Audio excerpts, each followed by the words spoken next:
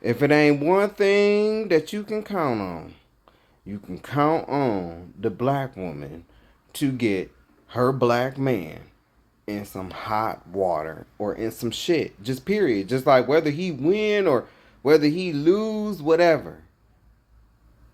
He could be going about his day. Next thing you know, he in some shit because of his bitch and her mouth. Her mouth. I'm gonna show you. I'm gonna show you.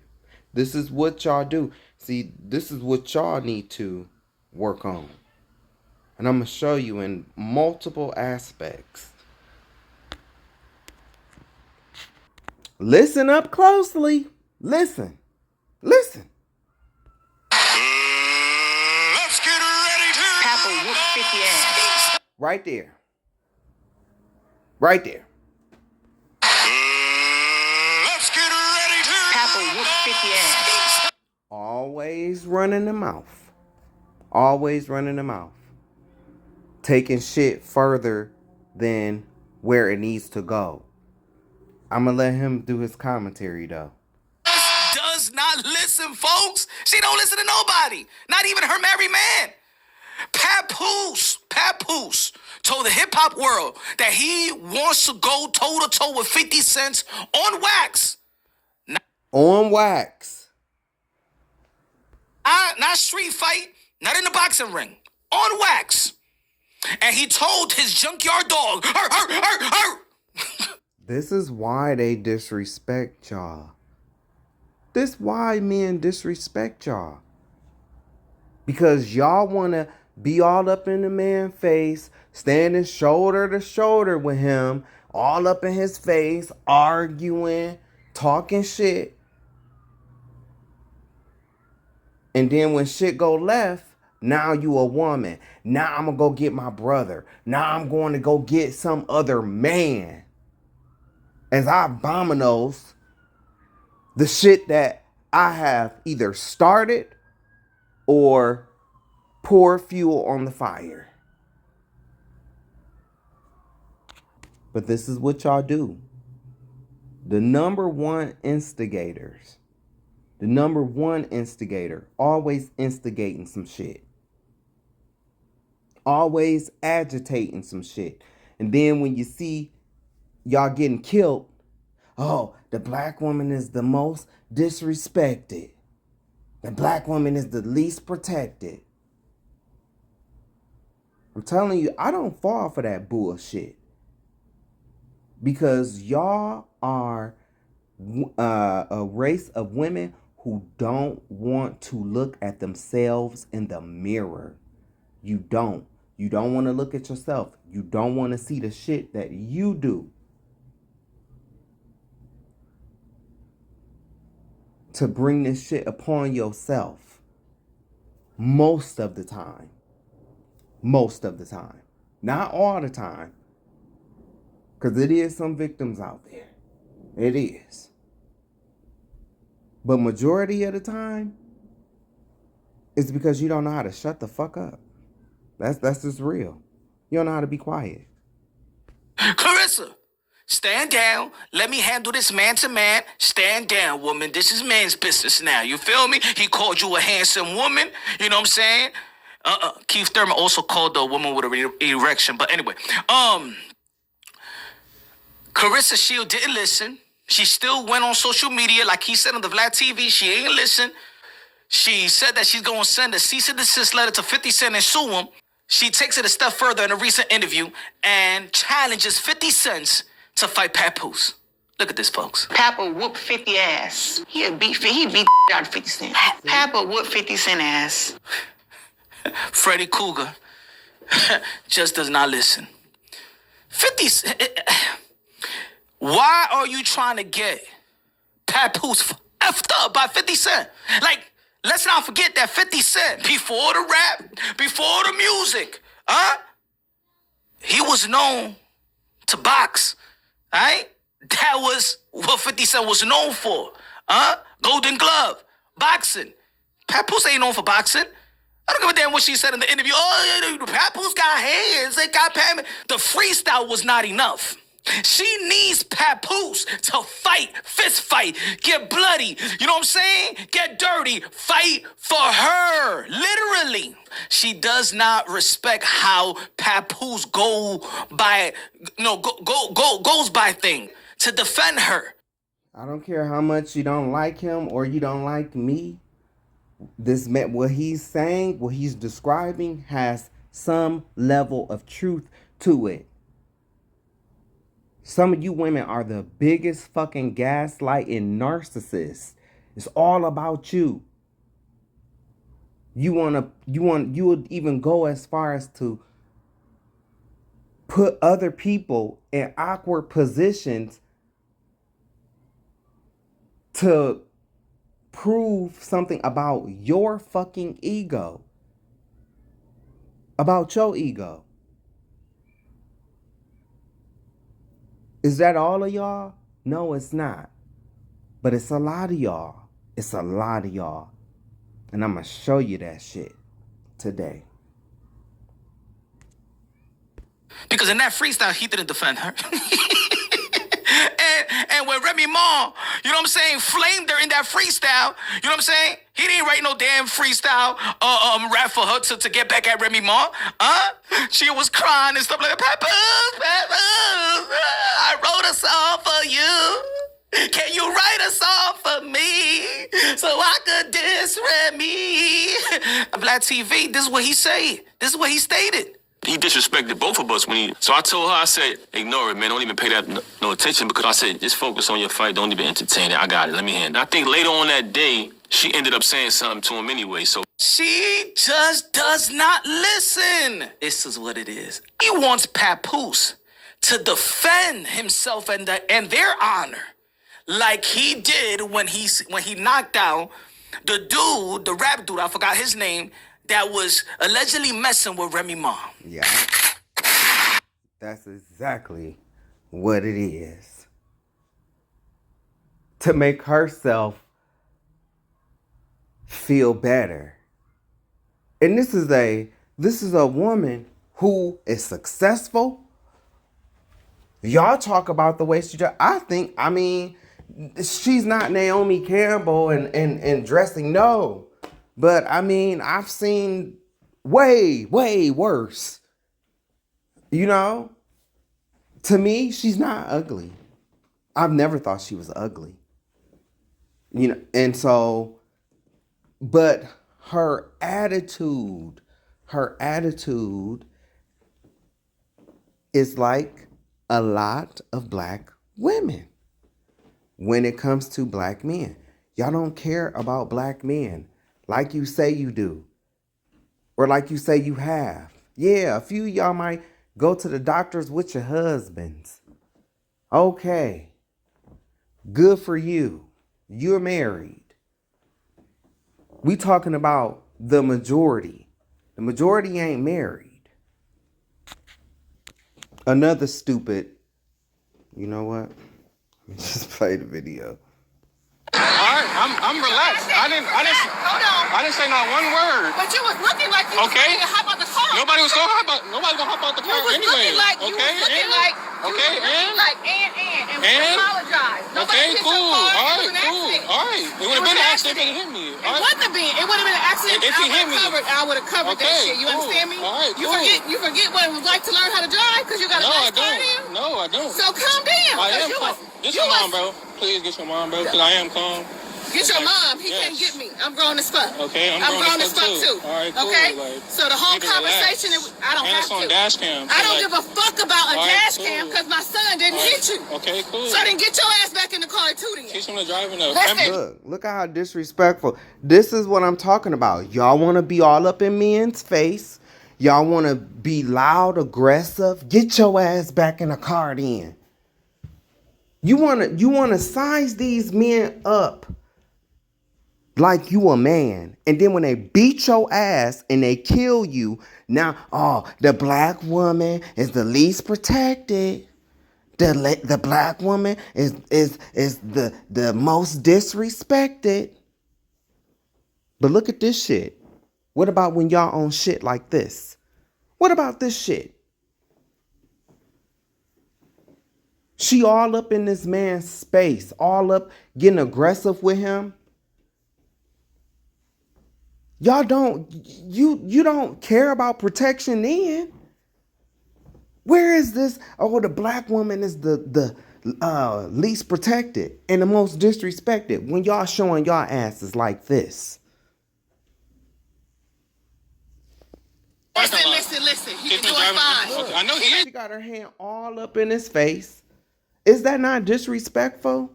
See, you can't do this to me. You can't do this to me. He better than me. He better than me. Because the news would have read something different. Mother and son laid out on the corner. No longer here. And she threatens him with a gun.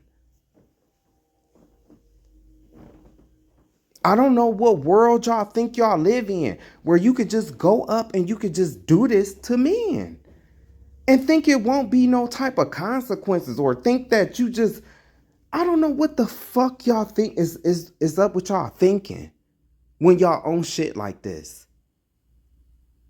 And then you get mad when these men call you masculine, but you're acting very masculine. She's acting very masculine, very macho. Very macho. It's hard to see femininity in this. Maybe that's why some of these men be knocking y'all the fuck out and killing y'all. Because at the time, you don't resemble a woman.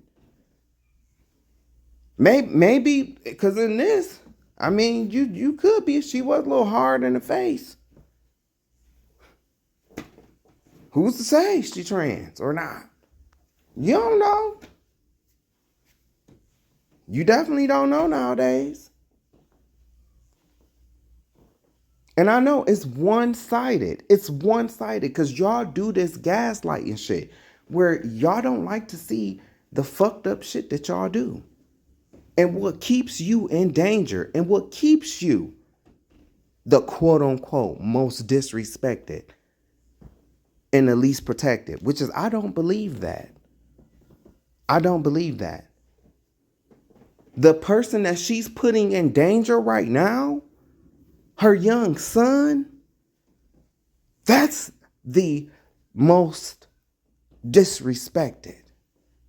That's the least protected right there.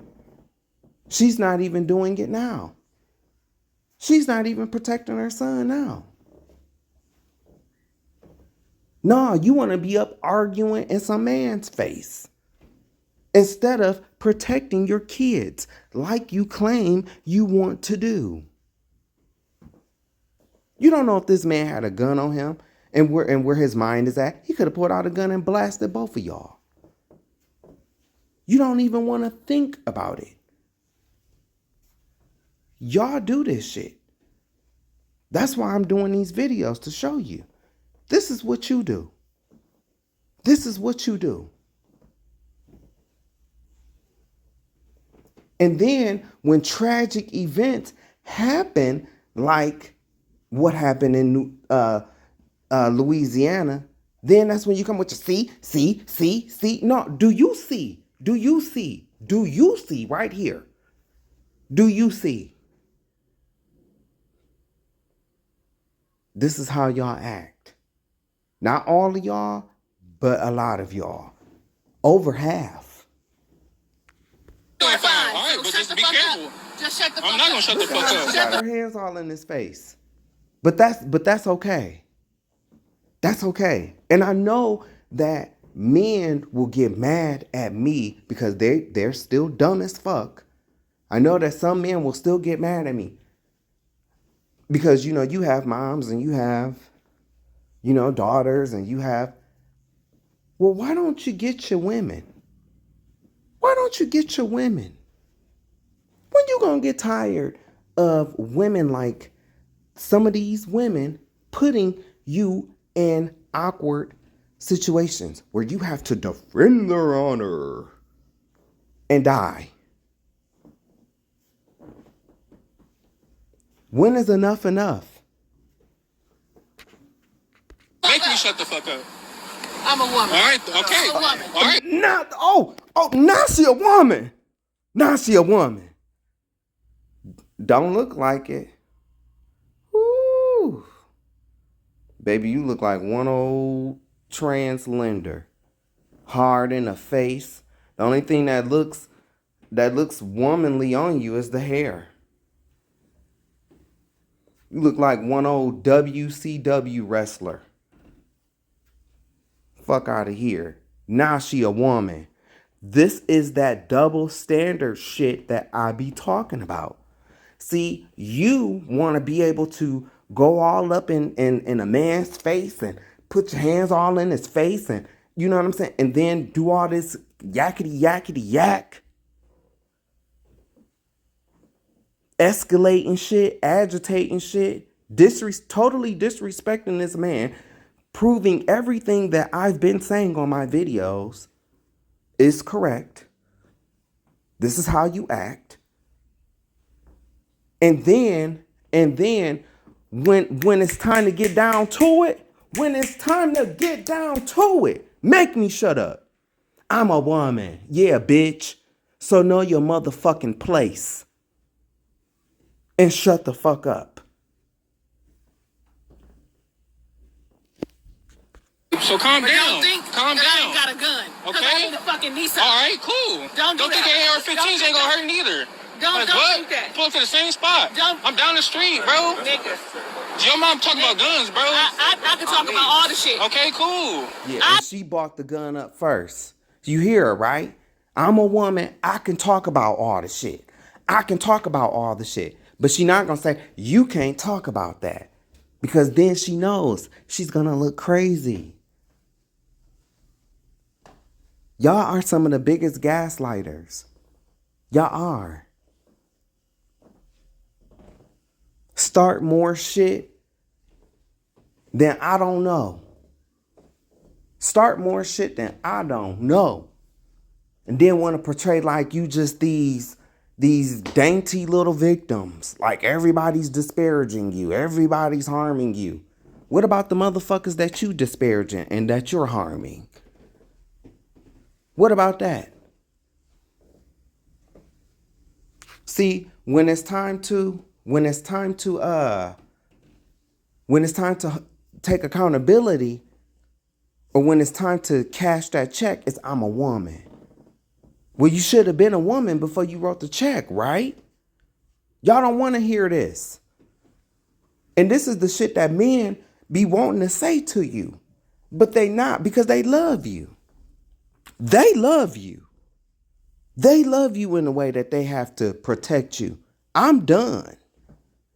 I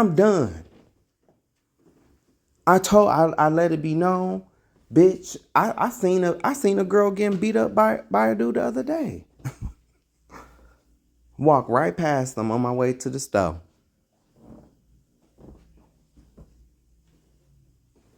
The police was there, and from what it looked like, they arrested both their ass. But I mean, I'm done.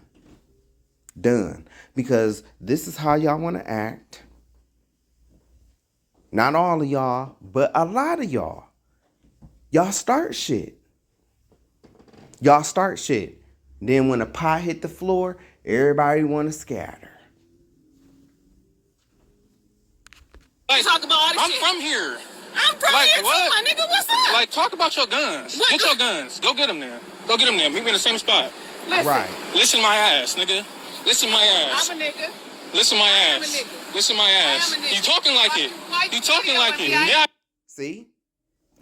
I am a nigga. See? Y'all want to be masculine until you get your ass whooped. Or until you get killed by a man. Then it's, oh, I'm a woman.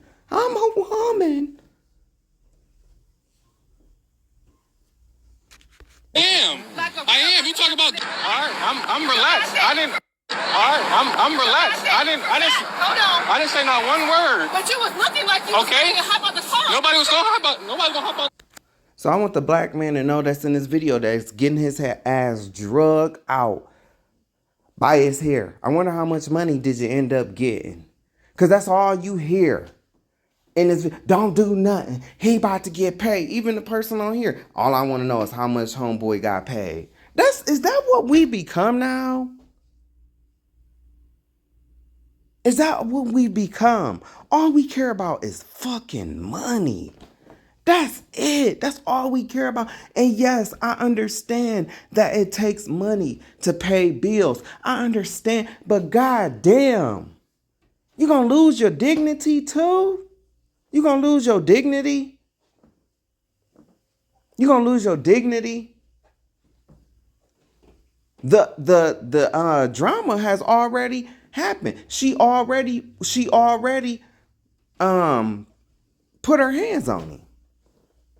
So that's a lawsuit. Now it becomes self-defense. Now it becomes self-defense. It couldn't have been me. It couldn't have been me. Couldn't have been me. Couldn't have been my friend. Because this fat, blubber ass cow, she would have got the dog shit beat out of her. You doing too much. Why you following him around the store like that?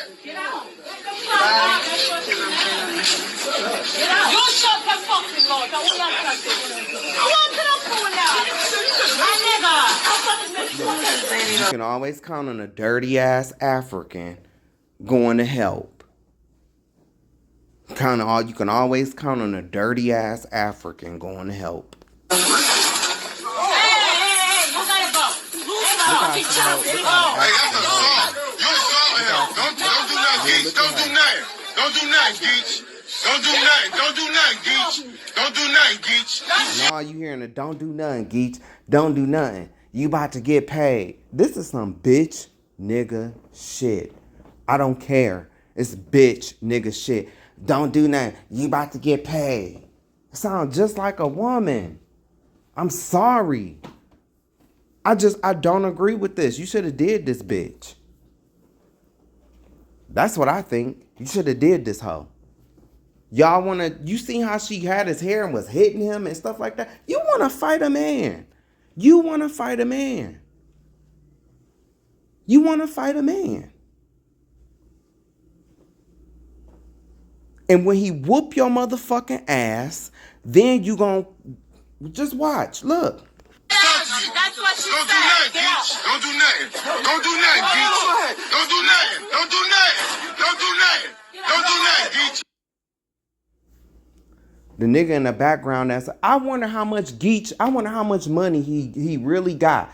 Bitch, if you didn't get no money type of money from this shit, but I'm gonna tell you like this, Geach, it don't matter. This shit went viral.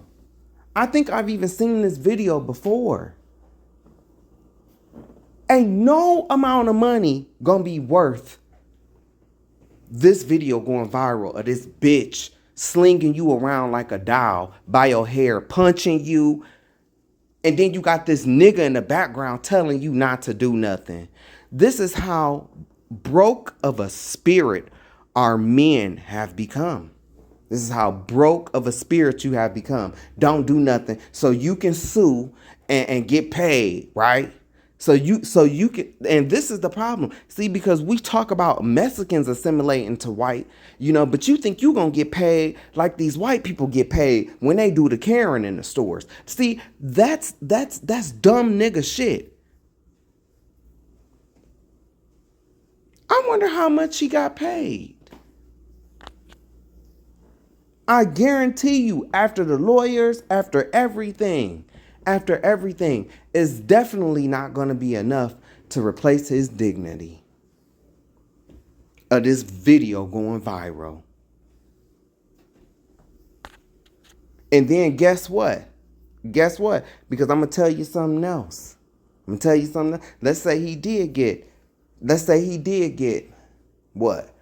2 mil, 3 mil. Let's say he did get that, right? Let's say he did get. It's gonna be, it's gonna be some shit if he don't break off everybody. It's gonna be some shit. crazy, man. It's crazy. I recorded the video. They won't give me nothing. I recorded a video. I told them not to do nothing. Just dumb. Just dumb. This is why people in other races treat us like, because y'all have no self-respect. We as a people, we have no self-respect. We have no dignity, man. We have no dignity. That's why she thinks she can do that to you. That's why.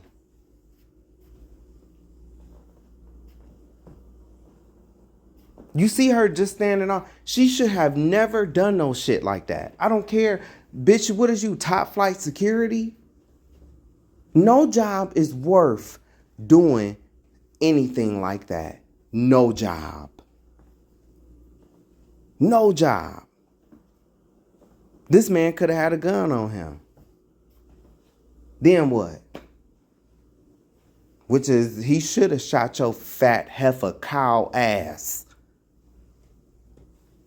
Fat ass, help, just a, See, you niggas, that's why y'all need to learn how to fight too. You know, y'all just be all about the punches, all about, oh yeah, we're gonna square up. Let's just punch. Then when you lock up, y'all just look like two big ass men locked up on the shelf. You should have tripped this fat hoe. But I know she maced him. She maced him. And that is wrong. She should have never put her hands on him. He wasn't doing nothing to her.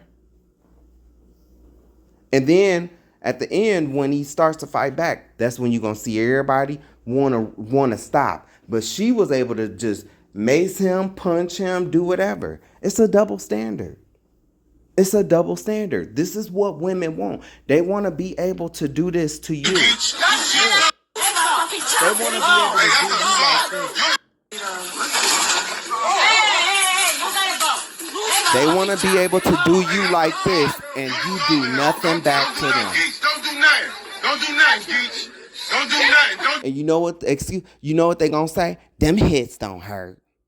Them hits don't hurt. Them hits ain't doing nothing to him. That's their number one excuse. That's their number one excuse. That's their way of gaslighting themselves out of being abusers.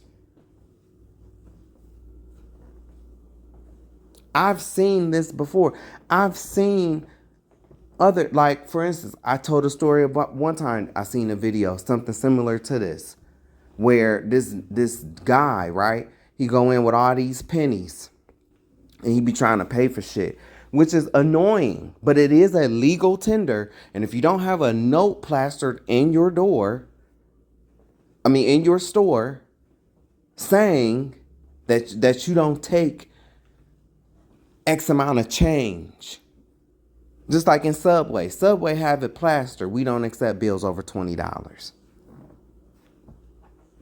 Right there. That's a rule. So he going with all these pennies, right? And he pour them out on the thing. You know, the girl, she takes the pennies, or she take the little bag of pennies and she throw it at him. That's assault. That's assault. See, but y'all don't want to see it that way, because when y'all do shit, that didn't hurt him. That ain't affecting him. That's how y'all are. The double standard is very real. That's why I thank God that I don't get into shit like this. I really thank God. Because you're going to have to go get your brother. You're going to have to. You might not even be able to make it to go get your brother. For real, for real. You might not. Especially if you a big ass wildebeest like this bitch. Like this bitch. She would have left out of the store in a body bag.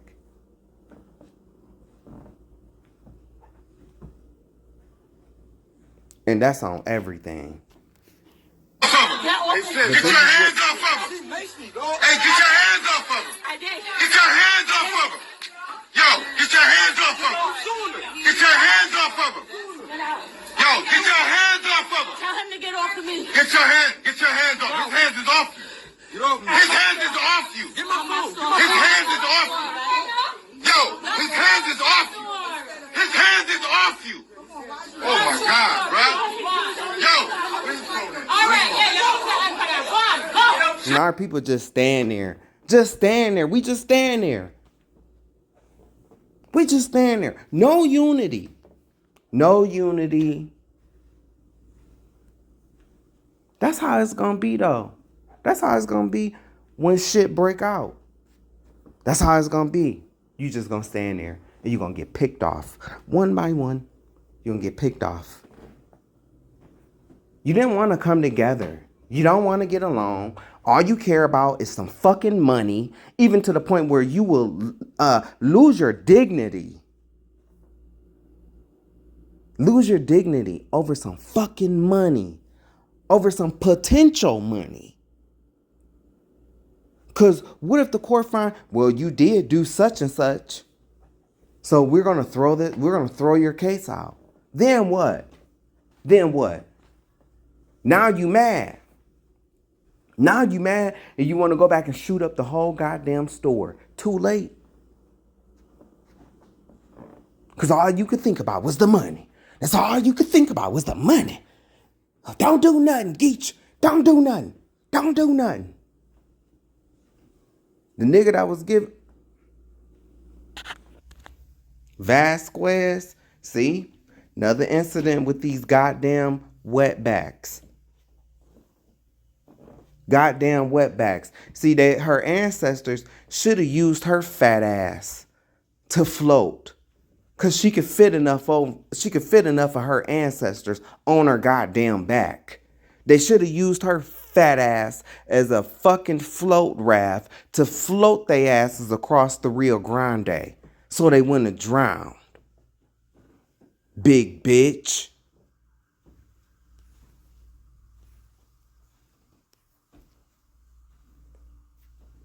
The employee was charged with aggravated assault. Look, then when he got the fat, stank ass bitch on the ground, that's when everybody wanted to come and rush him and pull him off of her. This is what I'm talking about. And you think it wasn't no black woman up in there? You think it wasn't? It was. But like I said, y'all so the least protected and the most disrespected, right? But even when you see your man in some shit, you ain't gonna do nothing either.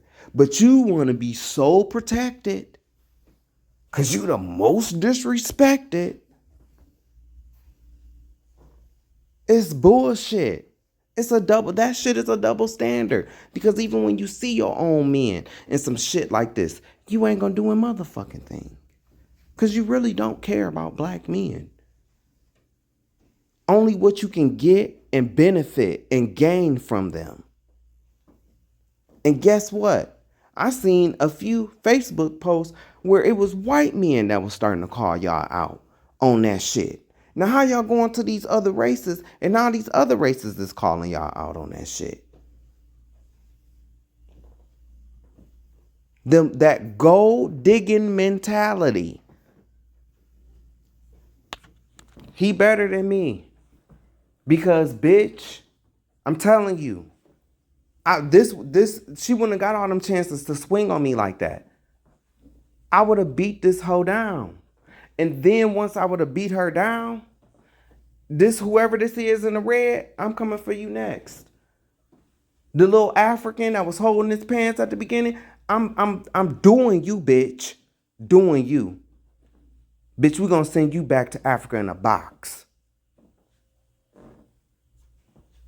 Fuck out of here. Black people have no unity. No unity. That's why something is going to happen. Something catastrophic is going to happen. Something catastrophic is going to happen. And it's going to make black people come together. Even you people that hate transgenders, you might still have your feelings, but you gonna recognize now ain't the time for that shit. Now ain't the time for it.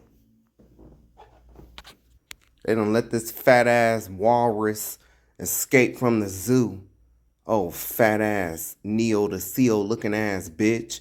They waiting for you back in SeaWorld in Mexico, bitch. So you can blow them horns and they can throw a fish in your mouth. Fucking beluga whale looking ass bitch.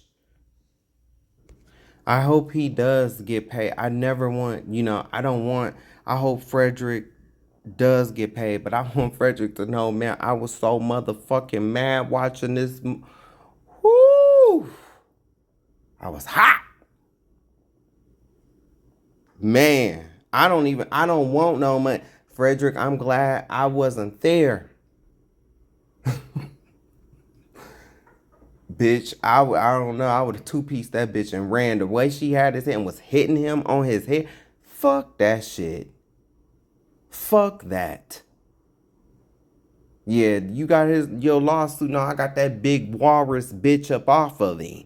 And I ran.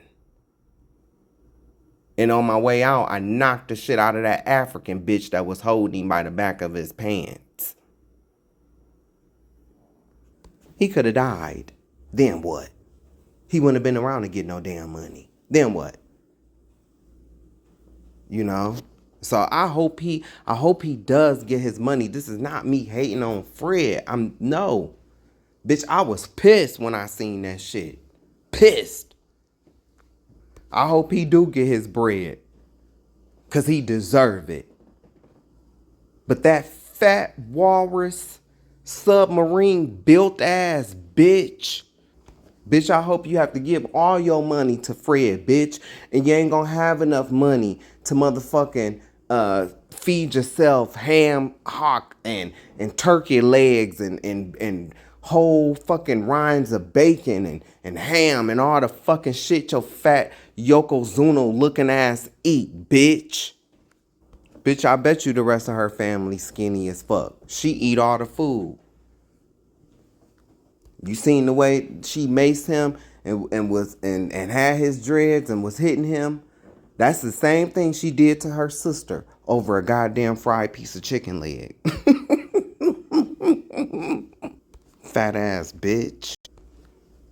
Aaliyah Vasquez. Bitch, let me tell your big bloated blubber flubber fucking tractor tire built body ass. The rolls that became heels on your body that has eyes looking ass bitch. Every black man is not like Fred. Some of us don't give two fucks about the money or the lawsuit. Just knocking some of the fat off your fat blubber ass will be good enough. So I would not do that again. I hope the lesson that you learned, that you went all out for a corporation that's not gonna have your back in the end. If they had your back, bitch, they would have put your ass on Ozempic, or they would have sent you to Weight Watchers, or bitch, they would have reached back in the day and called Jenny Craig for your fat ass. You know what? Let me talk to you in your language. Moo. Moo.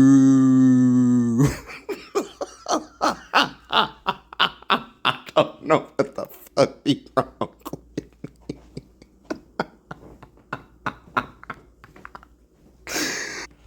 So, because I'm just, I'm interrupting this right now because I did a video where, I did a motherfucking video where I went in on Hispanics and specifically Mexican people, because I'm tired of these motherfuckers talking shit. You got these ugly ass motherfucking clown looking ass bitch. It look like if you throw some water on they all pale and shit. They make up a smear. They look like a goddamn clown with that damn red lipstick on and shit. Yeah, I did a video and I went in on them. And so I'm putting this in this video right now because I told my black people that the reason why these Mexicans and these Hispanics want to have beef with us so bad is because they already got their asses whooped by the white man, right? They already got their asses whooped. They know that they can't whoop them. They know they can't stand toe to toe with them, okay? And what just happened with this ICE shit just proved it, okay? Got all the motherfuckers in their house. I can't come outside. I can't come outside. I no work. I no work. I can't come outside. Ice. Ice. My bronze. My bronze. Let me call work. Let me call hotel. Tell them I can't come in. Fold fitted sheet. I can't. No fold fitted sheet. No fold towel. Ice. Ice. No, not customer ice. Ice. So, no spick or span.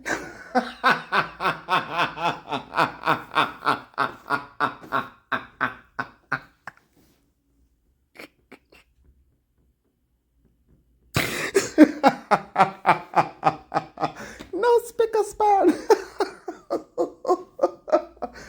Hey, bitch. So that's why they come at us. That's why they come at us, because they already know. Look at how this white officer do this black Mexican man or Hispanic man, whatever the fuck he is. So right now, at this time, you're resisting and Miss, can you step back, please? I understand. I am trying to calm you down. That's not bad. Okay, here he comes. Hold on. Get on the down. Get on the down. Get on the ground. Hold on. Get on the down. Get on the ground. Bro, where's the machismo? Where's the machismo? Huh? See, they want to be black so bad, but they definitely don't want our blues. Oh, they want our rhythm. You know, they want our rhythm, but they definitely don't want our blues. That's why they want to have so much beef with black people, because they already know they lost over 55% of their territory. Okay, that's why they needed.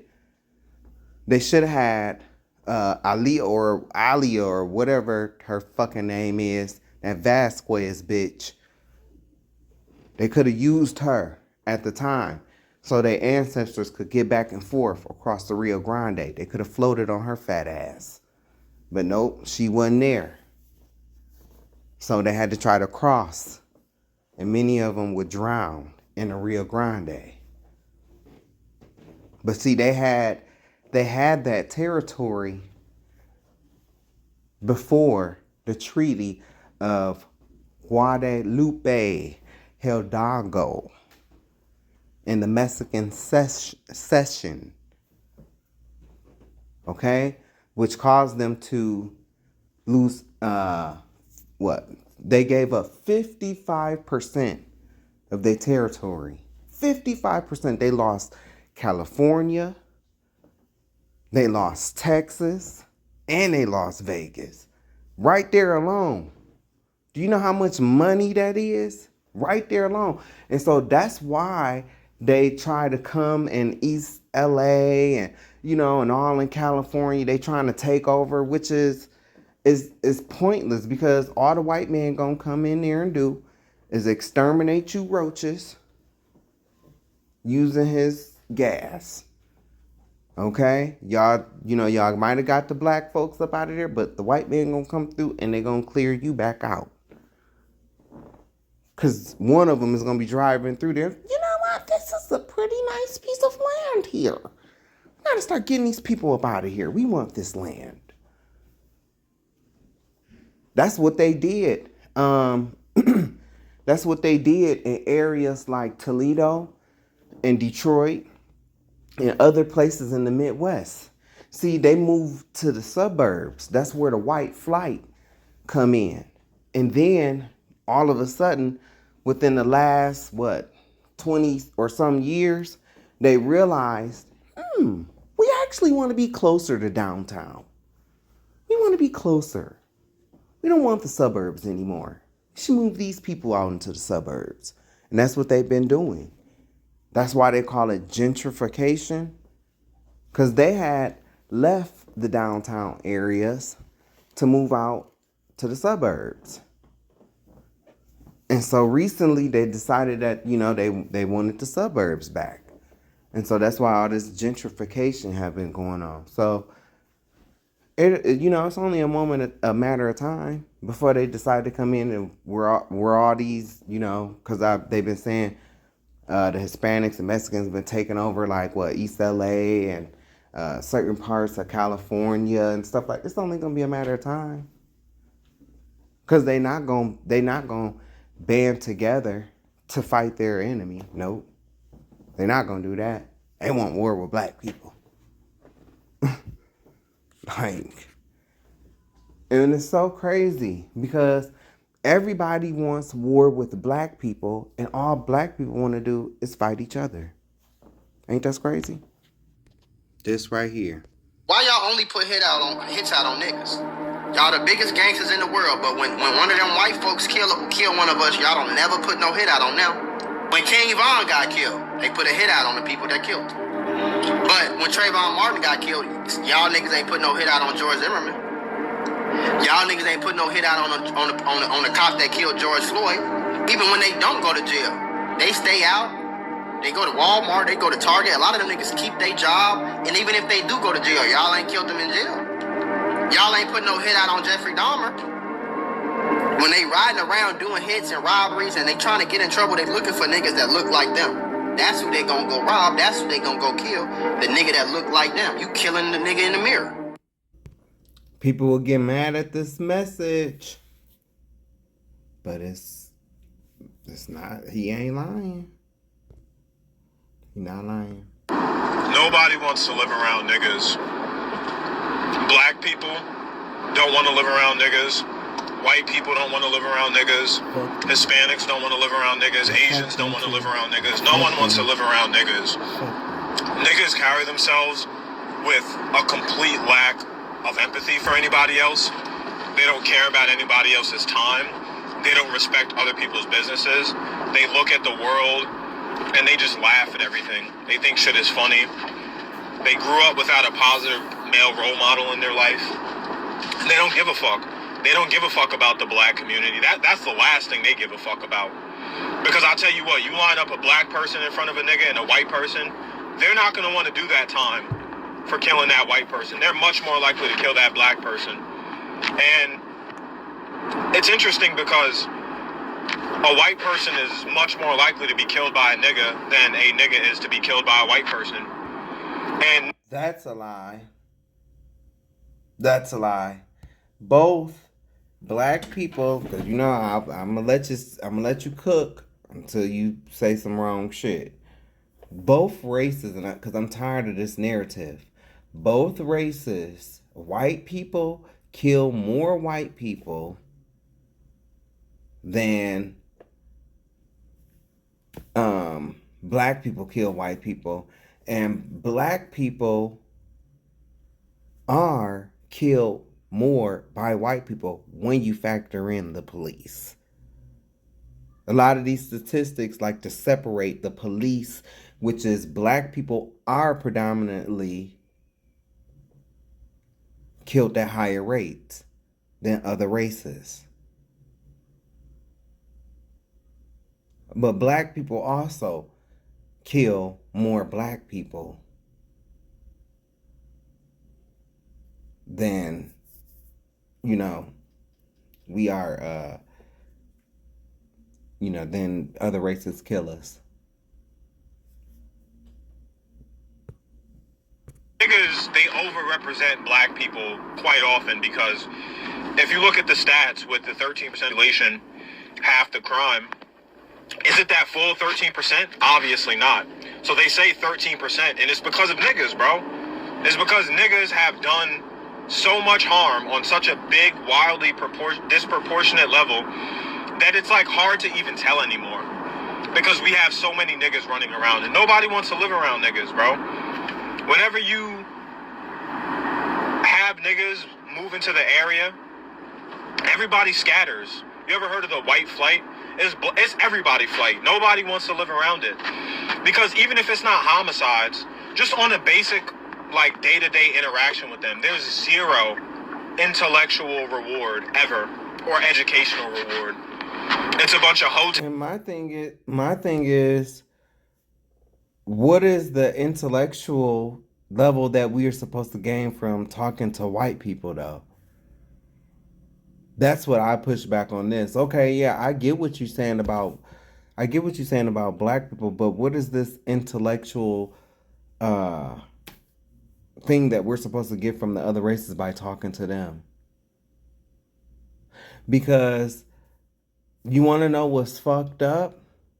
You want to know what's fucked up? It's often the ones like him that's speaking that will get lynched. Not the niggas. They're gonna be here and go on. And it's oftentimes you seeing it's the ones that's like him that's getting lynched. Now wait, what was you about to say? Just on a basic, like, day-to-day interaction with them, there's zero intellectual reward ever, or educational reward. It's a bunch of hotep bullshit or we-wuzzery. It's a bunch of deflection, like, I stole and shot a couple niggas, but, like, white people did slavery and shit. You can't hold niggas accountable for shit, bro. It'll be the year 5000 AD, and niggas will still talk about slavery as a reason why they're shooting other black people. Yeah, you sure showed them.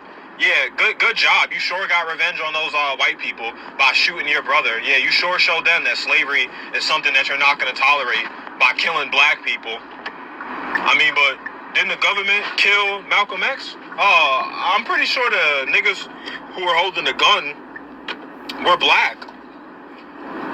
You know, with Fred Hampton, the FBI was involved, but I'm pretty sure William O'Neill had a big part in that shit too. So when do we take accountability for anything? Or do we just keep saying, oh, they flooded the black community with drugs and that's why? So you pick it up and you start smoking it? Because I've grown up around people who have done that shit, and I never smoked. Yeah, but you different. Yeah, because I'm smart, and I think that we should all be smart. And then another thing that I'm going to push back on is, what have the hotep, quote unquote, or the we-ruzzery, because we were these things, and so you have to be careful, because when you speak like that, you are downing yourself and your own people. But what does that have to do with what niggas are doing? Because guess what, brother? I ain't never killed nobody. I mean, I've been arrested one time. And that was because I was in the wrong place at the wrong time. I've already told the story. And it was a walkthrough. I did a walkthrough. Didn't even know what a walkthrough was. But that's what it was. Now I know. I've never shot anybody. I don't do harm to my people. So what does the hotep, quote unquote, or we-wuzzery stuff have to do with anything that you're talking about? Do I agree that our people need to take accountability? Yes, I do. Yes, I do. Very much so. That's why I'm doing these videos.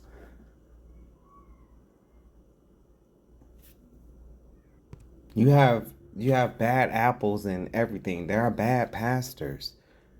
There are bad, there are bad hoteps. I've talked about a few of them.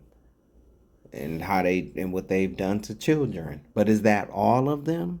No, it's not. That would be a lie. I talk about the Hebrew Israelites. I tell you all the time. Don't put me in the same category as those guys that be dressed up with that star of Moloch on them. Don't put me in that. I don't have anything that makes me look like Scorpion or some Mortal Kombat character or a Power Ranger. I don't have nothing like that. I'm good. I say it all the time. Majority of those brothers, I wouldn't even want to fellowship. Even if I wasn't who I was, I still wouldn't want to fellowship with them. It's something that I talk about. Like when I would talk to them, I would ask them, did you come up in church? Did you come up in did you have any, and some of them would say yes, but most of them would say no. And so I'm going to tell you like this. It's going to be very few of the leaders of the 144,000. It's going to be very few. It's going to be very few that didn't come out of church. See, because going through church, you do learn a few things. You learn how to behave. You do learn how to, speak when not to speak, and then you do, learn to be empathetic, but I mean, and church has changed, the church that I knew coming up, and as of many of you knew, even though it was cracks in it then, it has really become a show today. So I get it, but a lot of these leaders that they're going to come out of the church. They're going to know how to be empathetic. It's not just about the rah, I'm a man and I'll lead. It's not just about that. So I get what he's saying, and like I said, I've seen certain instances where certain pro-black movements where they will hold their people within their groups accountable. I've seen it. Well, I mean, you already know the Israelites. A lot of them use the Bible, so a lot of them talk about the wickedness of the black man. A lot of black Hebrew Israelites talk about black men killing black men. They talk about nigga behavior. They teach against it. One thing I can say, even those brothers that wear the Jewish star or the star of Molech, because it's definitely not the Star of David, I can say I've witnessed them talking about the wickedness of black men against black men killing each other and all the fighting, that the sisters are doing. I've seen them speak about that stuff. So, and my take on it is when it does happen, you'll have people like you, this guy on the screen, you'll have people like you calling them a cult. So when correction does come, because it's like when correction is brought forth, We critique the messengers. We don't want to hear it because it's not coming from such and such who we think it should come from. I've been on the receiving end of this.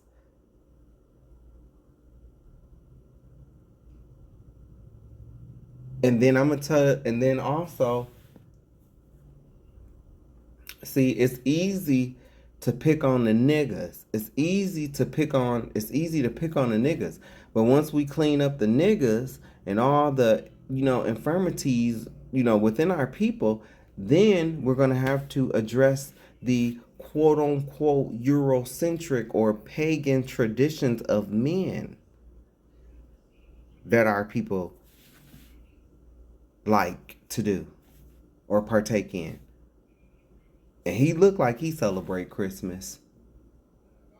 So yes, it's easy to pick on the niggas. That's easy. But once they get all cleaned up and they start looking at things within our culture that we have adopted to, you're going to see people on the other side who are not niggas. That's not going to want to give up certain traditions, certain foods. So the pendulum swings both ways. And I'm guessing that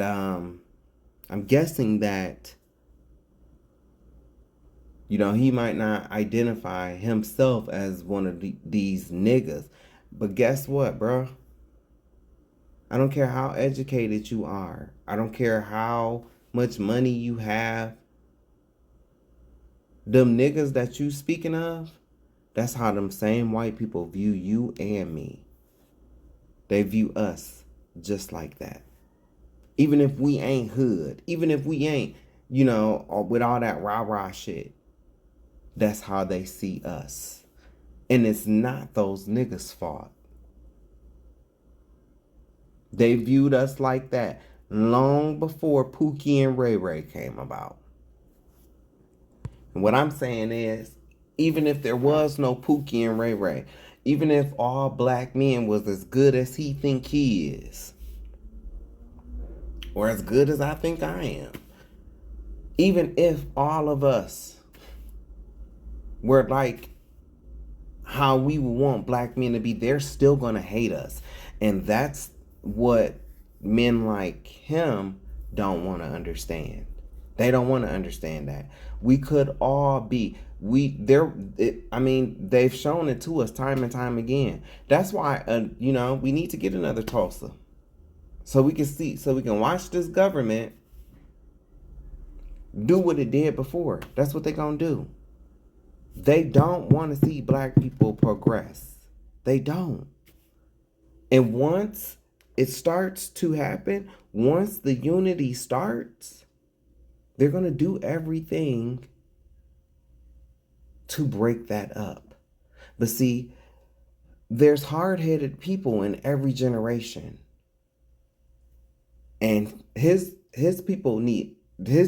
generation needs to see it. They need to see it to believe it. We could get rid of all the Pookie and Ray Rays and Hakeems and Taekwons and the nigga behavior and the ghetto bum behavior. We can get rid of it. But what I'm telling you, even when we do, and we come together and we build another Tulsa, they're gonna find a way to destroy it. You don't know your enemy. You don't know your enemy. You don't know your enemy. It's easy to sit up and think the way that he does, but at the same point in time, it's easy to sit up and doubt what I'm saying because it hasn't happened yet. See, right now, even white folks will sit back and laugh until black people start pooling their money together, until they start getting a community. And watch. Watch as it comes together, as it formulates. Not only my friend, are you going to have the white people mad at you, but you're also going to have the Hispanics jealous of you too. I think that's what's being brought out.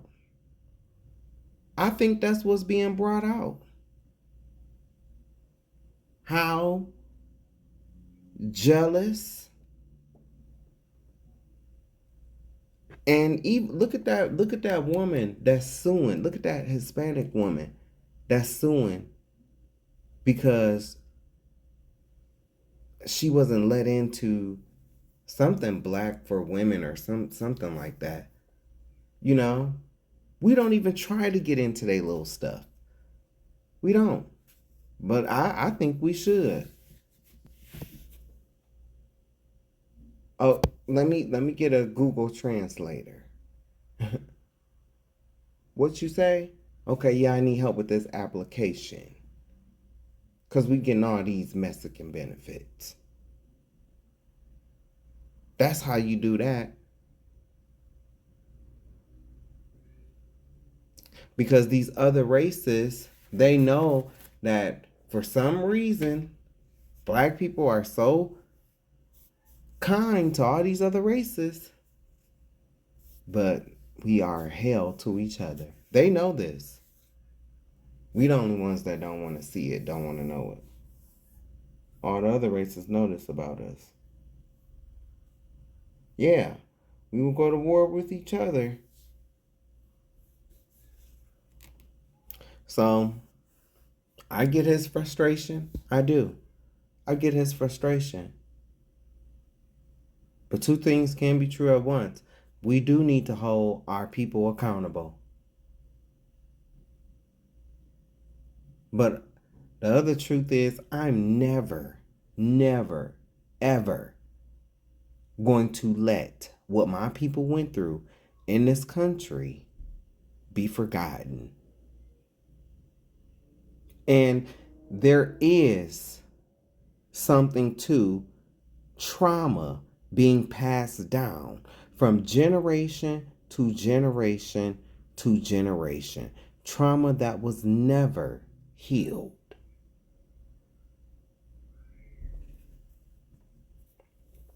I said it before. Who you think these black people learned it from? They learned it from the ones who came into their neighborhoods and did it to them. That's where they learned violence. That's where they learned how to kill. That's where they learned all this stuff from. And now it's out of control as they do it to each other. Yo, this shit ain't right either.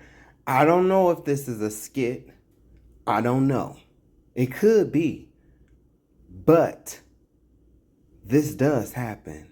This not only happens on the black side, this happens on the white side. Cause I just talked to a girl that's going through something similar like this, and she was white. Okay? Mexicans go through, Hispanics go through it. Like, this is something that happens. So, this is wrong, though. This is wrong. This shit is wrong.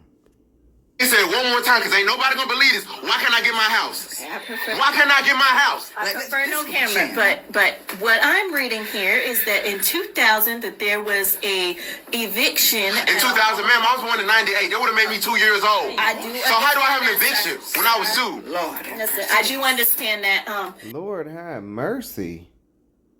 No, Mama have mercy. Mama have mercy. Don't put it on the Lord. There are just several factors that we look at here, and there, with the eviction, and then there's a repo in 2008. I'm not. Ma'am, I would have been 10 years old. Oh, wait. So me and my girlfriend Wasn't even the age to where he could get temps. Like I said, I don't know if this is a skit or not, but this happens. This does happen. I'm trying to get a house so I can move out of my mama house. I'm trying to see. So, mama, please explain to me. First and foremost, calm your voice down while we in this room here. But mama, please explain to me how I got an eviction. How do I have an eviction when I was 2? I don't think you understand, ma'am. And while you over here trying to judge me and everything like that, reading off everything, you don't know what happened to us. I understand your frustration. But man, you're supposed to be helping me co-sign, and I find out I can't even get a house because of you. You don't understand. Why is all this stuff in my name? Calm your voice down now. I don't know if this is a skit or not. And I'm not going to play this whole thing because this is 9 minutes. The first part is all I need to play. Because this shit happens too. This shit happens too. Damn, who the fuck is this? I'm not gonna lie, she's hella thick. Damn. And that's your problem. That's the first thing you notice about her, is she thick. And then when you go to pick up that rose and you poke yourself in your thumb with that thorn,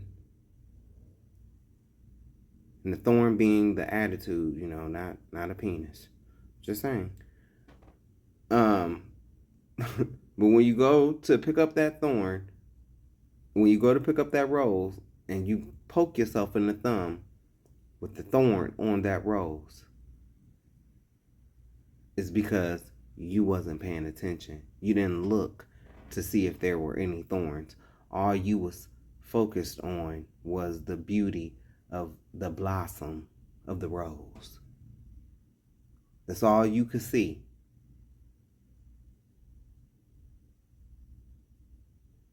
This is a problem. This is a problem. Chocolate thing too. Hey, how you doing? What's your name? I'm good. No, what's your name though? I'm London. I'm straight. You can't tell me your name? Monkeypox and stuff. I'm not talking Monkeypox, but you don't got gloves on? Okay, and I'm not talking to you. You talking For to sure, I just want to give you a compliment. I think you're very beautiful. Thank you, I appreciate it. For sure, you from out here? Yeah. Are you? Okay, I'm new to the area. I just moved out here. That's real sweet. Maybe we should get to know each other. I'm okay. Nah? Yeah, I'm okay. All right, have a nice day. Fuck it.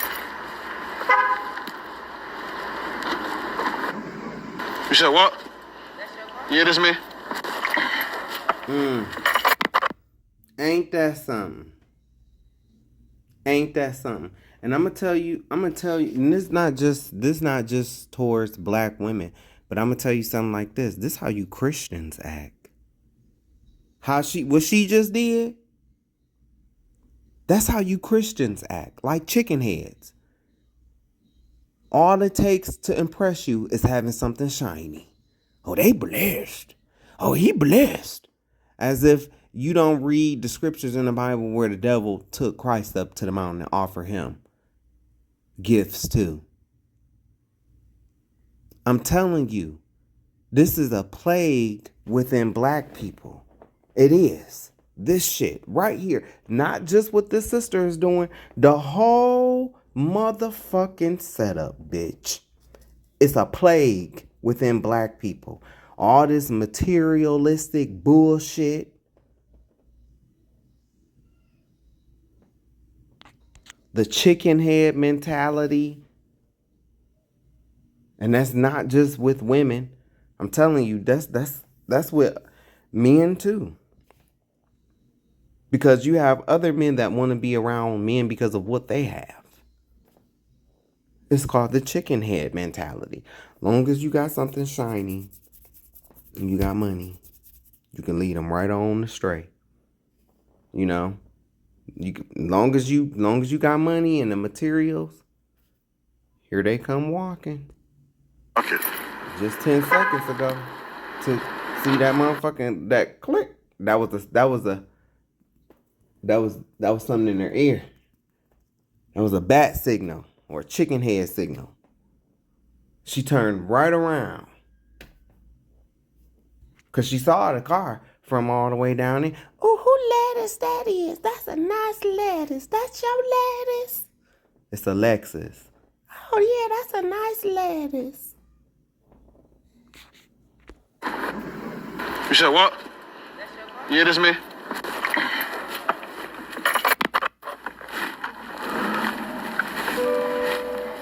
What's up? Why you ain't said this was your car? You said what? Why you ain't said this was your car? I mean, what That's what he should have led with? Damn. So he should have led with that. This is my car. My God. But this is not just black women. This is how you Christians are. You think that these people that you call bishop and pastor, because they got on nice suits and they drive nice cars off of your money, the money that they got from you. And then some of y'all say, I had money before I came into. Okay, yep. So you bought your materials and now you about to recoup your money off them people. Bitch, you can't outslick no can of oil. Don't try it around me. Go play with your mammy. But of course, he let her in the car anyway because it was a lust thing for him anyway. And then when she rejected you, then you tried to act like you have some morals. Then you wanted to know her name, but you were so mesmerized by that booty first. You saw that booty first. So I don't like that. You try to call this woman on her behavior when your behavior from the start was wrong. Your behavior from the start of this was wrong. It's like baking a cake, right? And fucking up the ingredients, and then you still getting the cake mix, but shit missing and stuff like that. You done beat the cake mix up using the water and oil, but you forgot to put the eggs in it. So now when you go put your cake in the oven and it bakes, it doesn't rise and it's fucked up. Well, that's because you started at the start. This was fucked up. But of course, heterosexual black men, you don't want to see that. I know you don't. You don't want to see that. You don't even want to hear it. I know. And then she pulled rent went from $800 to $1,800. Oh, she did. But I'm off this. Like I said, I don't know if this is a skit or not. It could be. But what I'm saying is, this really does happen. It happens. See, that's why I went in on these dirty Hispanic bitches. These dirty Hispanic spick-ass, wet back. Bitch, look at her motherfucking shoulders. Another football player linebacker in the making. Bitch, you big back, fucking jello arms, having ass, ugly ass bitch. Sitting up there looking like a fucking deflated cabbage patch doll, bitch. Every time I look at that bitch, I can't believe she's so goddamn ugly. I can't even get my words out. Every time I see this little ugly, stale ass Latina, spoiled ass Latina. Bitch, that spicy done turned spoiled, bitch. Bitch, you old Guadalupe, Esmeralda, Rosalinda, Yolanda looking ass bitch. Bitch, now you done lost your job and now you can go pick beans out the ground with the rest of your motherfucking people, bitch. You done lost your job and now you can go be line leader on the food assembly line, bitch. Put those boxes on there. As a matter of fact, speed this motherfucking line up, bitch. Put them boxes on there and make sure you fold them flaps out, bitch. Let's see what this dirty hoe got to say. Y'all already done seen it though. Fuck nigger, and I was like, what the fuck are you gonna possibly say? Like, are you gonna call 911 because I called you a fucking nigger? No, right? Oh my god, nigga. I don't know, this shit didn't record, but it was like, I'm kind of glad it didn't record because it was like me expressing how much I fucking hated black people after this. Like, dog, like, let me get a fucking black person on a 911 call tomorrow, especially. Bitch, you're going to fucking jail. I don't give a fuck. You're getting treated like bunch of fucking shit because... See? This proves that they have an agenda. This proves. This is what black people have to deal with. This proves that the police department has an agenda against black people. This is just one more thing with this little ignorant Esmeralda bitch that's now going to be dwindled down to folding towels in some random hotel part-time, and the other part-time sucking a client's dick. Bitch, while getting fucked by a donkey, probably. That's what they people used to. Bitch. This just proves. Right here. Another thing. Why would she say that shit? Because they hire racist police officers. This is across the board. And then even our own people that get into these police departments. That's why I be like, you know, fuck these police officers. Because even our own people that get into this shit, they get on some type of power trip. I just watched 2 house niggas from the Philly Police Department with some white man, you know, being overly aggressive, you know, being house niggas to a black man that they was accusing of having a gun, and turns out he didn't even have a gun on him. So, and they talking all this shit, making threats and everything else. It's just, if I was to show you the video, you'll see what I'm talking about.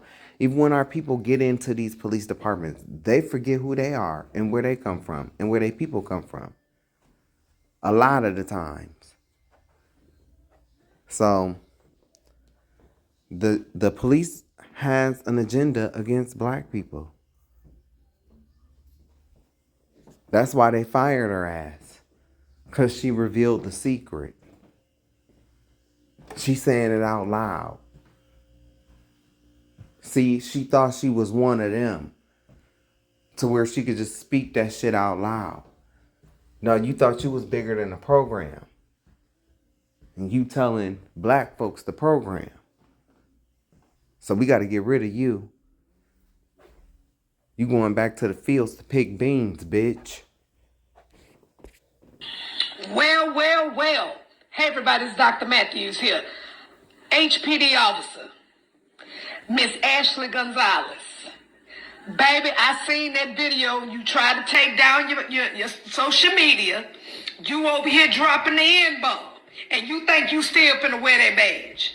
I'm letting you know now, I'm coming for your badge, bitch. Because you would not use the N-word and talk about black people and think you gonna still be holding the badge in my damn city. I'm gonna tell you right now, get ready because you finna lose that job, bitch. And I meant what I said, because I'm for law enforcement, but I'm not for racists that wears a badge. So get ready, because we finna take that badge from you, bitch. And I said what I said. Pop me, ho. Now, while black people don't want to get along, you know, and everybody want to have beef with black people, and black people don't want to do nothing but fight each other, this is the mindset of the enemy. I don't know who needs to hear this. All my black people, pay attention. And I want you to read what's above my head right now. Because this is what all these white people think. Every single white person you know on the planet thinks like this. I want you to watch this video because it is such an abomination what this demon is about to say. Just watch this video. Victim, you pretend and masquerade to be. And that's what we're He turning red. Just like his ancestor. The only thing that who pretends and masquerades around is you goddamn cave dwellers that are mixed with Neanderthal and reptilian blood. You goddamn chameleon. When you get mad, you turn red. When you get sick, you turn green. Bitch, when you can't breathe, you turn blue. Then you turn purple. Fuck out of here.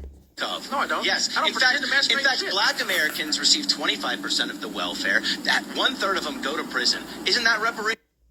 Bitch, the reparations is your people receiving the most of the welfare. As we see today, we see who benefits from welfare the most. We see who are doing the welfare fraud schemes in the rings of welfare fraud. It's your people. Cave dweller, fucking monkey lip ass, reptilian genetic mutation that burns in the fucking sun, you bitch. They're getting stuff paid. How is prison reparations? Well, let's see. A prisoner on average is $80,000 a year to the taxpayer. Sounds like reparations to me. 3 years, that's over $250K. So locking up black people is a form of reparation. These people are so hateful in their spirit that they are delusional. That's how hateful that they are towards black people. But black people just want to fight each other. Black people don't care. They just want to fight each other. That's it. You know, the black women want to be all up in the man's face arguing, as I've shown you.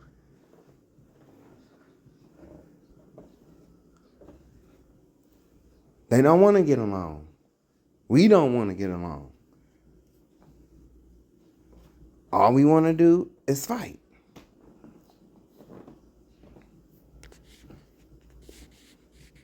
You really gonna say that shit on a national platform with 12 million? No, what I'm...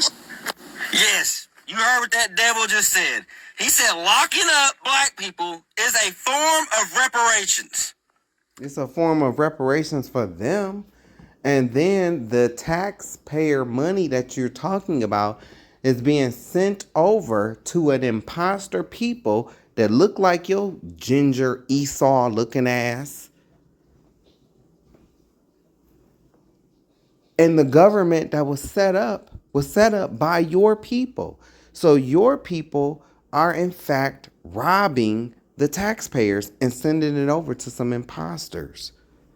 And you want to talk about black men in prison? It's been proven that the private prison industry targets black people via the judicial system, the police, the courts.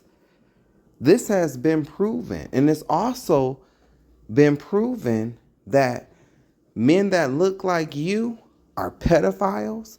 The majority of them are pedophiles, kidnappers, rapists, will wake up and do their whole family in. You lead in all of these categories according to the FBI statistics.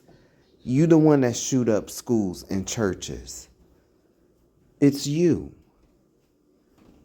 But yet you don't want to talk about that though, huh? You don't want to talk about how your people were the majority of a clientele list of 10,000 where men that look like you could order a young child. Oh, you don't want to talk about that. I've played the video so many times. I've played it during my Happy White History Month. Let that sit in your damn cup of tea. And all these devils think like this, but it gets worse. Let me play the rest of this because I'm glad the brother checked him on his ignorant ass. Just watch the rest of this. What I'm saying is 1 in 3 black men end up in prison. Is that reparations though, or is that If the taxpayer, black people are victims of the very same government that you're saying is not oppressive? hello again, you're a victim. No, historically, so can we fact check this, please? Who has a higher conviction rate for false crimes, blacks or whites? Now that's something we can fact probably check. whites. I'll fact check it. So now whites have a more higher false conviction rate than black people. And this is what these people in my damn comments be saying. These are these stats that these demons be spewing out. But this devil's about to get checked. Let's watch the rest of this. Black or white people? Let's see this. You think it's white? People are falsely convicted. That would be the Falsely convicted, probably blacks. And they're falsely convicted and thrown in jail, which black people are 7 times more likely to be wrongfully convicted of murder than white people. Shit, I just said that, right? Well, zippity do fucking dog. But just a moment, you heard how before he read the fact out, he switched it up. You're a fucking devil. That's what your people are. These people are so double-minded, hateful in their spirit that it causes them to think erratically. Like and then he knew what he was spewing out as garbage, so he hurried up and said, oh yeah, probably black people. Because you knew this from the jump, and then so that defeats your whole fucking argument about black men in prison. Because it's at the hands of your demon-ass people. Now, that's a current piece of where black brothers and sisters are still victims of a racially systemic society. So that's a racially sick society. So you think it's all racists' fault for locking up black people? There's nothing. Yes, you damn devil. It is all because y'all are racist and you hate black people. Oh my God, bruh. It's like these devils are doing all this evil shit, but they don't want to say that they're doing it. They don't want division to be. I might beat up one of y'all today just because of this shit right here. I need y'all to spread the word. Every one of these people think like this. They think reparations is prison time for us. You cannot make this up the mind of a white person. You can't make this up. Spread the word. Get this out here. We have. But will cry like bitches. See, because because black people are so busy fighting each other, what they don't want to understand is they have manifested what that white man said. They've manifested that for themselves. Nothing but terror is going to come upon these people because this is what they've manifested for somebody else. You ever heard of the old saying, if you're going to dig a ditch, you might as well dig two? Well, yeah, that's what's going to happen here. And they are going to cry like the little bitches that they are. That they're going to cry. Especially ones like him. But ones like him, they're going to off themselves already. They're going to off themselves because he know. And what leads me to believe that is because of the way he blurted out probably black people. See, because they know this stuff. They know this. But it's like that whole liar, pants on fire. I'm just going to say whatever to, because I don't want to face what I've done. So I'm just going to make it about you and you and you and you're this and you're that. That's how they are. I don't even know why people still debate with these people, engage with these people, marry these people. I don't understand why our people still. I don't. Because at the core, this is who they are. This is them. And if it's not them, then it's their brother or their sister or their father or their mother. Or the grandparents, especially the grandparents. But our people just don't want to see it. As a whole, some of us do see it. But as a whole, we just don't want to see it because all we want to do is fight each other. All we want to do is fight each other. So this guy right here, I could listen to this guy speak all day. He's hilarious and very wise. And he said something at the beginning of his video. See, people can talk intelligent. They don't have to use motherfucker and all of these curse words and stuff. But I'm gonna tell you something that he's gonna say and that I've experienced. silenced. Okay? He said that, because when he get to talking, I'm going to just let him talk. He said that this was like the second or third time he had to record this video because they removed the sound from the first two. When you do get to speaking intelligently and saying the exact shit that needs to be said, that's when they're going to remove the sound. That's when they're going to strike the video. Okay? I know this because I shared something about slavery. And black people, bodies hanging in the stomach's breach. They didn't take the sound off the video, but I can tell because I'm not a big creator or nothing like that. I'm not a big, YouTube or, you see my stats on these videos, but I know what I know.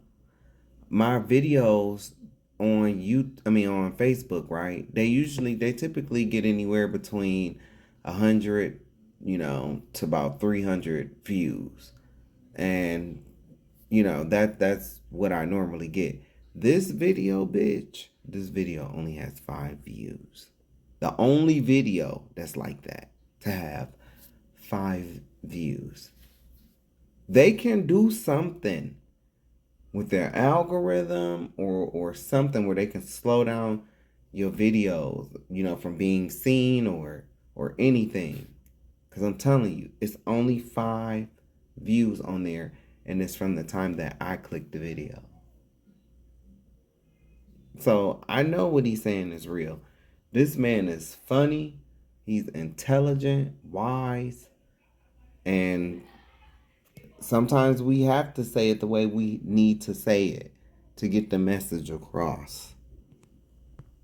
Now, they done removed the sound off my video twice because they don't want you to know this shit evidently. So let me see if I could put this in another way that you may be able to receive this shit without interruption. Okay? Airplanes, birds, and things that fly create lift on the environment. It pushes against something. That's something the environment, all right,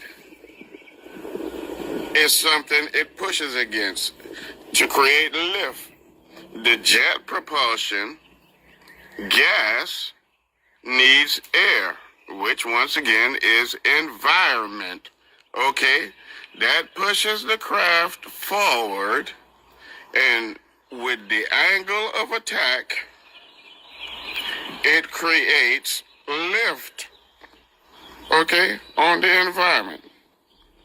Fish propel through water, all right, with their fins. It's their environment, okay? Now, outer space does not have environment. Right. There is no oxygen to create combustion. There is nothing to create lift.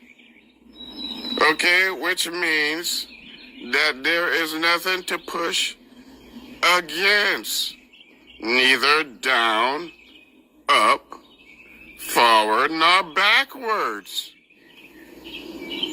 Okay? So even if something would manage to get out into outer space, where there is no more the ability to create combustion, to create a propulsion forward or upward, allegedly, you have to have something else to propel with. Okay? So, if you're out in a place that is a vacuum with no air whatsoever, regardless to whatever kind of alleged propulsion systems, what the fuck are you pushing against to turn this motherfucker, to slow this motherfucker down, to project this motherfucker this way or that way? It is literally like a motherfucker trying to swim through the air. Because a human being, even though he has an environment around him, cannot swim through air because that is not the correct medium for him to be able to propel himself forward or backwards. If he had wings in the right structure, he would be able to create lift on the air. Okay? But if he was out in a place that is a vacuum that doesn't even have an environment to create a lift, then how in the fuck can he go any fucking way? And if he was already projected with some kind of propulsion into some place without a vacuum, how the fuck is he gonna be able to stop if there is nothing for him to create force against, or something to create force against it? Okay, if it had rudders or some shit like that, it could put their rudder down or whatever and create a difference in where the fuck the motherfucker is going. Okay? If it had the rudder on the back of the motherfucker, it could, you know what I'm saying, force against the wind and turn left or right or whatever the fuck. But if there's nothing fucking there, it would be like you just hanging in limbo, trying to swim through that motherfucking shit, and it's going absolutely no motherfucking where. Okay? So, if you want to know why they allegedly lost the footage to the moon landing and allegedly lost the capabilities thereof to do the shit fucking again, it ought to tell you motherfuckers something. Now, they done mute my shit goddamn two times with me trying to tell you motherfuckers something. You know what I'm saying? So, I'm pretty sure I already done gave you too much. I done said too much again already. So, if you don't get the picture before they mute this motherfucker, I don't know what to tell you. Yo, he is funny as fuck to me, bro. I was literally sitting here holding in my laughter at some point, because sometimes you have to explain it to people like they slow. Like, what don't you get? You ever heard that saying, oh, well, if you made me, then make another one? Well, if they walked on the moon, why can't they do it again? Oh, so you mean to tell me y'all made one man walk on the moon, but you can't make another one walk on the moon? Oh, okay. This is something real.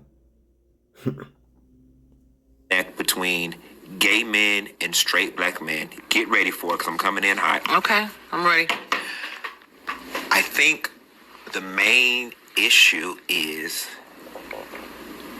they envy, comma, are jealous of, comma, cannot figure out, comma, how we can live so freely. I think There are so many, and this is where I'm sympathizing with my brothers. There are so many societal rules placed on black men. Be very honest with you. I would never want to be straight. Dead square in this camera. I would never want to be a straight black man. It's too many rules. I've said this before too. I've said this before. Yep. I've said this before. And I sympathize with heterosexual black men as well on this tip. You gotta listen to this. You can't eat a banana. You can't eat a popsicle. You can't wear pink. You can't like Beyonce. You can't ride with more than 2 homeboys in the car. You can't eat at this restaurant. You can't wear your pants like this. You can't talk like this. You can't cry out loud. You can't do this. And let me tell you something. At the end. And all of that is dictated.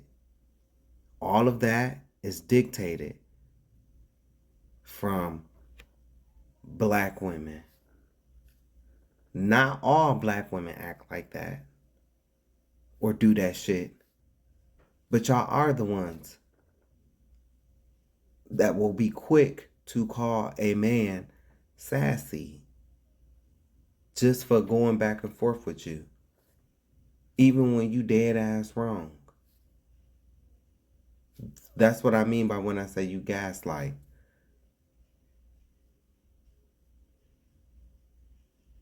And men, over time, learn to perpetuate that shit on each other. What you crying like a girl for? See, that turned into bring that learned behavior to other men. I bet some of these men really, really strain and struggle with not looking gay. I just showed on my last video, I just showed y'all a group of 3 young black dudes. 2 of them was clowning one for having just having bananas. This is where we at. End of the day, whether you have a vagina or a penis, we are all human and we all have the same basic psychological and emotional needs. And when you tell a human being, regardless of gender, that they can't do X, Y, Z, and it is a basic need and a basic function of life, you better stop that crying. Boys don't cry. Nah, but they grown adult parents take them as underage kids and have them molested, trying to ensure that they don't turn out to be gay, when they really just unlocked Pandora's box and opened it. of course they become this hard, built up, pent up thing, and then here they come seeing our ass come walk into the room just living life. That has to bother somebody who wants to be free. And free doesn't mean sexuality. Free just means, nigga, I might want to wear a pink jacket and say, all the single ladies, without you. Who wants to be free. And free doesn't mean sexuality. Free just means, nigga, I might want to wear a pink jacket and say, all the single ladies, without you demonizing me. And I think that that's a large part of the disconnect. That they envy the freedom. And how dare you? How dare you? Because society has told black men, we got to be this one thing. Who are you to walk in and just defy it all? And then on top of that, what really grinds their gears in the black community, because we've been taught that gay is the worst. So, bitch, you supposed to be beneath me. And now you don't walk in here, you dress better than me, you got more going on than me. Now I'm really mad. Because now I have to deal with the lie that I've been told. That gay is beneath me. And you don't showed up above me. There's a lot of parallels between homophobia and racism.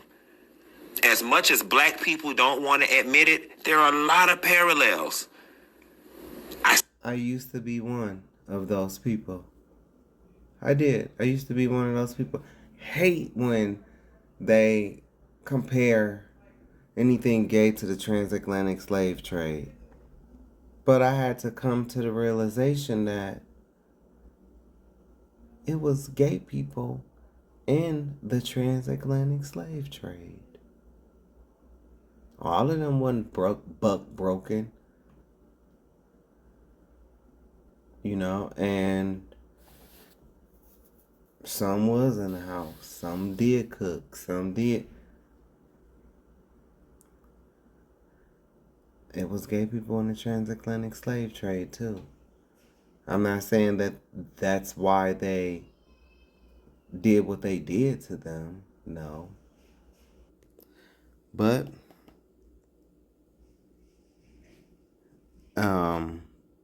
you know, the transatlantic slave trade, they went after who they knew are the real Jews, and that's black folk. But within this group, some of these people that was on these slave ships trying to make it, they might not have been out, but they were there. No, they didn't look like, women, hey, Bernard. They didn't look like that, but they was there. See it all the time when I walk in spaces with heterosexual. They're like, how dare you? How dare you walk in here and operate in your full authenticity? Oh, and don't let the women love you. Oh, bitch, it's a wrap. Oh, it's a wrap with the disconnect. That's true. I've experienced this. Even straight men trying to use me to get girls for them. So, but I had to play that because it's true. Heterosexual black men are put into a very tight box, spiritually and sometimes physically. And they know why the caged bird sings. But, because you know, I'ma always give my full thought. I'm not gonna sit here and act like that white devil, the puppet master pulling the strings, I'm not going to sit here and act like they didn't provide a path for gay black men and black women, all to provoke the heterosexual black man to jealousy. See, a lot of them, they don't, they won't. Listen to me. I tell heterosexual black men the same thing, well, similar to what I tell gay black men. I tell heterosexual black men, you did yourself a disservice by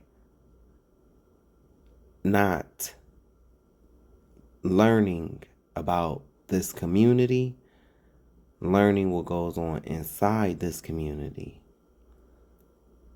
That does not make you gay. That makes you informed. I tell gay people, you did yourself a disservice by not reading this Bible. And you will, because if you had, you will see, wait a minute, I'm going through these pages. Y'all don't do none of this stuff. Y'all don't do none of this stuff. The only thing y'all talk about is condemning the gay people and You know, but outside of that, it's crickets. Because I'm reading right here in Jeremiah 10, 1 through 6, it says, don't bring a Christmas tree in your home. And you not only got a Christmas tree in your home, Pastor, but you got a Christmas tree in the church. You're bringing paganism and abominable idols into the church. You are putting other gods before. And I'm reading in this Bible, it says that the Sabbath day is on Saturday. So why are you in church on Sunday? Collecting tithes that you said was money, when the scriptures that I'm reading right here, even in the New Testament, Matthew 23 and 23, says it's food. Okay. Yeah, so, and while we're on this topic, this brings me to my next topic. Let's talk about this shit. Let's talk about this Kev on stage, cause I wrote something, and I'm gonna read it what I wrote. It's a lot, but I'ma still read it. I don't give no fuck. But let's talk about this. Let's listen to what this motherfucker got to say. So my son is gay, and he came out at the church, and now his mom's blocked him from talking to her, and took him off the will and off the insurance. And you know, I'm a little disappointed in my son as well, but I'm not blocking him from my life. You know what I mean? Am I a little upset? Yes. Not gonna lie to you. Was I embarrassed? 100%. But end of the day, after I got done out of my personal feelings, that's his lifestyle. Do I agree with it? No. No. What grown man that's a heterosexual born in the 80s wants his child to be gay? I know I don't. But I'm not going to crucify my son for being a homosexual, right? That's just me. I do think that he is big for saying that. You know, I think he is, I think he is wise for the approach that he take with his son. And I don't condone him for, not accepting the lifestyle and all of this different. My problem is when these guys are hellions themselves and they live a life of hell. They out here doing X, Y, and Z, A, B, and C, but then they have so much disdain for LGBTQIA. I don't know this dude. I don't. But I did watch this videos, and I caught a few of the little slick shit that he said. That's why I called him a motherfucker in the beginning of the video. But I don't know. Just going off of this, I don't know if he believes in the Most High. I don't know.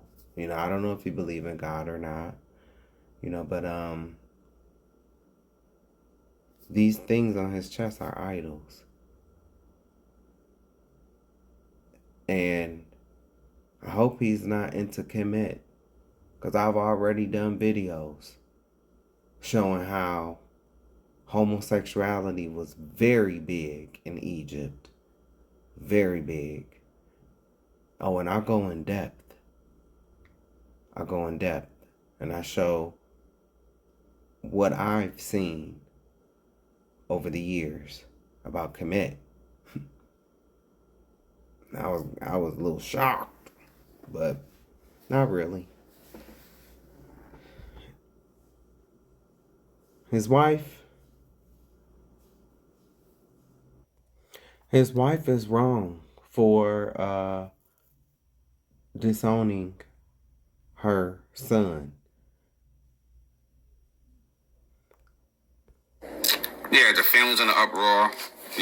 My son is married with 2 kids, and now all of a sudden he's come out as gay. So that's the part where he's wrong at. You shouldn't have married that girl knowing that, there was potential feelings there. And you had kids with her. But the very reason why he did it was because he didn't want to face that uproar. But as you get older, it's like, fuck it and fuck y'all. That's how it is.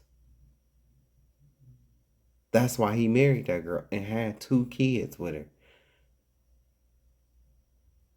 Because he didn't want to face the uproar from the family. So y'all homophobia creates this. At the end of the day, it's still his choice. But I'm going to tell you like this. A lot of you heterosexuals, a lot of you're not put in positions to where you have to choose yourself or, in his case, his family. Or in my case, my family. You're not put in positions like that. You're not walked to the edge of the cliff. You're not. You don't know what that shit feels like.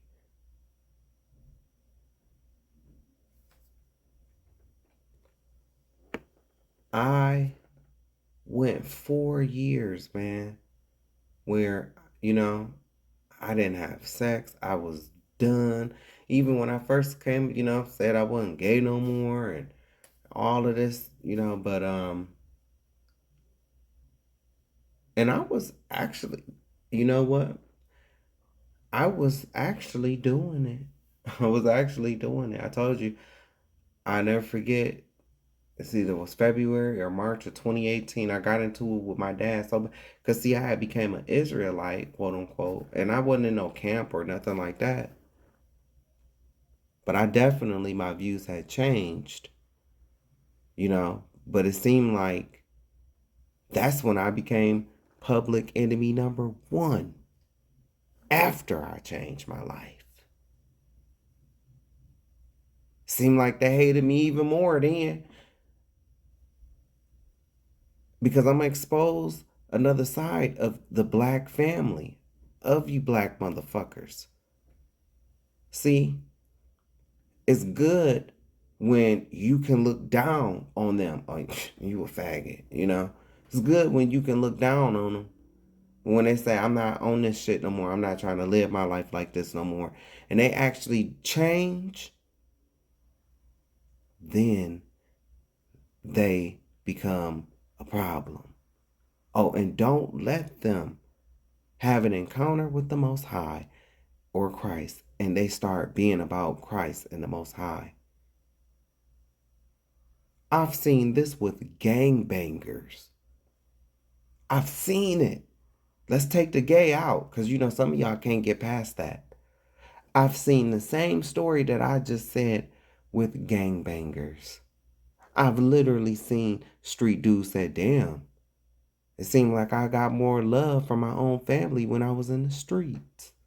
But now that I changed and I'm preaching about Christ, now they don't want nothing to do with me. I've heard men say this. See, it was all good when they could look down on you. I've been down that road before. I've been down that road. You still wind up lonely. You still wind up, you gonna wind up hated even more. You gonna wind up hated even more. They're gonna hate you even more. I've seen this. We could take the gay out of it since you can't get past that. I've seen this with gangbangers that have changed. Cleaned themselves up. I've seen this with drug dealers that have changed. Cleaned themselves up. Whole family don't want nothing to do with them now. What about that? What about that? Because change exposes the wickedness that's in most of these black motherfucking families. Oh, don't be gay. They in an uproar about this. What about Big Mom brother Kev and what Kev was doing to the kids before this most recent generation came? Oh, that's swept under the rug. We don't talk about that. You know we don't talk about that. It's a shame. It's a shame. Now, is this man wrong? No, he is. Because you married and you had 2 kids. That's wrong. For you to be playing with this girl, because that's what it is. Be who you are. I'm not saying don't be who you are. I'm not saying that. I'm saying playing with this woman, though, that's wrong. Because she wasn't playing when she gave you her body and birthed 2 of your seeds for you. She wasn't playing with that. She could have been out buying her a new dress, some new heels, getting her nails done, and not getting her time wasted. So that is wrong.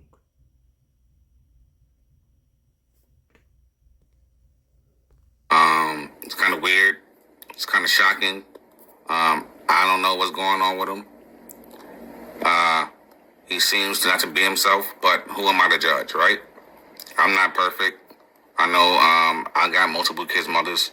You know, I was fortunate enough to be with his moms and build a family. I did not see this coming. We didn't raise him that kind of way. He wasn't touched. Like I said,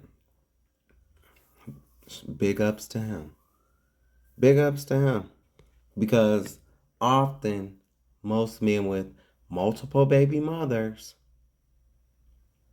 who have created broken homes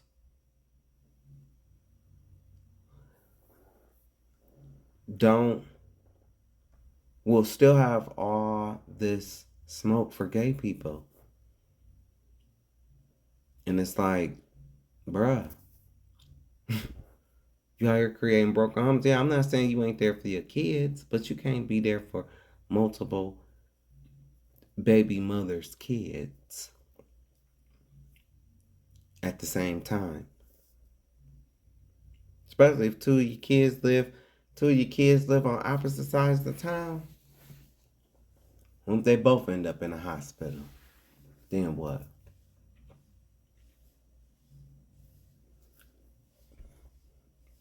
Birthday on the same day. When he was younger at all, so none of those things occurred. It's just something that we couldn't control, right? Now, if this wasn't my son, I would be laughing at somebody else. I'm not gonna lie to you. That's why I can't get mad. Because when the shoe's on the foot, what you gonna do? Because had I been in the church and I see somebody else's son come out in front of everybody, oh, I'd have been home talking about it in the car all the way to the house laughing my butt off. But when it happens to you, it's not so funny. But I'm a different kind of breed, right? I'm very comfortable in my own skin. My son knows where I stand when it comes to that kind of lifestyle. He knows what I do allow and don't allow in my house, what I do allow around my family. So he understands that perfectly. I think he was just wanted to be bold and upfront and not hide who he was. Apparently, that's what he was doing. So I'm not going to judge him for that. I'm only going to judge on how he did it. It should have been more of a private thing instead of coming out to the world for the first time, instead of sitting down with your mother, with your family. He does have kids, one who is 10, one who is 8. And it's going to be a hard transition to see him going from dating a mother to dating a man. You know what I mean? Even for me. You know what I mean? I don't know how that's going to work during the barbecues. I hope his boyfriend got good thick skin, because I'm going to crack all of the jokes. You know what I mean? You going to find out if you got good thick skin too. Because he might just meet one that's very spicy and warm your ass up. And not in the way, no homo, So just be careful. Because I'm telling you, niggas be coming with their jokes. And then, when they get their one good tooth out the way, okay. Nigga, I got a whole book And I'm about to light you up. And I'm not going to stop. Bitch, I'm going to call you at 11 o'clock. Get your... So no, right now my wife and me is at odds because she doesn't want nothing to do with him. She feels what he's doing is a sin, and I get it. But at the end of the day, who are we to? And that be my problem. So, you know me. You know me. Ma'am. So you don't sin, huh? You don't sin. You're without sin, right? Is that what you're saying? Is that what you're saying? You without sin. You don't sin. That's what you're saying? What day of the week do you go to church on? Do you celebrate Christmas? Oh, okay. Do you pay tithes as money? Oh, okay. Do you celebrate Resurrection Sunday? Oh, okay. Tell me this. Can you explain how you get 3 days and 3 nights from Friday to Sunday morning? And by the way, Christ was in the tomb for 3 days and 3 nights. It just wasn't Friday to Sunday. Resurrection Sunday is a false doctrine. And oftentimes when somebody hears me say that, in their little illiterate mind, they think I'm saying that Christ did not rise. No, dum-dum. That's not what I'm saying. I'm not saying that Christ did not rise. I'm not saying that. I'm saying Christ was in the tomb for 3 days and 3 nights. But Christ did not rise on Sunday. Your pastor taught you wrong.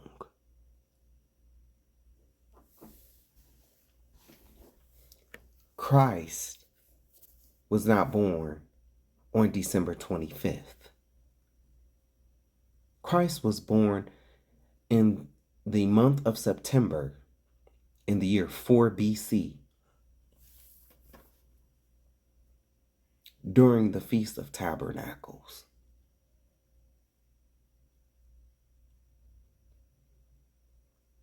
You celebrating a lie.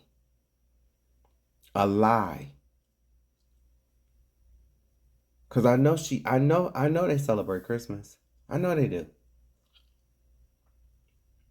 That's why I cannot wait for people like his wife to stand in judgment. That's why there's going to be such weeping and gnashing of teeth. Straight people, you've told gay people where they're going for at least the last 100 years. You've told gay people where they're going. But when you get up there and you find out that you in the same boat. See, because his wife will argue me up and down. But when she hear from God, that's when the weeping and gnashing of teeth is going to come in. Some of these Christians are so fucking dumb and so stubborn that they're not going to see it until Judgment Day. They're going to have to hear Christ tell them, I was not born on December 25th.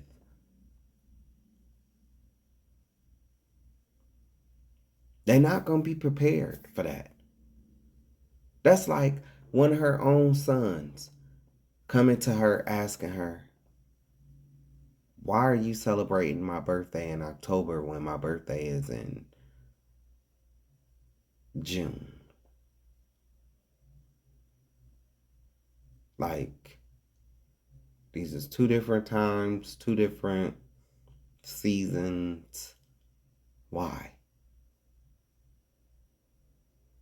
And then you say you love me, but you don't even care enough to find out what my real birthday is. And then you go forward to tell other people, oh, you can't find that out. No, just say you can't find that out because you too damn lazy to do the research. That's why he says, study to show thyself approved. Seek me and you shall find me. That's why he said those phrases like that. Because he knew the majority are just going to be lazy. They want everything handed to them. I'm telling you, his wife is going to gag on Judgment Day. Gonna gag. And he is too. Especially because they're married and they're faithful to each other, they think that they don't do no wrong. But if they're having oral sex with each other, if he's eating out his wife and she's sucking his dick, that's sodomy. Y'all straight people don't want to hear that. You don't want to hear that. But it's the truth. Adam was not in the garden eating Eve pussy. He wasn't. Eve wasn't in the garden sucking Adam's dick. She wasn't. It's a sin.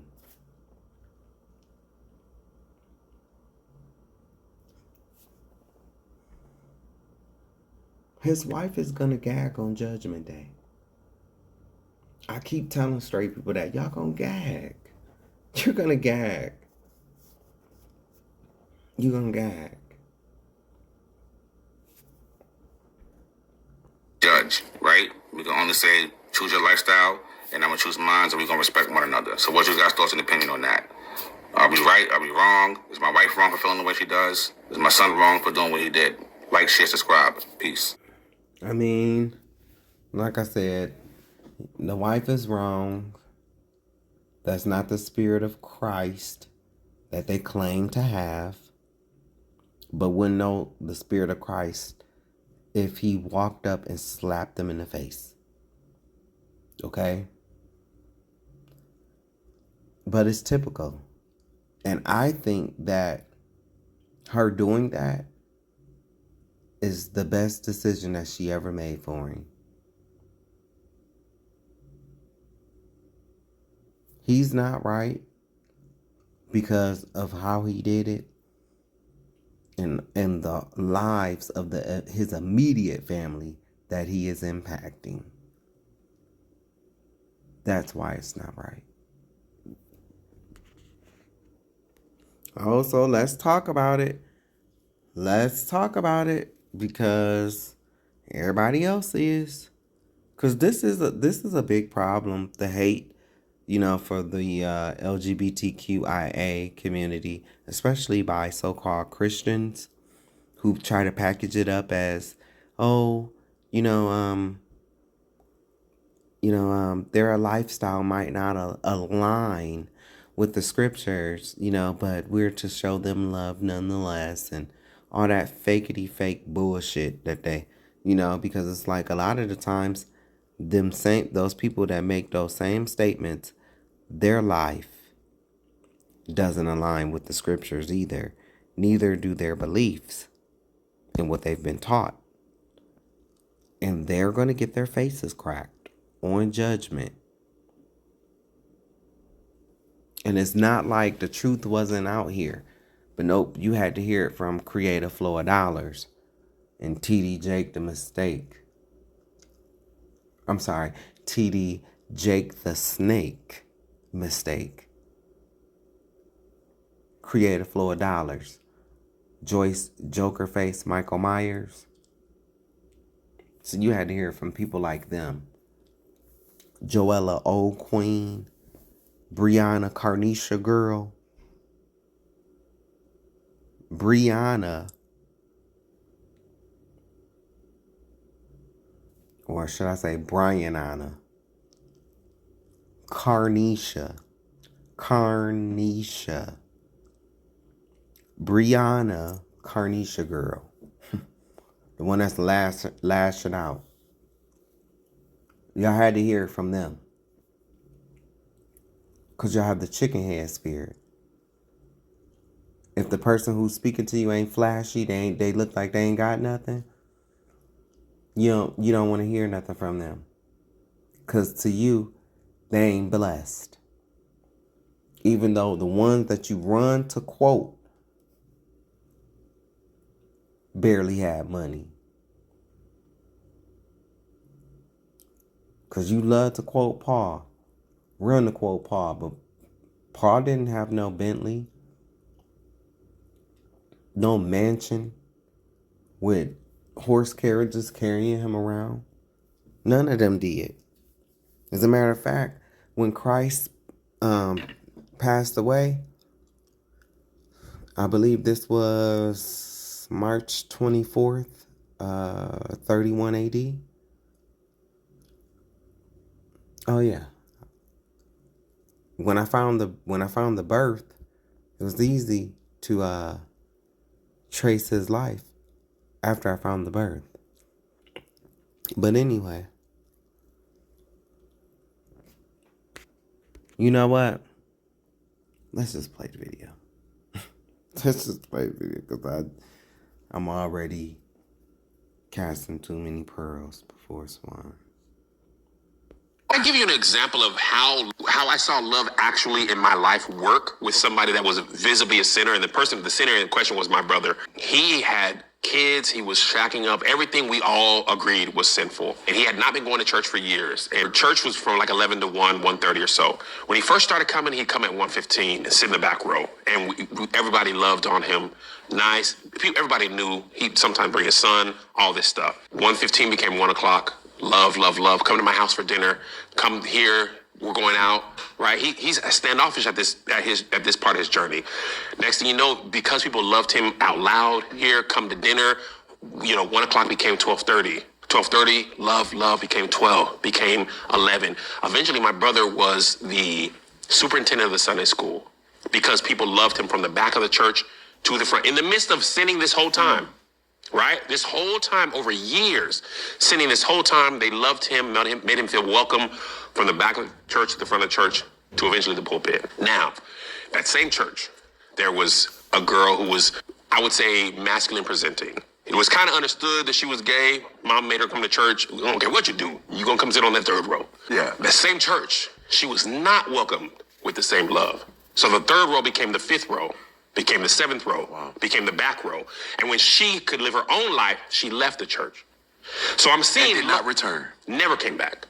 Never came back. One time when I was a youth pastor, this hit me even harder. There was a kid who was openly gay, right? The teens are just invited. It's like, this is my homeboy from school. I told him we playing basketball, we going to, Ocean Shores, we going to Space Needle. Like, it's fun for you. He came to church for whole summer, right? I preach my same things, teach my Bible study the same way. One Bible study, Cam, one time, he goes to the bathroom, a deacon catches him on the way, he's like, you gay, why you even here? You know that's a sin, right? Never saw the kid again. I didn't. Now, see, what that deacon don't want to understand is that when he stand before God, the Most High is going to bring that up. The Most High is going to bring that up. See, you don't want to think this because, you have your warped ass, mean ass, evil views. You think that the Most High and Christ has called you out to enact, execute vengeance on the LGBTQIA.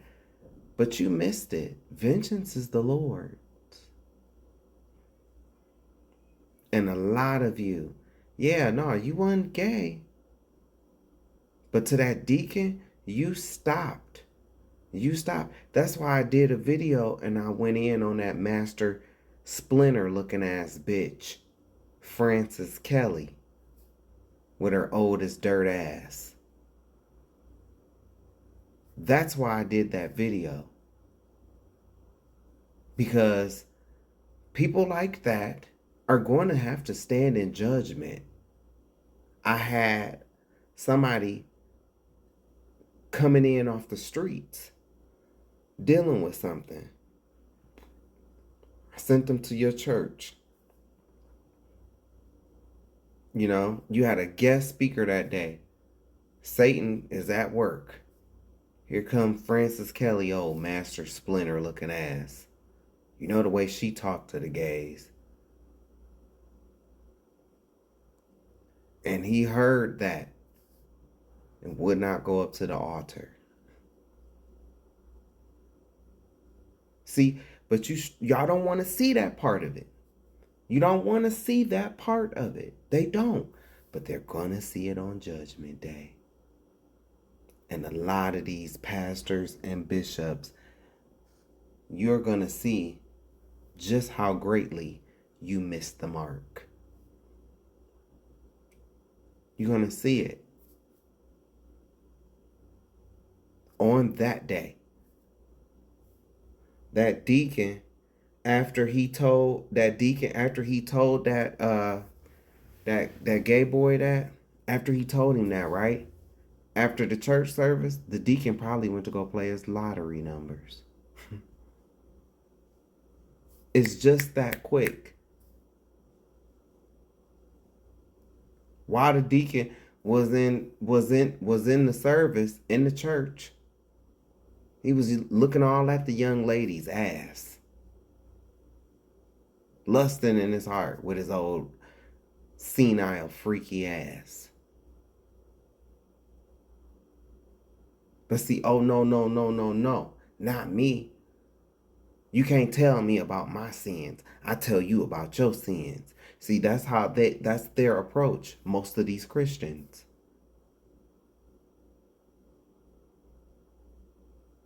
And like I tell gay people all the time, you do yourself a disservice. Many shall come to me on that day, saying, Lord, Lord. Right? Who is the many that shall come in my name? Christians. Christians? Christians? The many that shall come in my name.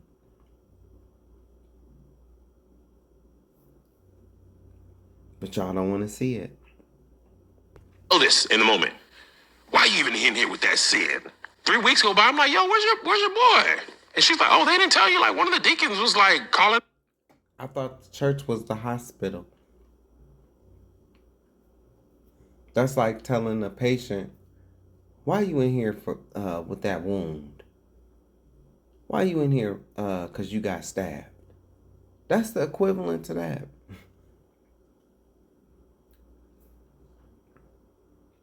See, but it's okay for these deacons to be male whores, cheating on their wives. Some of them even talk like that, and they will be molesting little boys, trafficking 16-year-old girls. Him out, said he needed to go to the altar for prayer and all that type of stuff. Didn't know him. He felt uncomfortable, never came back. So in my life, I've seen how love and acceptance versus making people feel unaccepted and unloved, that brought them one person in and pushed two people out. So for me, in practice with my own eyes, I'm not admonishing the whole church. I'm talking about my churches that I went to with my community. I saw what that was, and I'm like, I'm going to lead with love because I've seen what love can do. Yeah. Right? And I think the majority of y'all are like that. And if you don't like that, that's okay. That's a you thing. That's a you thing. Yeah. You can't whoop me. You're not my pastor. I'm 42 years old. I don't even owe you an explanation. So I've caused quite the hullabaloo, as I tend to do. But I want to speak to this because I've gotten this comment both yesterday, but over the last few years and months. The real conversation is not about love. It's about affirmation versus non-affirmation of a lifestyle that's not aligned with scripture. That's the actual discussion. That part I'd like to hear Kev on stage speak to more directly. Why? You know you're not going to like what I'm about to say. You know you're not going to like it.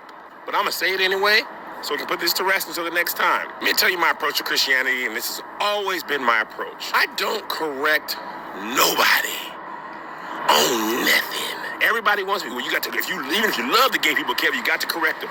I don't correct nobody. I never have. Even when I was with y'all, 30 years, the gays is wrong. They going to hell. I gave y'all 30 years of condemnation, judgment, persecution. Okay? But it was internally. Because I had never called nobody out. Young Kev, I ain't called nobody out because I was doing my own sin. Felt guilty, okay? I was out here having the sex. I ain't feel right calling nobody out, knowing good and well I was doing the in. I was fornicating. I'ma call you out when I'm fornicating. Okay? I'm looking at that porn. I seen that butt. I seen them tildies. I knew I wasn't supposed to. I had that magazine. So I was like, I don't really want to call nobody out because I'm doing my own bad stuff. My approach has always been, for all my life, this is not new, I would rather let my light shine, this little light of mine, oh, I'm going to let it shine. I'll let my light shine. Hopefully people be like, man, what Kevin Christian, let me see what he's talking about. That's been my approach the whole time. And it will continue to be my approach. Okay? I remember, everybody knew I was a church boy all my life. In school, at all deaf, I didn't cuss, all that stuff. And when people thought or needed prayer, they DM me like, Kev, man, what's up, man? Can you help me? I know you're a Christian. Can you pray for me? And here's the other thing. Speaking about being Christian, here's why I don't correct nobody on nothing. Gay, straight, sex, I don't deal with it. I don't be so sure about stuff that I used to be so sure about. I used to be so sure that tattoos were a sin.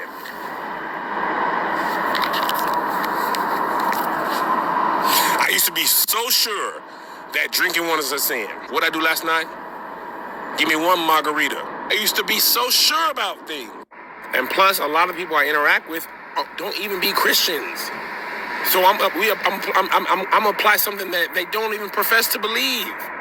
Imagine if every other religion, Muslim, Mormon, whatever, was like, here's what we believe in, you doing wrong, you don't believe that. Well, I never said I was with y'all. So I just let my light shine, all right? Now let me alone. But wait a minute.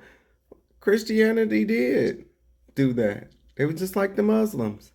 If you didn't do what they say, if you didn't believe, then they burned you at the stake. Ask all the black women that they burned at the stake for practicing what's coming back into popularity. These juices and I forget what they call it, but these bitter herbs. A lot of black women were burned at the stake, burned by the church for doing what some of you women are doing today with the herbs. You want to know why? Because the church called you witches. The church called you witches, and they burned you. Just like, I know a lot of you don't know where the word faggot comes from. Faggots are little sticks, little twigs, not cigarettes. I believe faggot is like a cigarette butt, but no, I'm not talking about that. I'm talking about the actual sticks, like wooden sticks. And they will make gay people or, people who committed sodomy or, homosexuality, they will make them go into the woods and pick up the sticks and stuff like that. And they'll have to gather these sticks, right? Have to bring them back, and then they would spread them out, and then they would burn that person who gathered the sticks because they were homosexual. Over time, the sticks were called faggots, right? But over time, the name transferred onto the people who would pick the sticks. Because it became known, if you're going to pick up, sticks, aka faggots, then you're about to be punished for same sex, So that's how the name faggot came about. There's sticks that was used to burn people And not just any special made stick, you know. No, I'm talking about just small sticks, twigs. And people have to gather them, bring them back so they could be burned. The people could be burned in the sticks. And the name transferred on to the person that was picking the sticks. It's just like, for instance, it's just like if they came up with a clever name for people who pick cotton, you know. And so they became known as a cotton picker. And that's a slur, actually. It is a slur. Cotton picker, that's a slur. It's the same thing.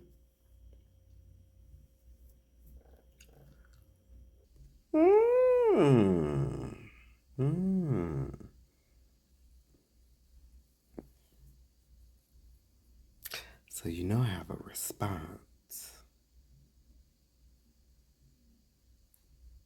Yeah. The majority of you fake ass Christians are going to hell anyway. There are people commenting on this, but shielding these apostle liars, bishop benderovers, pastor pork chop, and deacon freakums as they molest children, sometimes in the basement of their own church. Yeah, I heard about them, those people down in Florida. There was a church in Toledo, Ohio, where 3 bishops or pastors were trafficking 16-year-old girls. You can Google this. One of the wives of the men was in on it, and she worked for the Lucas County Children's Services Board. You women are not innocent either. 3 of your church leadership went to jail for trafficking children. Don't be foolish to think those 3 men, one of whom is serving a life sentence, are the only ones trafficking kids. What about Big Ma sweeping what Uncle such and such did to certain kids in the family under the rug and just not talking about it? Women play a part in this as well. There's a pandemic of child molestation going on in the church, but this is what you want to focus on. Shaking my head. A man being there for his child. Shaking my head. Most Christians are evil as fuck anyway. I know. Many of you don't even consider how you are tied to the Roman Catholic Church, Mother Harlot, Satan's Church, Baptist, Church of Garbage and Crisis, Pentecostal, Apostolic, or is it Apostolic? Because they're going to stall your ass right out of the kingdom. Press bitches. And I call the Methodist meth heads. All daughters, extensions of the Mother Harlot. Baptiste. Can't forget. Baptiste. Yeah, can't forget her. All daughters / extensions of the Mother Harlot. A lot of lust and adultery is going on within the church. A lot of you men forget what Christ said, Matthew 5:28. That's the scripture talking about even if a man looks at a woman in a lustful way, he's already committed adultery. Many of you already flunked that test. See, no one but God can see your sin when you are in church looking at ass when you should be focused on the Lord. That's why a lot of you men are going to gag on Judgment Day. Women too, though. Because God also seen why you wanted to wear that tight-ass club dress to lead the men astray to church. Am I saying everyone does these things? No. But I am saying 90% of the Christian church worship idols like the cross, because our Savior is no longer on a cross, are in sexual sin, or under false doctrine.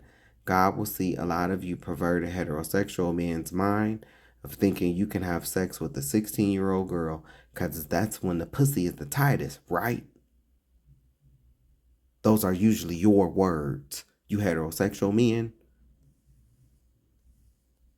A lot of you Christians are going to perish in the great tribulation. Uh-oh. I know you don't want to hear that. It's going to sneak up on you like a thief in the night too. Many of you are going to take the mark as well. Just like you did with the jab. Excuses as to why you did it. Just like with the jab. A lot of you, including you women, in these comments are the men who put that adulterous woman in front of Christ, hoping they will get to stone her, all while knowing they are sinners too.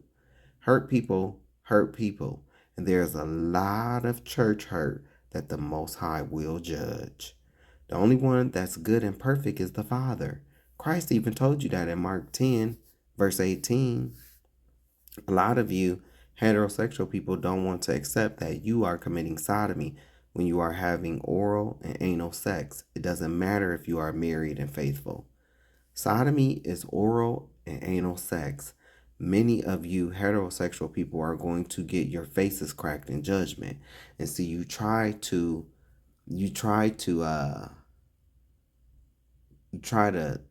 maneuver your way around it. You know, oh, I'm with a woman. You are still committing a sin. That's a sin. Sodomy doesn't have a gender. Because both men and women have mouths and both men and women have assholes. And you men, you have left the natural use of the woman when you are fucking her up the butt. When you're eating her out, you've left the natural use of a woman. Anything outside of you sticking that in her to get her pregnant is sin. When you pull out, anyway, the man is going, sodomy is oral or anal sex. Many of you heterosexual people are going to get your faces cracked in judgment, especially you heterosexuals that like threesomes. The man is going to gag when he sees that God will show him how he connected his energy to same-sex energies when he was banging one girl as she was committing sodomy with the other girl. For you men that like to pull out, make sure you read Genesis 38:8, King James Version, where God slew Onan. Onan is many of you heterosexual men today, especially you black ones. She was good enough to fuck, but not good enough to commit to. You going to hell. Sex was only to be used for reproduction. What about all the children you aborted? What about all the children you left without a father? I guess none of that matters to you. But in judgment, you will find out it matters to God. A lot of you heterosexual people are going to gag on Judgment Day. You love to talk about Adam and Eve. Well, Eve wasn't sucking Adam's dick. That's a sin. And Adam wasn't eating Eve out. That's a sin in the garden either. When she is on her period and you hetero men come with that saying, oh, baby, just put the towel down. You going to hell with your nasty ass. Some of you men have a lot of audacity because there's a new trend on the rise amongst heterosexual men and women. Thank you, Chad Ochocinco. Now some of y'all heterosexual men are not only getting your ass ate, but you are also getting pegged and penetrated by real women who are using a strap-on dildo. If you are not doing these things, you probably sitting under someone who does. You sit under these celebrity pastors that's robbing you blind. They closing the door as they have you standing in $1,000+ line going against Matthew 6:1-4, King James Version. Tithes is food. It has never been money. Even in the New Testament, tithes is food. Read Matthew 23:23, King James Version. Those are spices, aka food. They had a monetary system back then, shekels and talents, in which tithes, food had nothing to do with. And I'm going to also tell you this.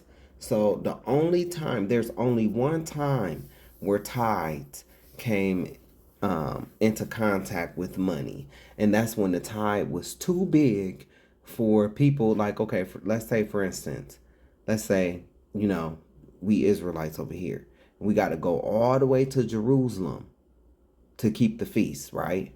Well, what you would do is you would cash in your crops, you would cash in your meat, your everything. You would cash that in Then you would get the money. You would get the money, and then you would go to Jerusalem, and you would buy, you would buy whatever was needed to keep that that feast day or holy day. That's the only time, because there's one time where you had to travel back. Well, there was one specific, you had to travel back to Jerusalem, and if you had too much stuff to carry with you, then you couldn't carry all that stuff. So you cashed it in. You got the monetary system, shekels, and then you went to Jerusalem, and you bought the food, you bought whatever was needed to do the tithe. That's the only time, just in case somebody wanted to try to use that. Because I'm gonna tell you like this: well, they was cashing in their crops and they was getting money back. When they putting their 10% envelopes in the bucket, are you giving them money back? We already know the answer to that. So that ain't the same. Tithes is food. I have no reason to lie. No reason to lie. I ain't looking for nothing. I ain't asked nobody for no money. But I want people to know the truth. Tithes is food. It's not money. You are not robbing God by not giving that pastor 10% of your income. That man or that pastor is actually robbing God by sitting up lying to you, saying stuff like that. That's who's robbing God. That's why many of them are going to burn. You want to sit up and say the law is done away with, but then keep the law about tithes. Get out of here. Like I said, they had a monetary system back then, shekels and talents, in which tithes had nothing to do with. God gave none of your unlearned church leadership the authority to change the word of God from tithes being food to money. One bishop, Whitehead, scammed his members out of 9 million up there around New York, or on the East Coast up there around New York. And the other, the alien vulture looking motherfucker, Kirby John Caldwell, well, he scammed his members out of 3.6 million. Both Marvins are crooks going to hell. Joyce Joker Face, Michael Myers, TD Jake the Snake Mistake, Creative Flow of Dollars, Cash Rules Everything Around Me, Cream Get the Money, Dollar Bill, y'all. Juanita Bynett Ho, Paula Not So Pure White, who had an affair with Benny Hennessy. Benny Hennessy, whose ex-husband was a crackhead. Paula probably got high with his ass. Brianna Carnisha girl. Remove the A. Remove the Isha. Okay. Joella O'Queen. Oral cocksucker Rob Hurts. Kenneth No Hopeland. Or Kenneth Can't Copeland. These are names that I have given all the false prophets that took your money. You mad with the wrong people. On one hand, you say the law is done away with, but on the other hand, you want people to keep the law of tithes that you change so you can make money off of your own people. Did you know that the Black Christian Church as a whole has collected over $420 billion since the 1980s? $420 billion was reached around 2006, by the way. The church has raked in billions while the people in the neighborhoods are getting worse. 10 churches within a 2-mile radius, but our neighborhoods are still poor while the church is rich. They take out insurance just in case any sexual assault victims come forward. This is more in your larger mega churches. All this, and they still got you standing in the $1,000 plus $1,000 line, shaking my head. But you want to focus on a man loving on his son, on his gay son, and supporting his gay son. You want to correct that, but you don't want to correct this. Oh, okay. Some of these pastors only stop selling drugs because they realize they can sell hope. They teach false doctrines because of their sixth grade reading level of understanding. They are so loud against the LGBTQIA, but silent when these white troglodytes come into your church. That's pretty much just cave dwellers, Neanderthals. Come into your church and call you N-word, call you niggers like Shane Perry did. You are so loud against the LGBTQIA, but silent when white pastors like Joe Webabitch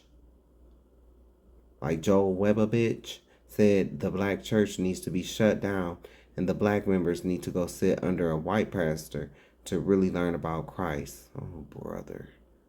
Where was the outrage? The truth is, many of your leadership really don't know much about the Bible outside of condemning the LGBTQIA concerning the history and real theology.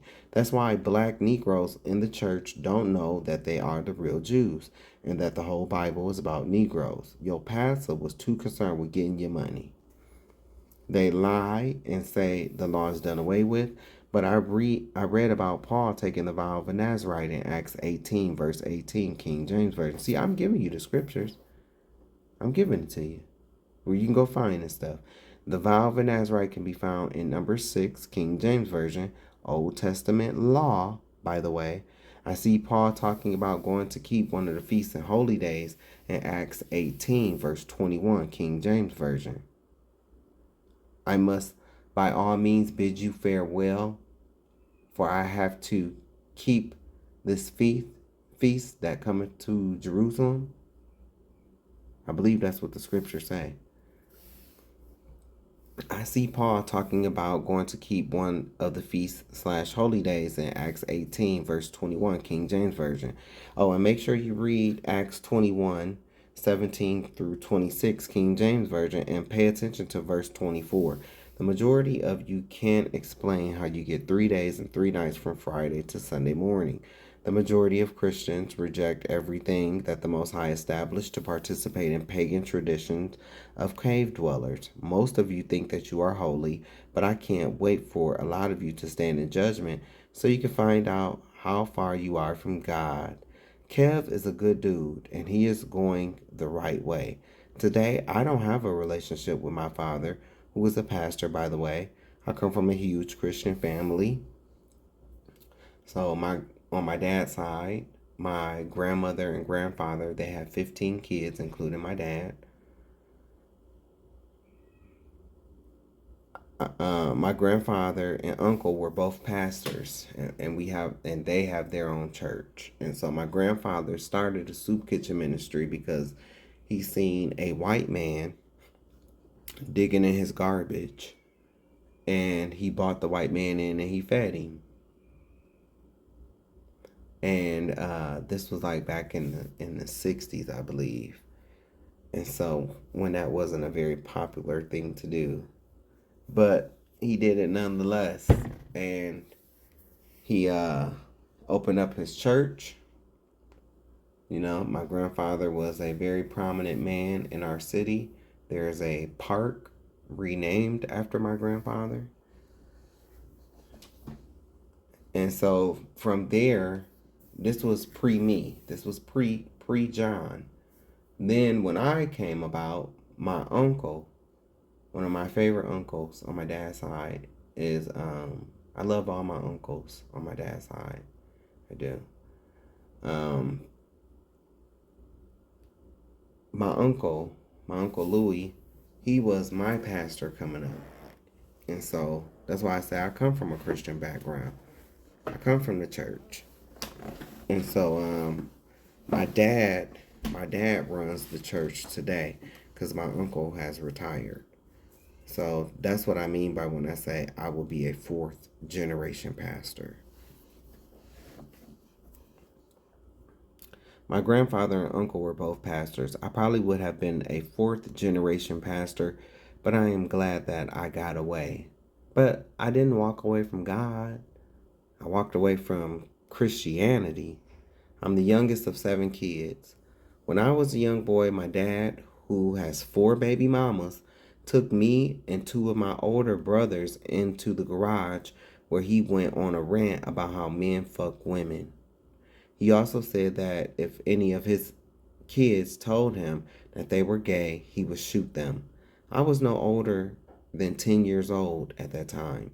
By this time, I had already been molested and seen the porn tapes in his cabinet that had transgenders on them, by the way. My dad would sometimes get all up in my face yelling, "Do you really want a man to stick his dick in your ass?" And I would say no. At the time, I didn't even fully grasp what he was asking me because I wasn't even 10 years old. I just knew to say no, because of the tone and the aggression that he was presenting in my face. And so it's like, well, if I say whatever he asked me, if I say yes, then, I might get a whooping, but so I'm just saying no, but I didn't even know what the fuck he was talking about. I know hate since I was a child. I could never do anything right in the eyes of my dad. I told y'all, I grew up like Matilda.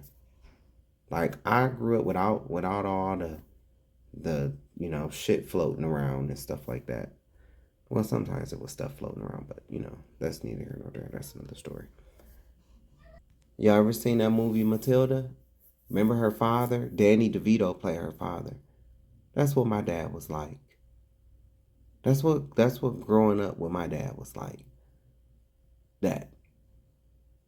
Kind of crooked, And my mom, she was oblivious.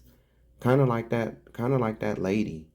She wasn't ditzy like that lady, but she was just oblivious. Like, I don't know. And so, I always describe growing up in my house, two songs. Sonny and Cher, living in a house divided. That's how it was growing up with my 2 parents, because both of my parents are cancers, both of them. And I'm a Cancer. And all of our birthdays are in June. So we June Cancers. So yes, that was one crazy household. Okay.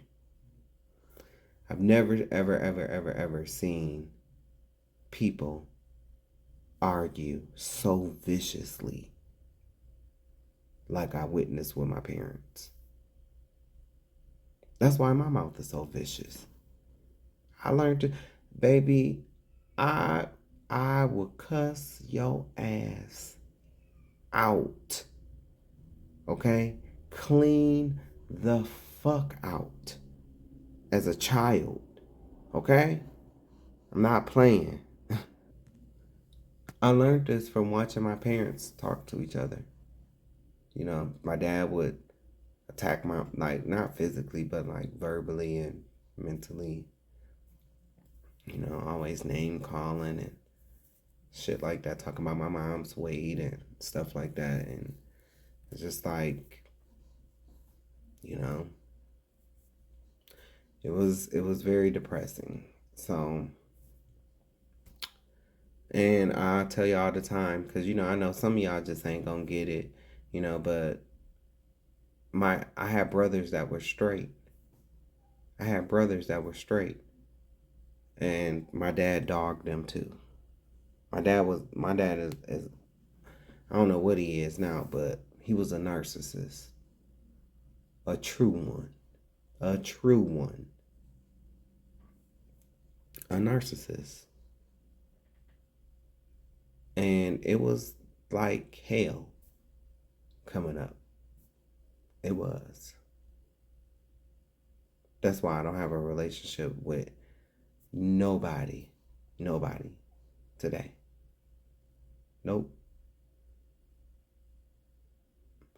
It didn't hit me until I got older. One day, and I fucking snapped.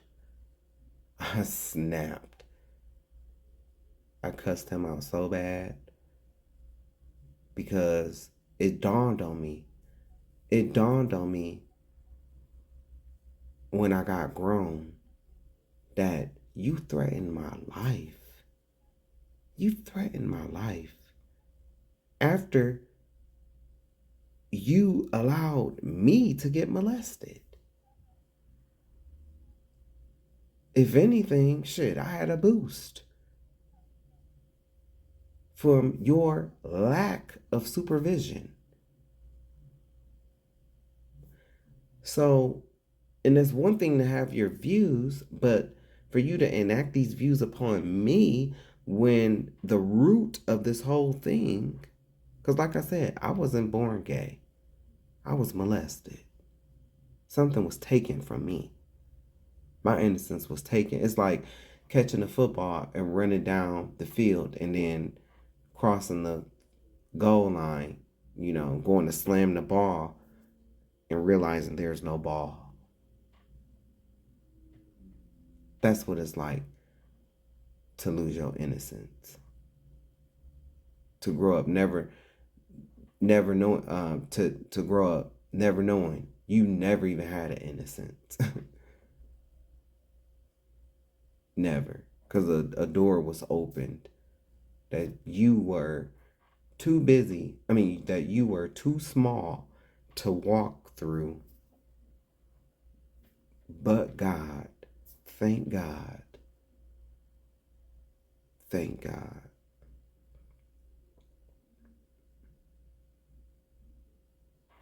So, yeah, I snapped and I cussed that nigga out real bad. And I don't regret anything that I said. And I meant every motherfucking thing I said. I don't even remember what I said. But everything I said, I meant it. You threatened my life. Your own child. Over some fuck shit that you had a hand in. Cause see, my cousin was the one that molested me, right? And he would, my dad would, cause our families are both, two big families and connected. And he would always try to blame my mom. My dad would try to blame my mom and my mom's side of the family. But the cousin that was molesting me, we're related on both sides of the family. I'm related to this cousin on my dad's side and on my mom's side. But my dad, being the narcissist that he is, blamed my mom. That's how you men are. You're going to have to give account for your behaviors like that. You're going to stand in front of God.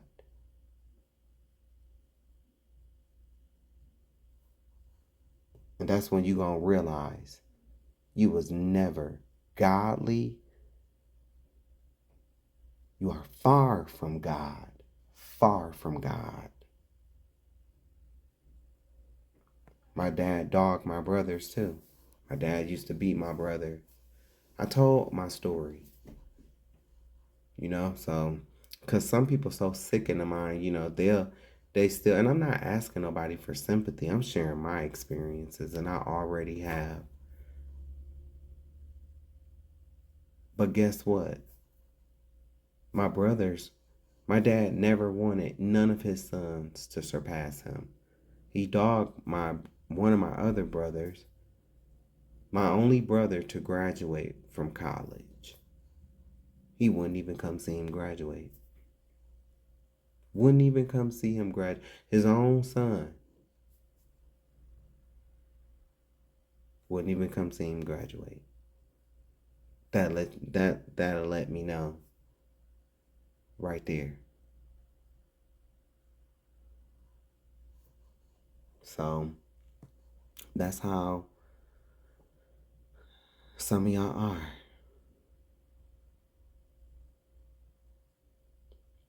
But yeah, like I said, I kind of grew up like a black boy version of Matilda. And there were some abilities there. There are some abilities here now.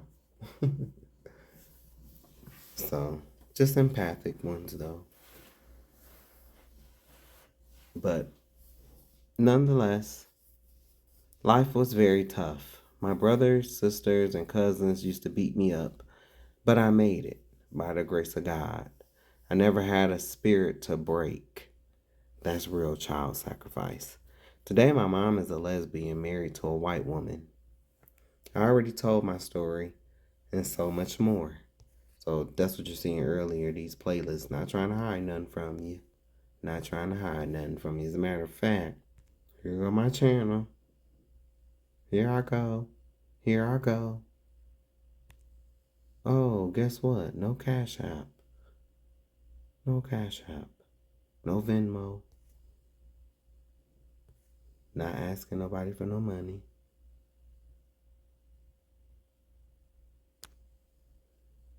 Yep, this is me. So, these are the playlists. I just completed this. This is my most recent project. Happy White History Month. This is about 544 atrocities that were committed on black people alone. I just did it. Talking about the lynchings, talking about the riots, that everything that has came upon black people at the hands of these cracker devils. So, yeah.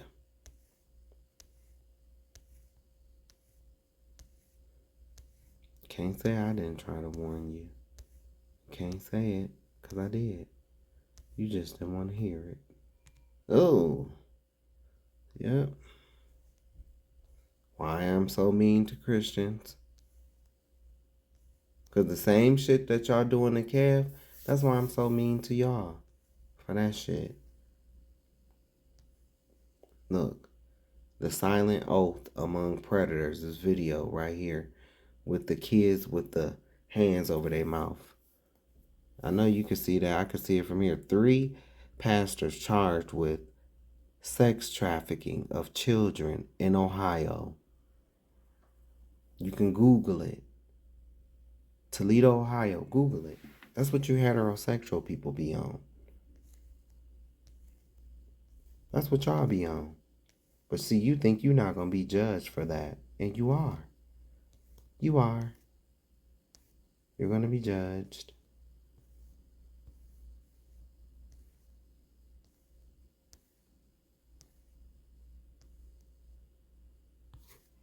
Yep, you'll be judged. My core beliefs, which differs a lot. In this, I tell everybody, if I ask anybody to watch anything, it's these first 2 videos. Because you need to understand, right, who you're dealing with, right? I always tell people, watch my Farewell to Being a Fag, because that's the last chapter of my book, read straight through. And this. These are my core beliefs. Because a lot of times people like to make all Israelites out to be the same, and we not. We're not. So, it's a lot now. The Judah Savage series. Baby, Christ, the controversial Messiah. Because many people, what about Christ? What about Christ? Here goes my lesson on Christ. Then they try to move the goalpost. After they find out, oh yeah, well he say he believe in Christ, so I can't, condemn because he say he believe in Christ, but they do. As in the days of Noah, talking about, this is from the book of Enoch, book of Jubilees. You thought you knew Paul, but you don't. The answer to why do they hate us?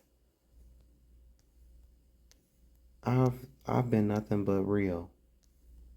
Nothing but real. A lot of this stuff your pastors don't want to tell you. Savage point of view, talking about these celebrities and how they sacrifice their own parents, their own, that's why they going crazy. Talking about Freemasonry. My message to the black man, to the black women. Black people culturally appropriated the black Greek fraternity from those white Greek fraternities. My lesson on King James. King James was a black man. My lesson on King David. King Solomon.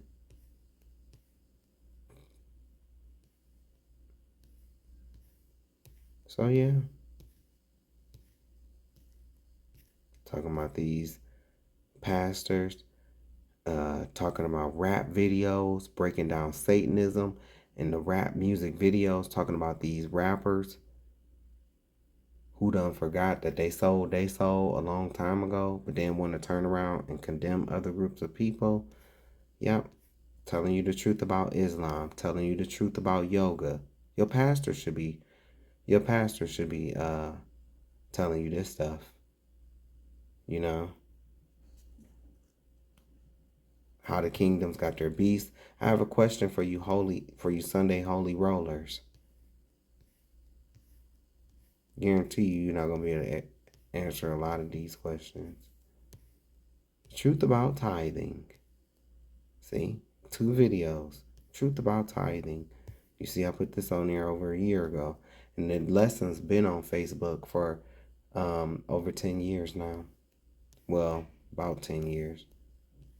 So, yeah. I did everything I could. So, that's why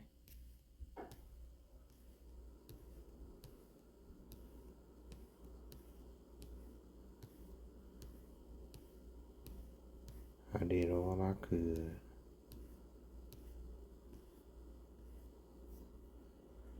Look, so, you see this most recent video that I just did right here with this that say cease this fuckery, and it got that thing next to it that's doing that pose. So I'm going to play a little bit of this video, cause I went in on black folk earlier, and I have another video that I haven't posted yet. I have another video that I haven't posted yet. It's already done, but I need to put this on there to show you. Yeah, I ride for my people too, but I'm also going to speak on the negativities within our community. So, but I'm going to go to my Facebook and we're going to watch it there. Or, you know what? I should just... No, let's go to the Facebook. So these are my reels. These are my reels. I told y'all I get anywhere, mostly 100 to 300 views lately. But before then, I'm not public. I'm not, pretty much, I don't have it to where people can just comment on my page and stuff like that. So that's why, the engagement is, not really there, because I don't give people a chance to.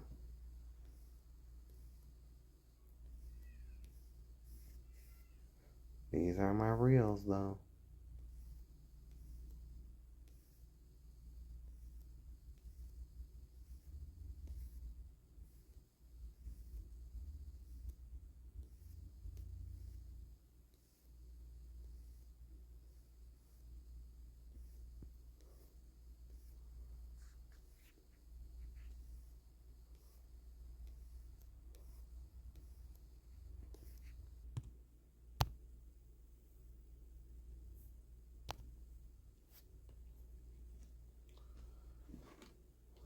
Look at this dirty ass spick bitch. Oh yeah, you know I'm about to go here with your dirty spick ass. Bro, my tongue is so blue. Bitch, your coochie's blue. Bitch, your pussy's black. Oh my god, my titty black is fucking crazy. Who the fuck, where is that nigga, right? Don't say nigga. Say nigga. No, this bitch got pressed. Someone said you need to stop saying nigga. Oh, that's black girl nigga, bitch. Bro, let me tell you a story. Okay, so Haley. See, this the shit that I be talking about. Bitch, you motherfucking 3 hoes. Your future is working in a motherfucking hotel, bitch. Part-time sucking clients' dicks.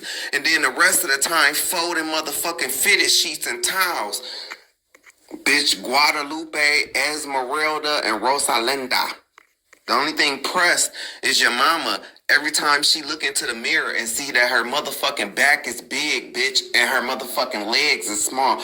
Get your old bulldog, built body, oval-shaped, ugly ass out of here, bitch. Bitch, y'all look like 3 Mexican transgenders. No, let me tell you who pressed. Bitch, when you hoes walk into that motherfucking sweatshop and see all them motherfucking bath sheets and fitted sheets and bath towels, y'all got a motherfucking fold, bitch. Now, who's pressed is when your ancestors was drowning in the Rio Grande and their bodies was pressing on top of each other.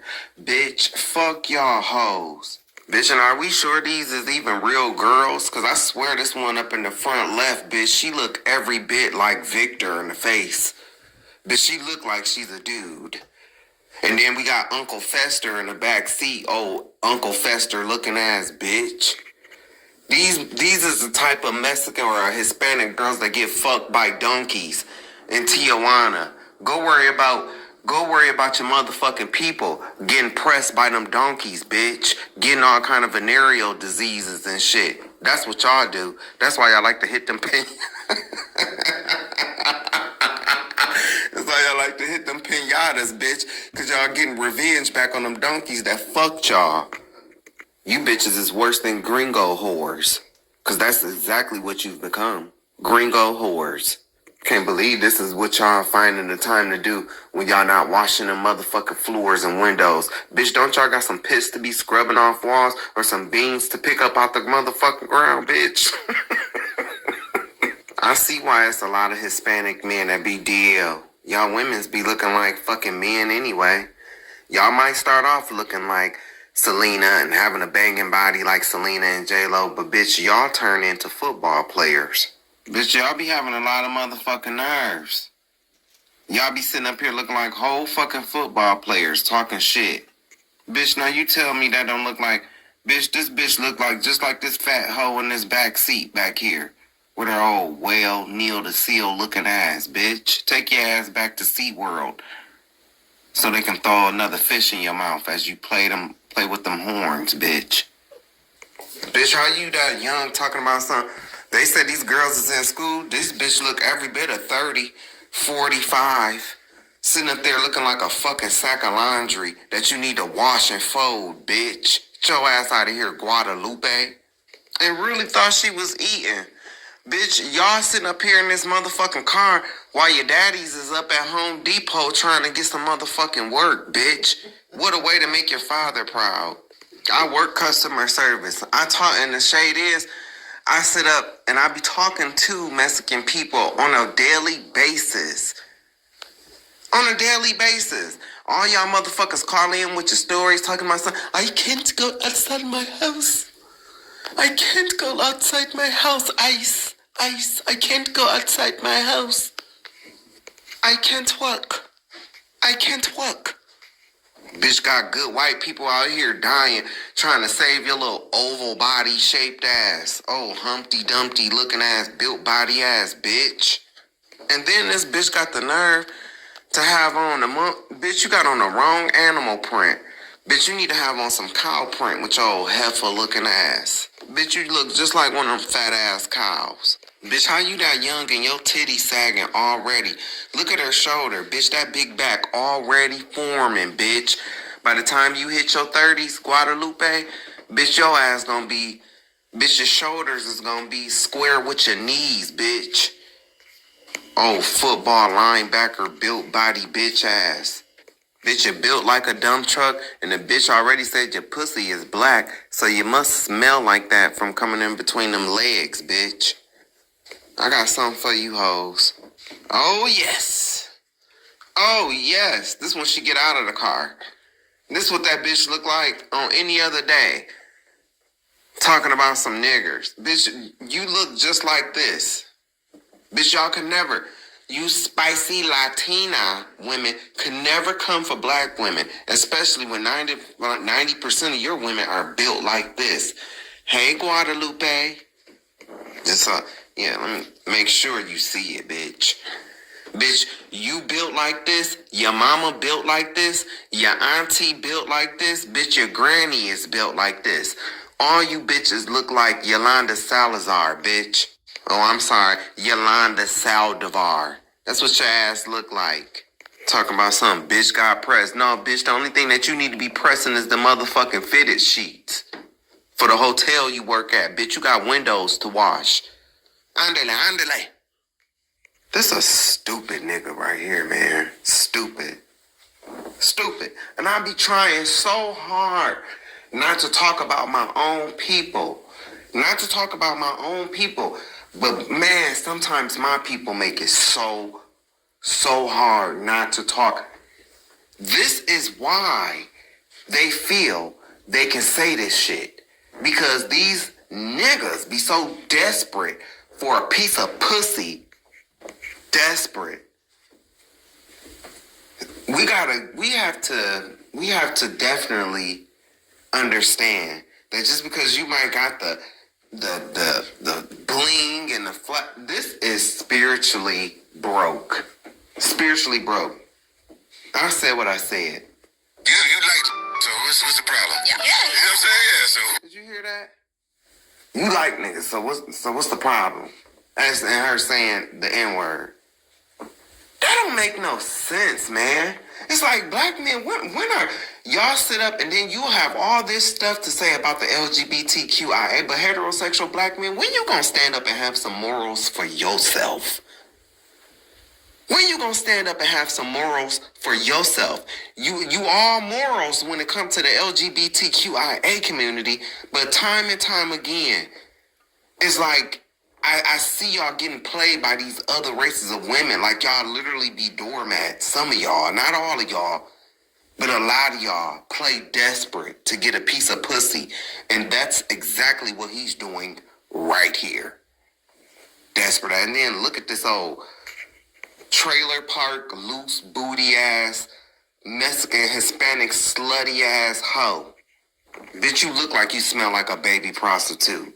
Bitch, when she look in the mirror, she thinks she's Selena. Nah, bitch, we see Hector. That stomach is giving Hector. That chest is giving Hector, too. Them shoulders are, too. Y'all motherfuckers be so desperate for a piece of pussy, you might be sitting right in front of a transgender. Because it definitely look like one. I'm so tired of this. It's like, you think you up, you think you something, and it's like you sitting up here letting other people degrade you right to your face.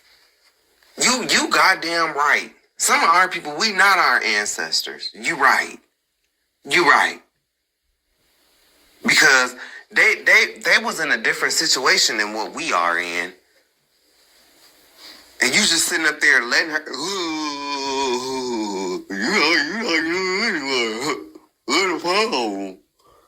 just retarded.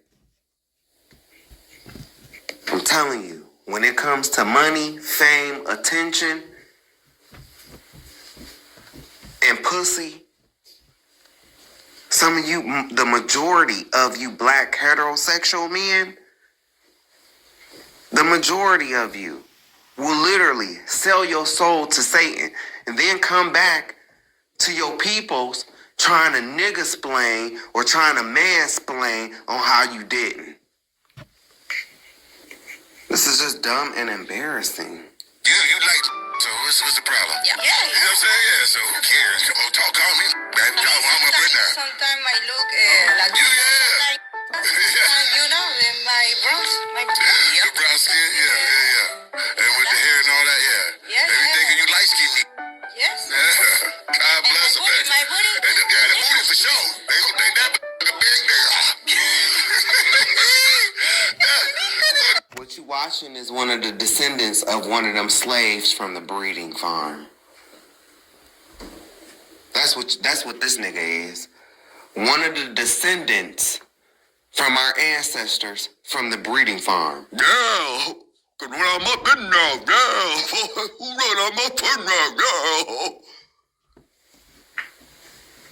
And then you know what's crazy? When his ass get lynched or when something happens to him, he'll want the sympathy from all his people. It's like this shit is just, y'all gotta understand, yeah, okay, you straight. You get pussy. But nigga, you are spiritually broken. Weak. You might be straight, but you are spiritually broken, sir. And weak. Spiritually raped. You have no morals. You can tell that you have no morals. Well, shit, I don't even know because it looked like you sitting in front of a dude. So, I don't know. But I'm so tired of this. So tired of this. I'm telling you, black people, this is the type. This type too. You're gonna have to stay away from this type too. You're gonna have to stay away from this type. Needs to be a questionnaire. And we need to have a team of black folks. Now we searching social medias to see if any of you niggas or you women's done spoke disparagingly about your own people because you want to fuck other races. So you will down your own people. You will down your own self. Just to gain acceptance, to get what you want. This is a Judas spirit. You can't trust this type of spirit. This is a Judas. You have to understand that. Bitch, you old low-budget, reject, Sendo looking ass bitch. Sendo from Mortal Kombat. That bitch know a few words. My brands? $40 sock? $40 sock? Faux towel? Faux sheet? Bitch, look at that motherfucking shoulder. That's a dude. But all he see is hair and light skin and probably booty. And like that. Some of you black, y'all gotta snap out of it. You gotta wake up. The more and more black people, black men slip further down into the rabbit hole, the more and more this world is gonna go to shit. So, and damn, that's crazy. The distinction is not spick and span. It's spick a span. Spick a span. Because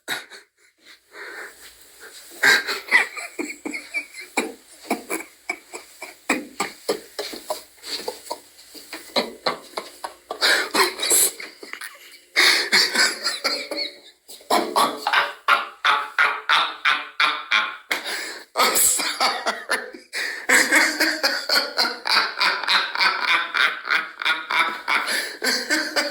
Oh my God. Spick a span. Because you know how everybody always be clowning y'all about the clean and shit and about the folding towels. You know, just like how I was just doing with them 3 winches, them 3 heifers, them 3 donkey dick takers. That's where it come from. Spick a span. But, short version is spick. But y'all would take it, and y'all took it just like how we did, nigga. Y'all took it in Spanish people in control. I've literally heard that. Which is, I guess that's y'all way of coping because y'all really don't control shit. I mean, But the lines, the different assembly lines at the factories, at the food factories that y'all. Okay, bitch, you the first. You put the box on the line first. Good for you. Fuck out of here. They do get mad when you say essay, but essay just is pretty much slang for dude. I never understood that part. Is like y'all get mad for no reason when somebody call y'all essay, because it literally means dude or bro or homie. Like, so, well, let's talk about the rest of you motherfuckers. Especially, only reason why I'm talking about like natives is because there are black natives. I don't give a fuck about you $5 Indians. I don't. Because y'all be racist as fuck against black people. And y'all not even real. So I really don't give a fuck about you. You so-called Native Americans, you ones that are really not Native American. You pose like it. You look more Asian than you do Native American. But anyway, get your wannabe black ass out of here. Y'all jealous, mad, because y'all done got your asses whooped and you have no fight left in you. And you mad because black people no longer want to stand up for you motherfuckers no more. Because we done finally got the motherfucking picture. These motherfuckers ain't for us. These Cubans, you got that moon-faced bitch down there talking about some, in Florida, talking about some black people, culturally appropriated white people. Like, you dumb bitch. That's why I lit her ass up. We tired of these other races. And by the end of all of this, you motherfuckers is gonna put some respect on black people's name.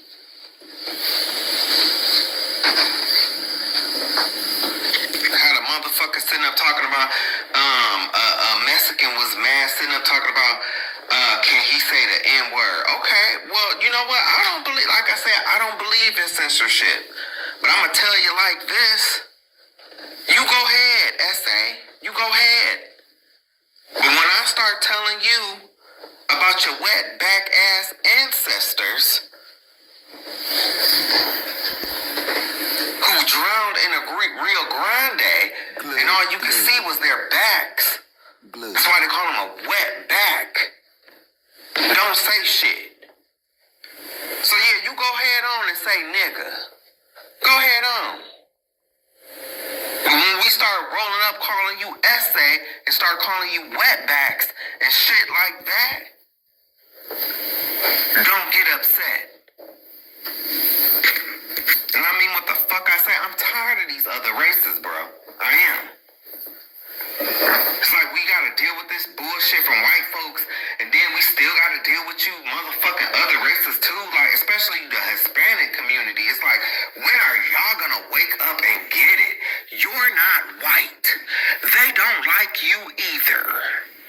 Because I already did a video dogging this ugly moon-faced bitch. This bitch want to sit up here. Like I said, I'm tired of you other races. You want to sit up here and talk, bitch. If you talking about Cuba, this culture is so closely related to Africa, bitch, go back to Cuba. Do you know what's going on in Cuba right now? At the hands of people who look closely to your old fake ass Mulan looking ass, moon face looking ass bitch. What is these white people doing to you Cubanos? Fuck out of here. And we're here. And we're here. Let's take a look and listen to what this fake Mulan looking ass bitch.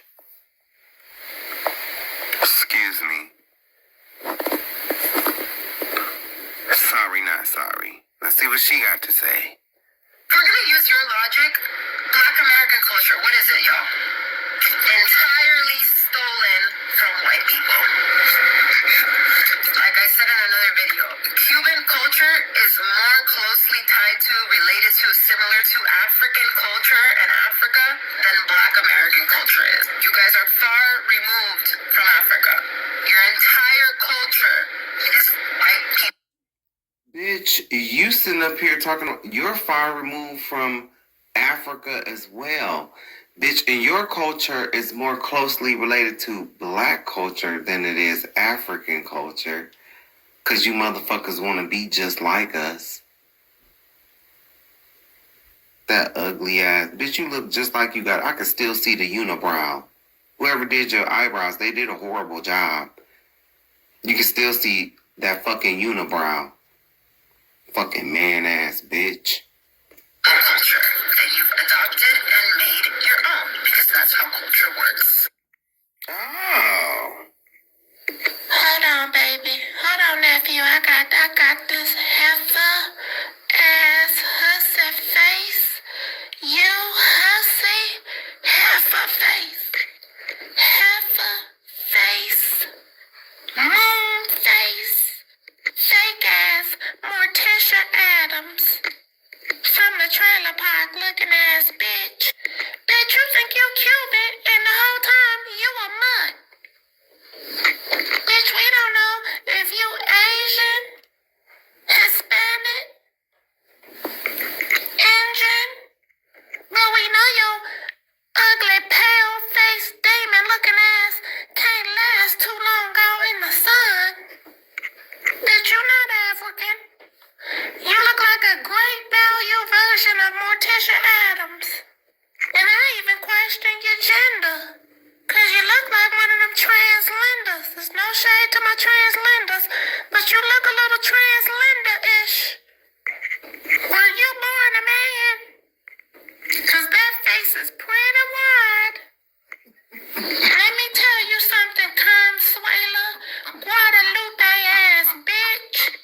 You need to quit being worried about Black people and get back to them toilets you were scrubbing. I know one of them hotels that you work at got a stack of towels, stack of fitted sheets that need to be folded, bitch. Oh wait, you say you Cuban, so they ain't gonna let you work in the hotels, cause you're the Hispanics that steal. Girl, you sure got some big ass teeth. I'm not convinced that you is Cubano. I think you part rabbit, bunny rabbit. It's not giving Cuban, it's giving Adenian. It's Tarkatan mixed with Adenian. Melina, that's what it's giving. You old Annabelle Jigsaw looking ass bitch. Talking about you African. Girl, where your color? Where your color? I forgot you must not went laid on the beach yet. To bask in the sun. Cause you know, bitch, you part reptilian. That's why you lay out in the sun. So you can warm up your blood. So you can digest your food. How many rodents you done ate today, bitch? Bitch, how you Melina and reptile? Chameleon. And you look like one too. And whoever did them eyebrows, you need to go get your money back. Them motherfuckers look raggedy, girl, just like you. See, bitch, you ain't fooled me. I know you one of them translenders. You a translender. Girl, I hate for a man to try to stick his dick in your mouth. All them jagged rocks coming out your gums. Jagged rocks, jagged edge. Teeth look like silverware, black and decatous. Girl, quit worried about Black people and go get them fangs filed down.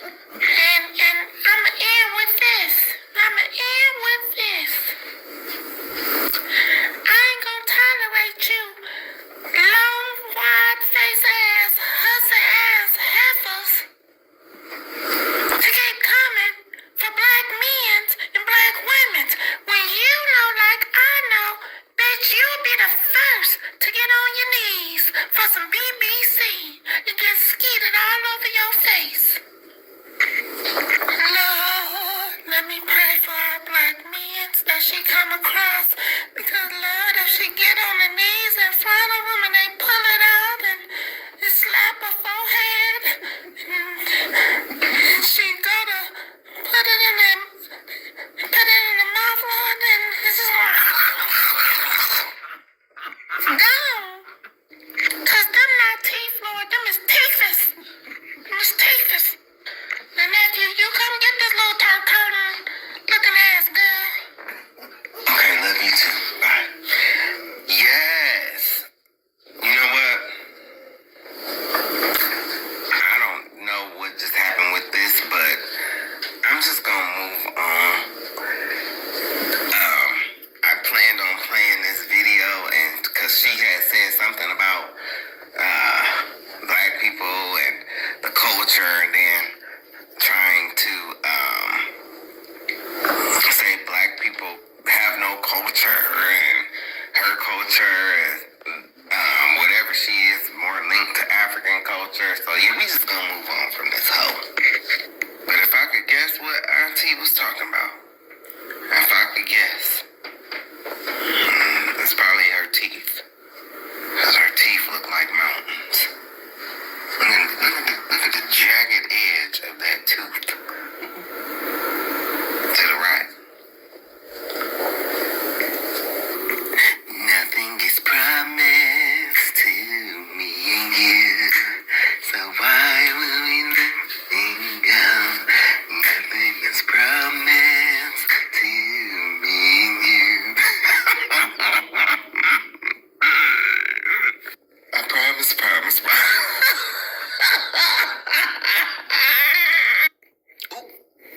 So, especially you motherfucking native. I seen a native person, right, talking shit about black people, but have rap music playing in the background. It's like, what the fuck? You gotta be some type of retarded.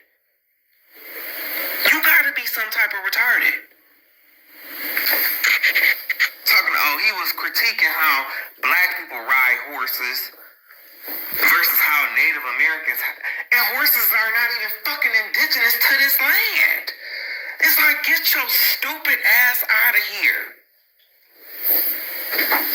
Stupid. You lost your land, you lost your country that you claim was yours, even though it was other people here when you brought your Siberian asses here. Even though it was other people here. And you still lost your land. You mad at the wrong people, bitch. Go get mad at them crackers. That's who you need to be disrespecting. The motherfuckers who came to your quote-unquote land, took your shit, and got you paying taxes. Get the fuck out of here. You motherfuckers gonna back up off of black Americans. You gonna back the fuck up. And I mean that. You gonna back up. Get your stank ass, short, overbuilt body, women looking like they fucking linebackers with their big ass backs. Bitch, get your ugly ass on. Sorry, I had to get that out. Yeah, this the last video for this project. And I'm gonna be going here. You're gonna see some people, some posts I done came across and everything, because I guess I'm on one tonight. 552. The American versus Native Indian Wars. The American Indian Wars. Because you got your motherfucking spirit broke. That's why a lot of you want to turn around and sit and talk shit to black people. And guess what? If you don't act like that, then bitch, I ain't talking to you. But if you sitting up and you getting mad, it's because you really do have these feelings towards black people. Because if I'm saying this shit, then it shouldn't bother you, because obviously I'm talking to a specific group of natives and Hispanics.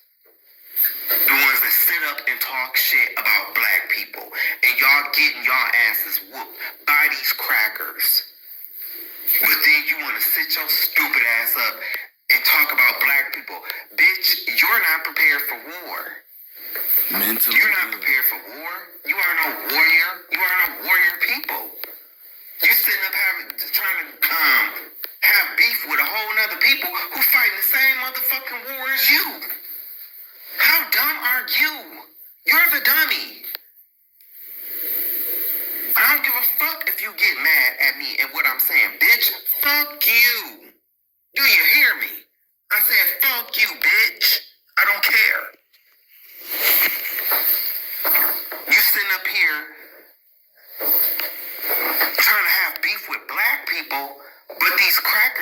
ones that done broke your spirit, not us.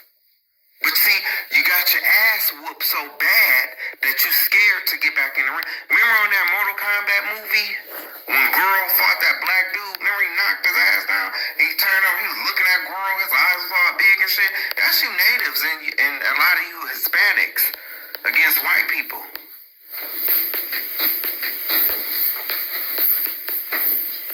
So you rather turn and have a beef with somebody else because you done already got your ass whooped and you thinking you having these feelings and you trying to say little slick shit to black people. Meanwhile, your kids is out here, instead of calling each other essay when they slapboxing, they saying nigga.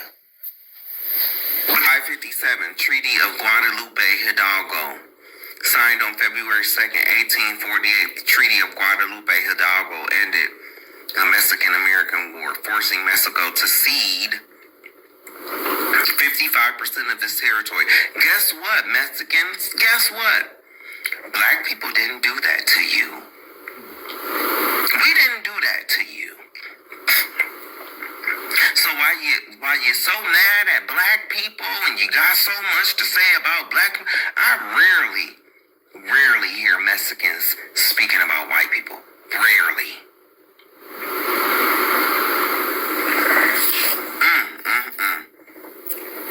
Really sit up here and have all these feelings about black people when it's black people, when black people are the very reason why your ass have rights. Think that's fucked up? Talk all this shit about black people. But black people is the very reason why you have rights from the motherfuckers that caused you to cede 55% of your motherfucking territory. You wanna walk around this bitch waving a flag like they care about that shit. You don't even care about it. If you loved it so much, your ass is right. That shit is right there across the border. Take your ass back to that shit. I guarantee you ain't. I guarantee you're not. Bitch, nobody forced you to come over here. Nobody forced you to come over here. You have a homeland that you can go back to. It's a long fucking way over to Africa. Bitch, and we didn't ask to come over here. Some of our people was already over here as well. Let me point that out. Over 525,000 square miles to the U.S., including modern-day California. Damn, you lost all of California. Is that black people's fault? No, that's not our fault. We didn't do that to you, Mexicans. We didn't take California from you. These crackers did. But yeah, I don't hear you talking too much about them. Is it because you're scary? Don't seem too much like my cheesy mo to me. These motherfuckers came and took from you, but yeah, you rather sit up and talk about a whole nother race of people. You get mad at these people, but yeah, you have nothing to say or you do nothing to these people. That shows that's a mental illness within you. That's why the white man don't even look at you motherfuckers as worthy opponents. Ooh. A bully can see. A bully. Let me tell you something about a bully. A bully can see, bitch, who's a pushover and who's the opponent. A bully can see that shit. You the pushover. You Mexicans and you natives, y'all are the pushovers. You Africans that come over here, y'all are the pushovers. You are the pushovers.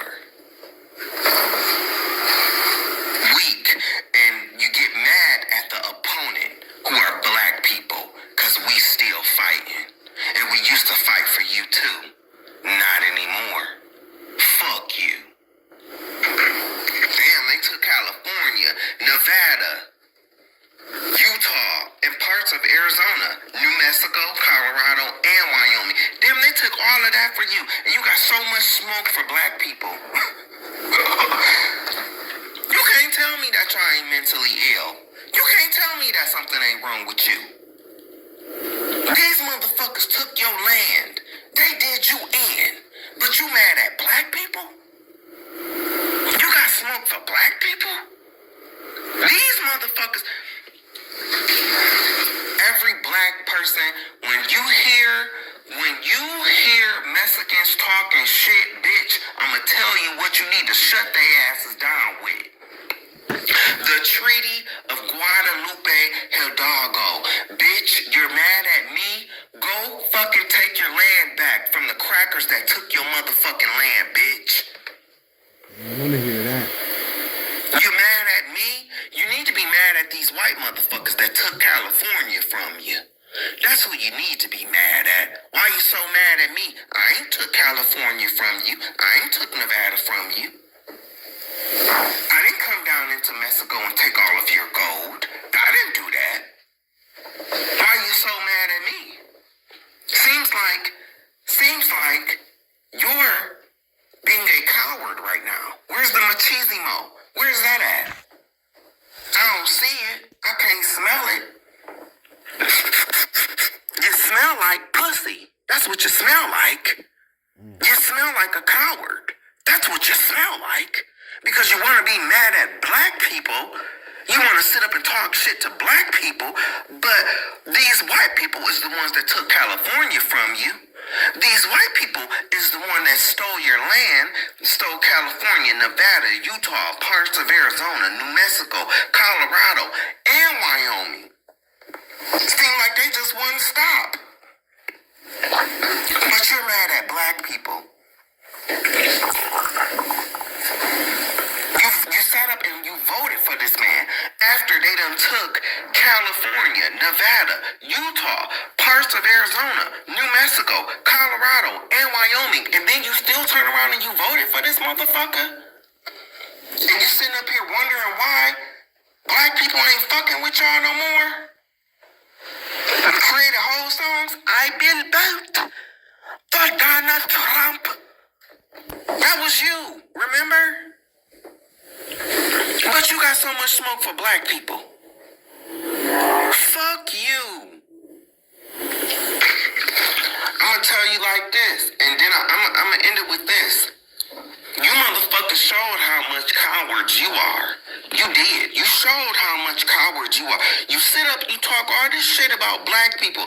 It's a McDonald's that's near me, right? Full of Mexicans. Full of Mexicans. They hire Mexicans. They all speak Spanish. They get mad when they have to speak English. You know, they play their little Mexican. You know, I don't care. I don't care. Live your life. Live your culture. I'm just simply talking about how y'all be having so, and not all of you. I recognize and I keep saying that, but I ain't gonna keep saying it. Because, bitch, if you have a problem with it, fuck you, bitch. And your mama, too. Go die. Go drown in the Rio Grande. I don't give a fuck. Bitch. Get mad. I don't care. You ain't gonna do shit. You ain't gonna do shit. You ain't did shit to these white motherfuckers that took your land. But anyway, there's some McDonald's that I live nearby, right? Full of Mexicans. They got all this shit to say about black people. But when ICE came, ICE really cleared a lot of you motherfuckers. You're not as machismo as you think you are. Nah, these motherfuckers closed down the inside of the store. Wouldn't even allow people to come in with their scary asses. But they have so much prejudice against black people when these white people is the ones that's coming to do you in. And then a lot of you motherfucking Mexicans and Hispanics, y'all was the ICE agents. Bitch, I'm gagging at that. I'm gagging at that. When I seen some of these ICE agents and I seen that they were Hispanic. Oh my God. Y'all had everybody fooled. Everybody thought, Mexicans had this unity, bitch. They stick together. Shit. Them motherfuckers was the ICE agents. They were the ICE agents. I couldn't believe that shit. Like I told y'all, everybody in this motherfucking country, bitch, I don't care what race you are, everybody knows who's the two main motherfuckers in this country, bitch. Everybody know. Black people and white people. Bitch, when it comes to voting, when do you ever hear them talking really about the Mexican vote? Nah, bitch. You hear about the black vote. So much that these motherfuckers even be going to the churches, trying to get celebrities and everything else. What the fuck do they do for y'all? Nothing. What do they do for Asians? Nothing. Because you other races really don't matter. Black people held it down for y'all. But for the longest time, you motherfuckers wanted to assimilate to being white. And so now, y'all asses is just caught up out there. We done. We are done. I have a few little things about the Asians that I wanted to say. But other than that, and the only reason why I'm still bringing this shit up is because the foundations of your races are black. Bitch. Deal with it. The only reason why I'm still bringing this shit up is because the foundations of your races are black. Bitch, deal with it. In exchange, the U.S. paid $15 million and assumed $3.25 million in debts owed by Mexico to U.S. citizens. The treaty is that, and that's a bullshit ass deal. That's a bullshit. Bitch, California alone. That's not even enough money for California by itself. Bitch, and you talking about Vegas too? What, land that would become Vegas? Do you know how much motherfucking money Vegas has made, bitch? Do you know how much money has passed through? Bitch, if I was Mexicans, bitch, America, we need to come back to this motherfucking drawing table, bitch. Come back to this motherfucking negotiation table. Y'all done tell me y'all had plans for a city called Vegas. Y'all done made millions. Bitch, y'all done got the Stardust up here. I need a cut of this. All of this. I'm serious. But y'all would never do that because you're scary. You only want to go against other races. You only want to go against black people. You don't want to work together. You don't want to work together. And now we don't care about working with you. We don't care. We don't care. We don't care. A lot of y'all is Catholics anyway, so you're going to hell. Last region known as the Mexican Cession, which accounts for more than half of Mexico's former territory. Damn. And then these motherfuckers came back. Bitch, and named the Gulf of Mexico to the Gulf of America. These motherfuckers been playing in your face, these white people, but you have so much smoke for black people. Besides me talking all this shit, what have black people done to you? Nothing. What you want to talk about the way we have wars with each other? Bitch, I know you're not talking. Hello, MS-13. Hello, Latin Kings. Hello? Bitch, don't get to playing now. Why? Because y'all wanted to be like the Bloods and the Crips. Like black people. And what? What? Because black people started moving into California? According to the Treaty of Guadalupe Hidalgo, You lost that land.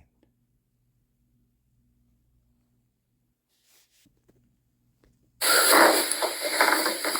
out of here. And don't nobody give a fuck about you whack-ass Dominicans not wanting to be black. Don't nobody give a fuck about you, bitch. Don't nobody give a fuck about no Dominicans from the Dominican Republic. Fuck you, confused, colorless motherfuckers with your bland asses. Fuck y'all. Nobody gives a fuck that you don't want to be black. But guess what? These crackers, they still count you as black. You just hate your own self. And don't nobody want to be around a bitch that hate their own self. And you Dominicans, y'all be having some audacity about you. You don't want to be black. Oh, but you want the magic though, right? You want that black magic. You certainly had no problems learning that. From the Haitians. Shit, in my opinion, you Dominicans, y'all the same level as Cubans. Mm-hmm. Shit, y'all was forced to learn English and Spanish.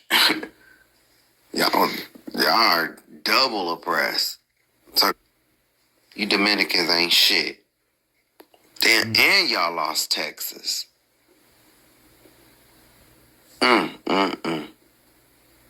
Y'all lost Texas, y'all lost California, but yet you have all this smoke for black people. Las Vegas.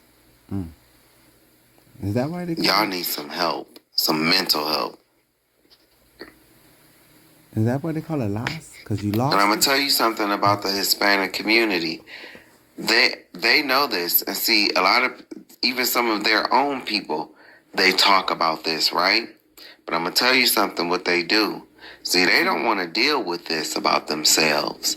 They don't want to deal with this. So what they do is they come together and try to cancel you and so to get you to stop talking about it. Because they don't want to deal with the ugly fact that they are haters of themselves. And they are cowards. Because they refuse to face their enemy.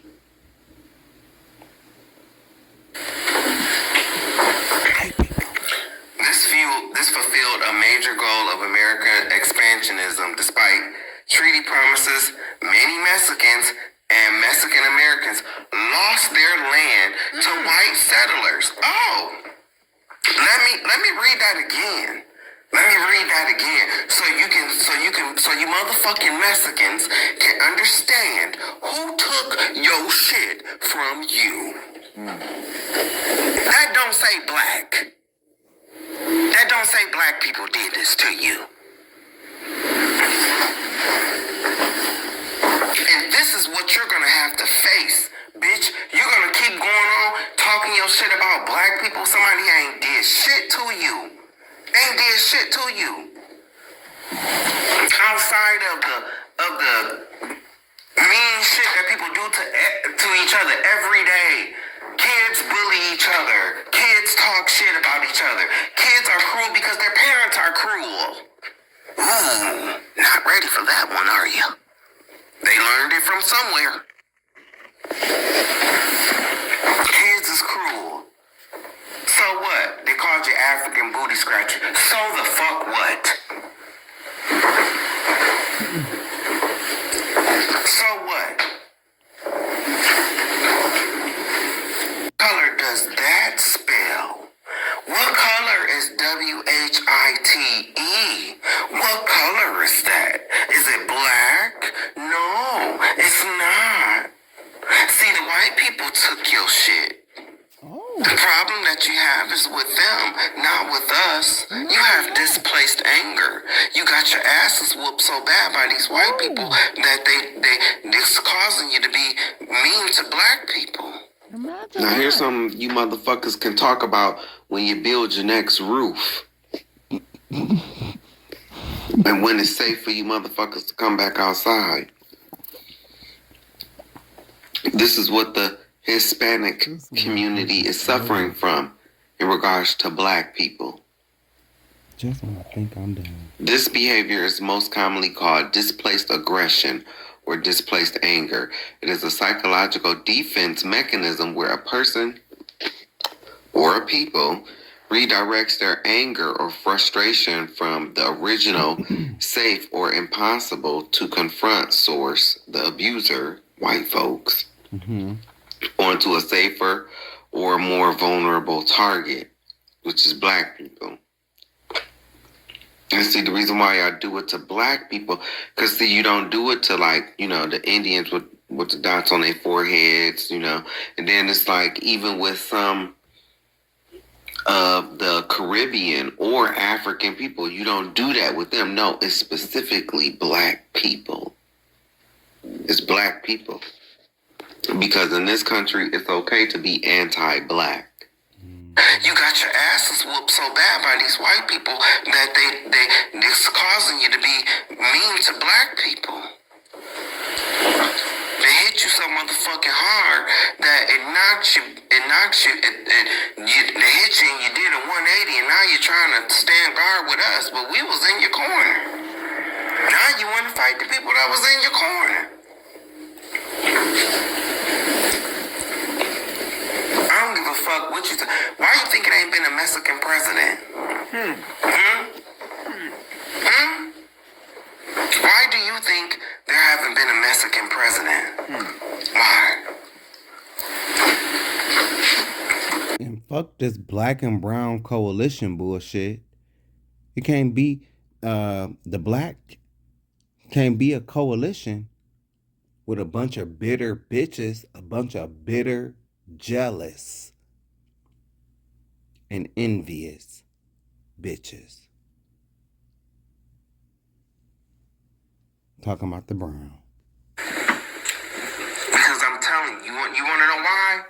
Because a bully knows who the opponent is, and the bully knows who's the motherfucking pushover, not fit to lead.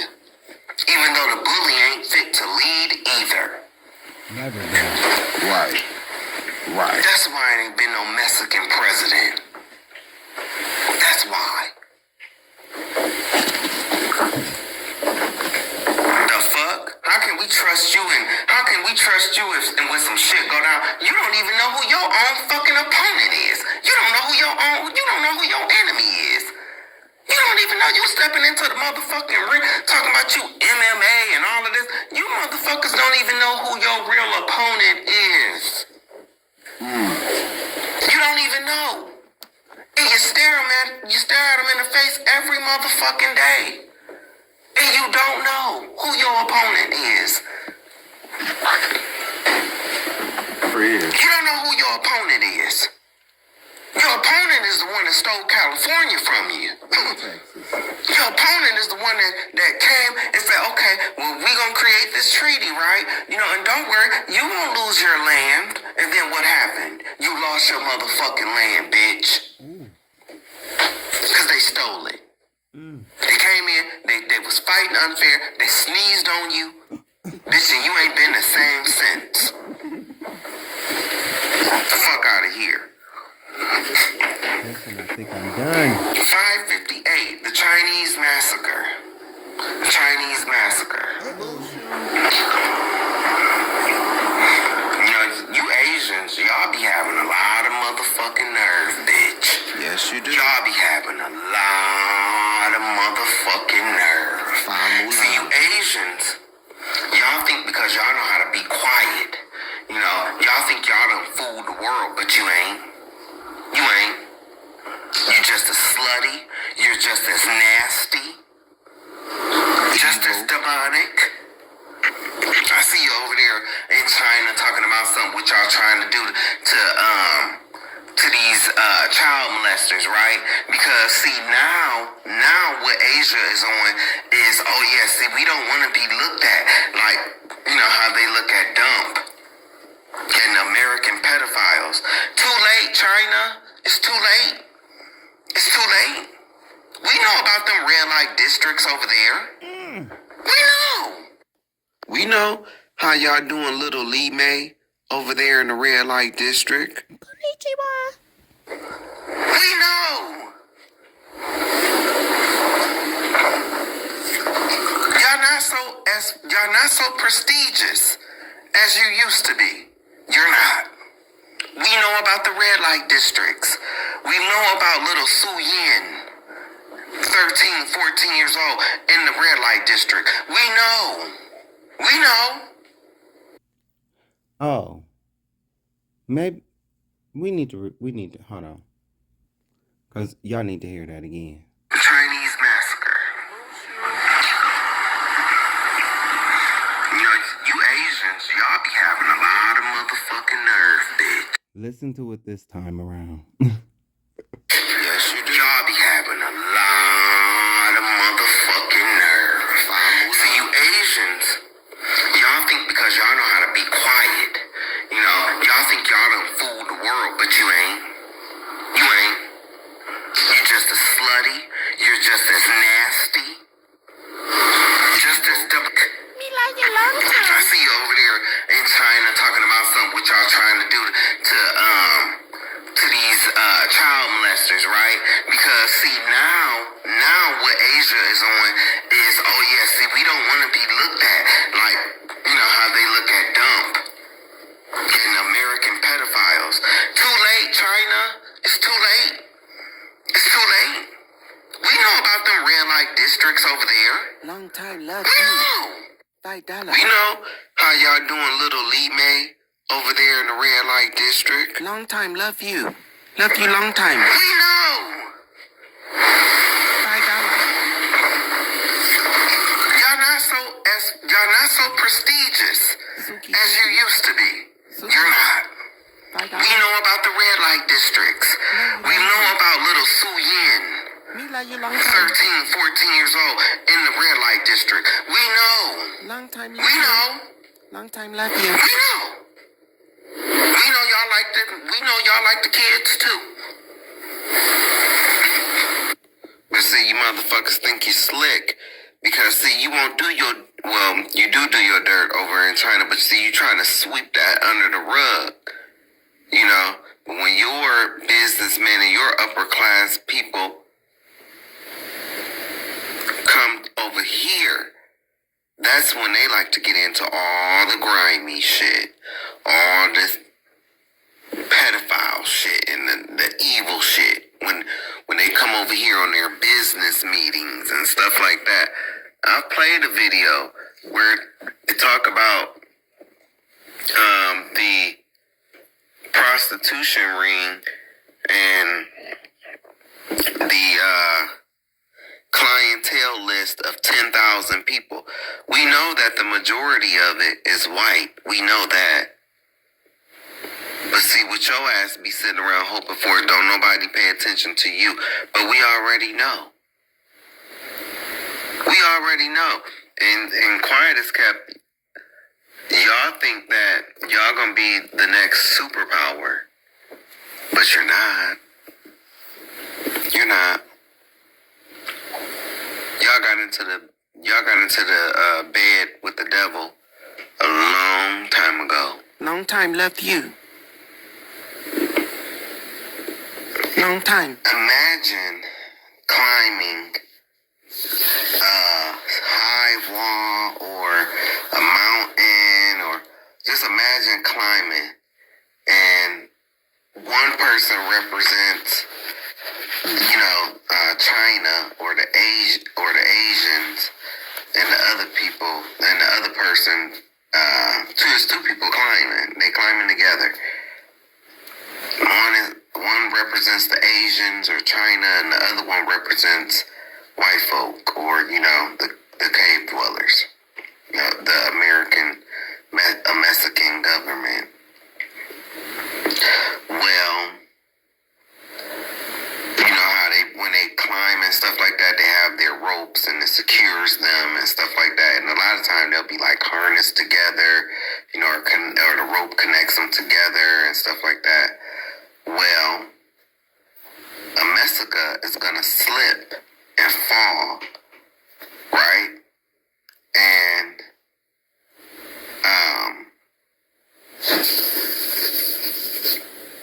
it's gonna be a fall where it's gonna cause the Asians or China to fall too. They're gonna try to cut the rope, but it's gonna be too late. They're gonna both fall. And all power gonna go back to the EU to rule 1 hour with the beast.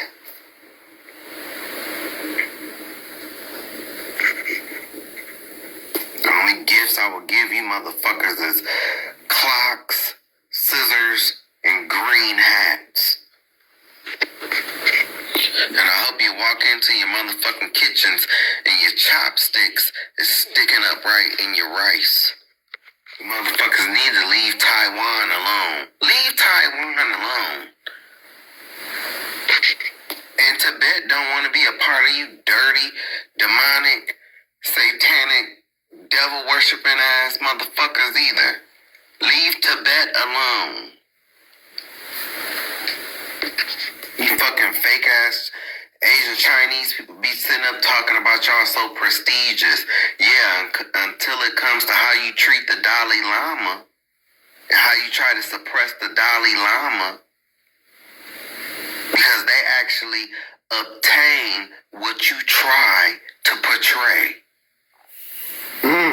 With your little cheap ass red light districts. Love you long time. What is it? Yao-sa? Long time, love you. Yao-sa? The whorehouses? Yeah, don't y'all have many? Yao-sa? $5. Special. I don't speak Mandarin. Suki. But isn't it Yao-sa? Y-A-O? No, long time. Z-U? No. I'm sorry, Z-I. Y-A-O-Z-I? That's me. Yeah, y'all got plenty of those over there. Don't y'all? Long time. Y'all not as prestigious and secretive Ain't as you no think $20. you are. Just like in Japan, with y'all comfort woman, quote unquote, during World War II, forcing them women over there into sexual slavery. Ain't no $20. I comfort you. $5? Yeah, y'all think y'all slick. You come to America to do your dirt. I comfort you long time. Why all the Chinese booked over there? No, I $5. You think we know? You think we don't know that y'all have Chinese? I make time. Chinese prostitutes Long time. over there? Long time, love you. We know. Y'all not slick. Ain't no $20. And then I peeped how y'all take advantage. Y'all, like, if given the right opportunity, y'all take advantage. Y'all just like white people. Y'all just like white people. You white? You won't go? Y'all more like white people than what the Hispanic community. Y'all are what the Hispanic community try to be, but will never be. No donkey here. Goat. Meat? You want meat and goat? $5. Y'all come right after white folk, but you're still not the main opponent. No donkey for Hispanic. Goat for white. Something else. A lot of people were so mesmerized, with this whole fashion thing. And that's what I'm saying. Like y'all will take advantage because, y'all had no problems being silent. That's another they know how to be silent. Because they were silent during the whole time while the European or cave dwellers, from France, with their fashion raggedy ass projects. I don't call them fashion houses, I call them fashion projects. Because that's what they represent to me. But the Asians had no problem being silent about a lot of the materials and the items are made right over in China. They had no no problems keeping silence about it. See, they're complicit too. They're in on it too. Yeah, the root and the main evil ones is them cave dwellers from France. You know, with their fashion projects. Their fashion project houses. They the main evil ones because, you know, they not producing that stuff there. They cut a deal with the I'm sorry to interrupt, but bitch, I did my research on Chanel. And if you see her backstory, the story of her parents, bitch, I would never pay $800 to $1,000 for one of her purses. Bitch, even our poorest person lived better than her and her parents. And I'm talking about now. I ain't talking about during slavery. Because they can't account for that. But I would never, ever, ever spend my money with Chanel. Or Louis Vuitton. Or Gucci. Or Prada. Or any of these labels that disparage black people. But black people don't care. Asians. And the Asians pretty much do all the work and send everything over to them, and then they sell it to you. But the Asians was in on it. They just as guilty. But it's like they have great PR, and they know if we just stay silent and we don't, you know, say too much of anything, or if we kind of jump on this and kind of expose this, or make it look like we exposing this, then the people won't see that we were actually complicit in this, because it takes two to make a deal. Mm-hmm. It takes two. They made a deal with them. They agreed to do it. To scam people. Yeah, the cave dwellers from France, they are going to be they're going to be in the forefront of being wrong.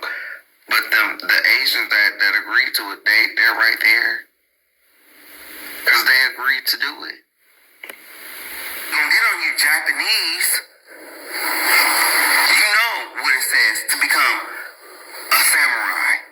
What you need a drop of? What you need? Black blood. Why you couldn't become a samurai without that drop of black blood? Why you need our shit? Why you need our shit to become a samurai? Why you need our shit?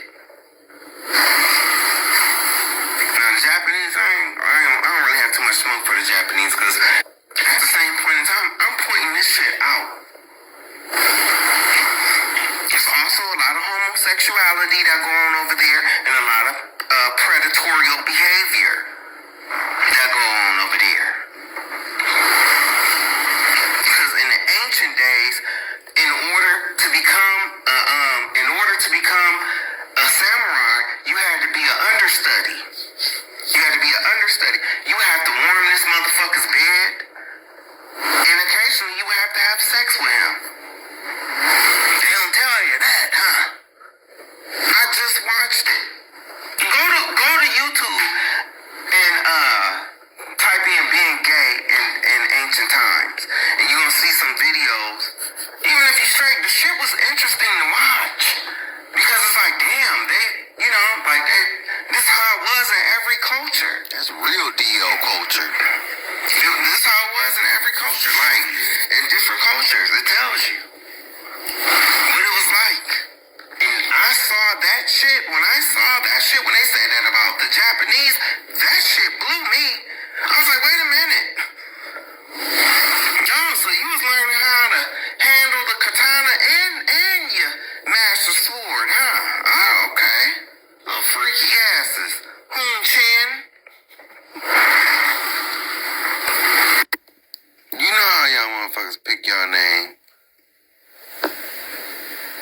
some silverware on the ground and whatever it sounds like, ping pong, pang.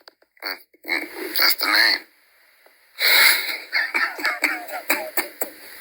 Oh, so you was learning how to handle the katana and your master sword, huh? Oh, okay.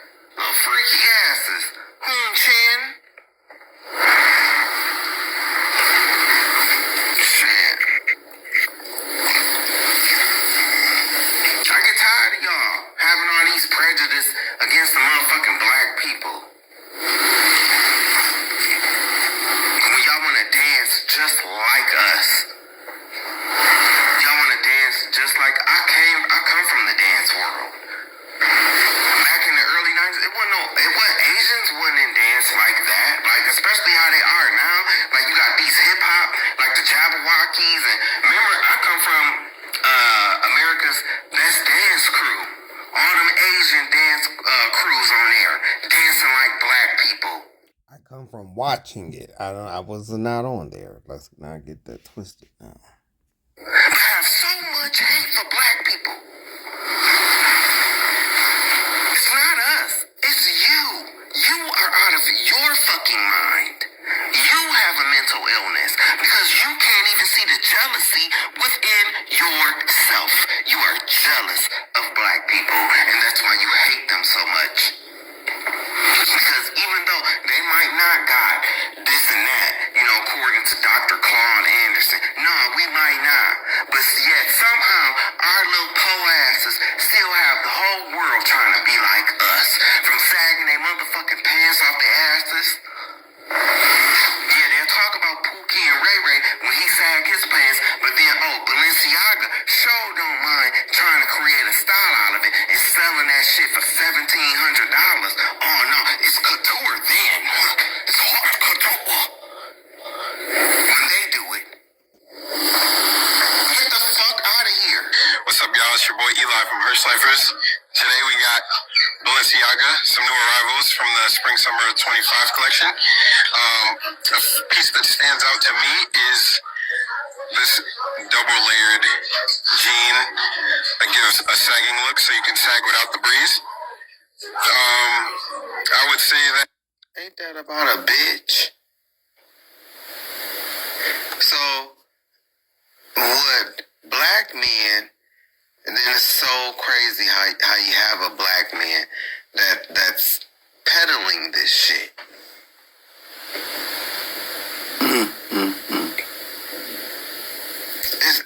That shit is crazy.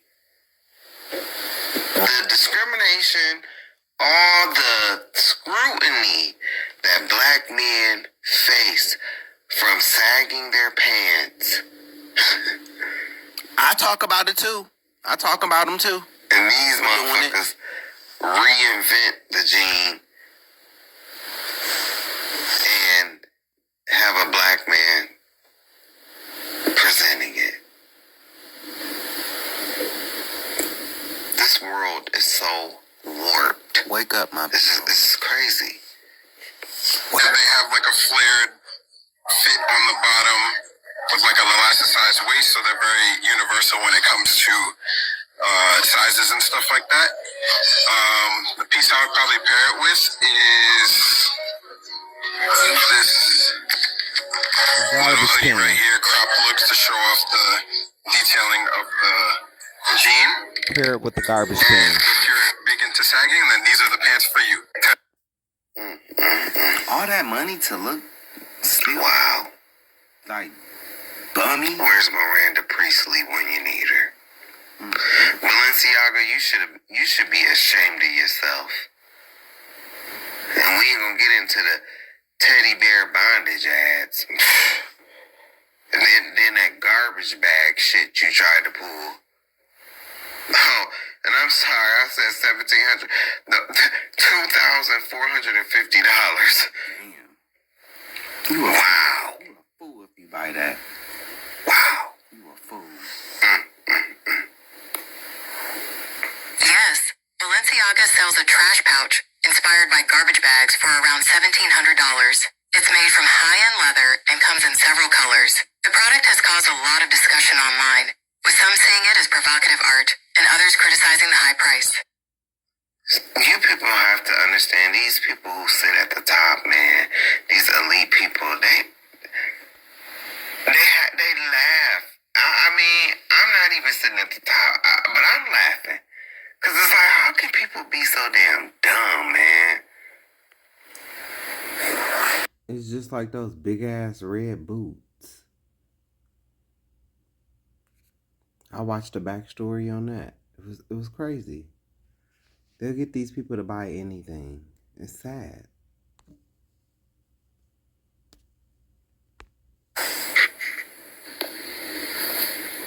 Breakdancing, black culture.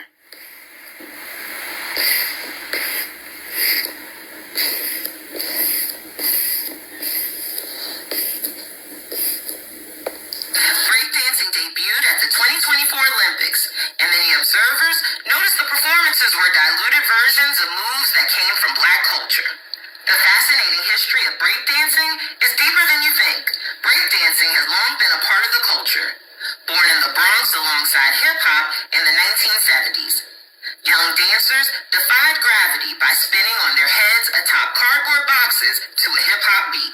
When breakdancing debuted at the 2024 Olympics, many overlooked the sport's black roots. We shouldn't.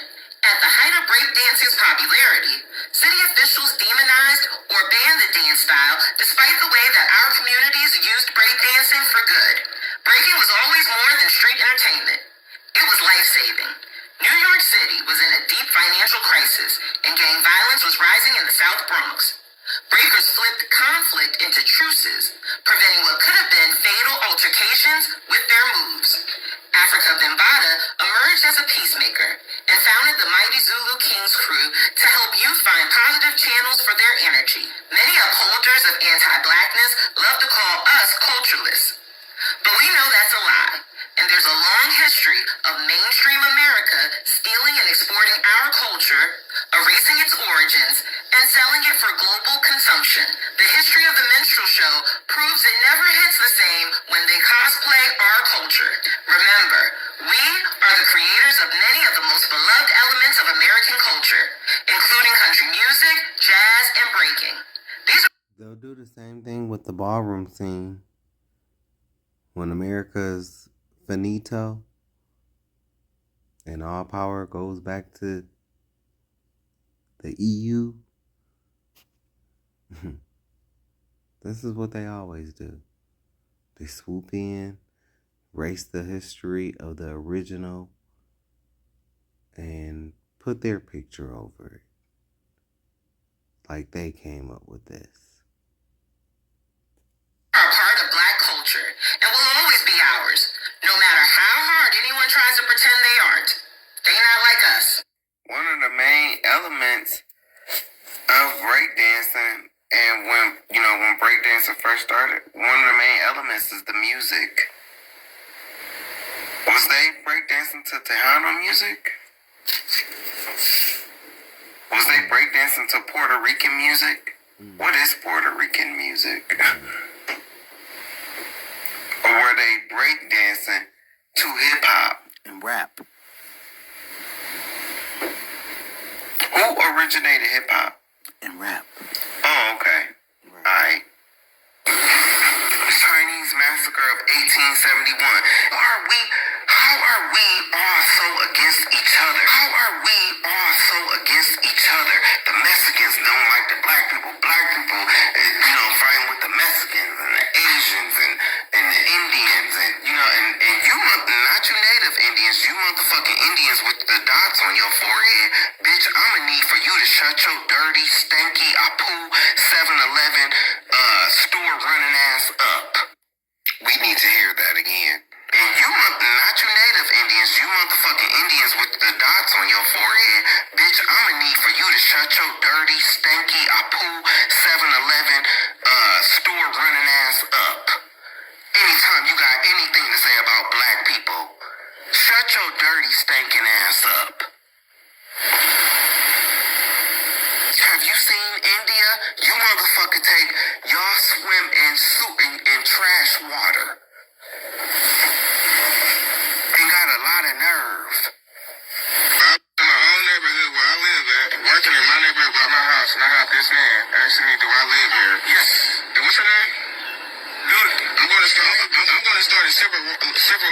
right now. That's what I'm gonna do.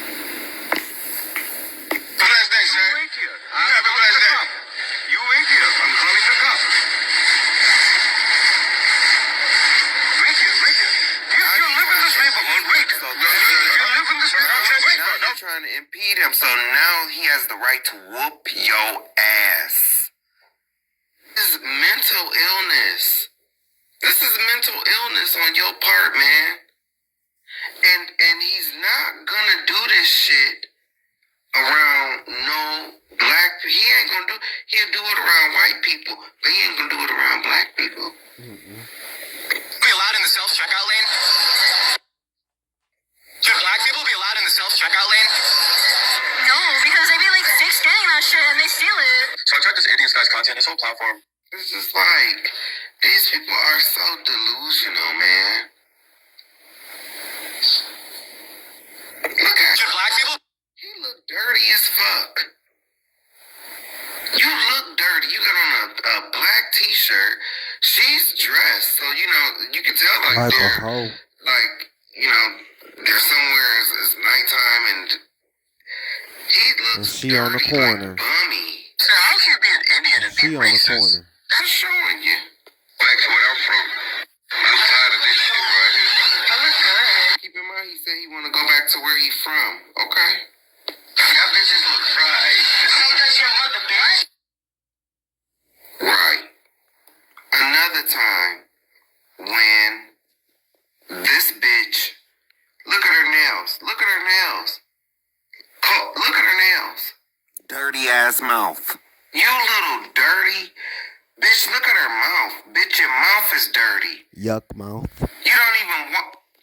Bitch, did you even wash your face? Your hair look dirty. The sweater look old and dingy. And these motherfuckers be having a lot of nerve. I will find out where you stay at, bitch. Nigger. You got me fucked up, nigger. You should have whooped her motherfucking ass right there.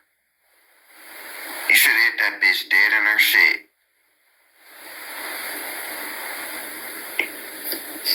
You hear that though? Sitting here, going into a party and asking if you good. Bitch, you been staring at me with your fake ass eyelashes. I don't give a fuck. I don't get out of my face, you fucking nigger. I will find out where you. You a dirty ass bitch. It couldn't have been me. I would have called that bitch. Your mama and your daddy both slept with goats, and that's how you were produced, bitch. Your people swim in trash water, hoe. You a dirty mouth having ass bitch. Some fake ass nails. And that motherfucker talking about he wanna go back to where he from. Yeah, bitch. Go back and swim in your trash water, hoe. That's what you do. Go back and swim in your motherfucking trash water.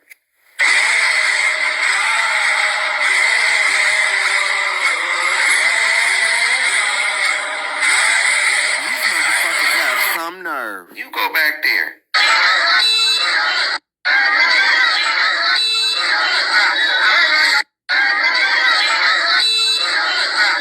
Bitch, I know y'all ain't motherfucking talking about black people. That bitch sitting up calling that black woman a nigger, bitch. Look at your own motherfucking people. That's why your mouth is so motherfucking dirty, bitch. You was just doing the same thing earlier. Dirt mouth ass. The same thing this bitch doing right here. This what you was doing earlier. That's why your mouth is so.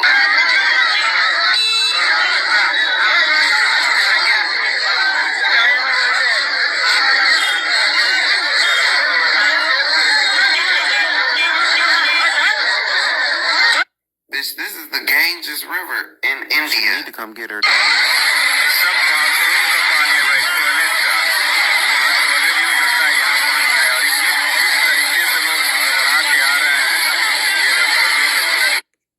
See, y'all need to learn. Bitch, come get your motherfucking daddy, bitch. Or is this your mama? I can't tell. Come get your peoples, bitch.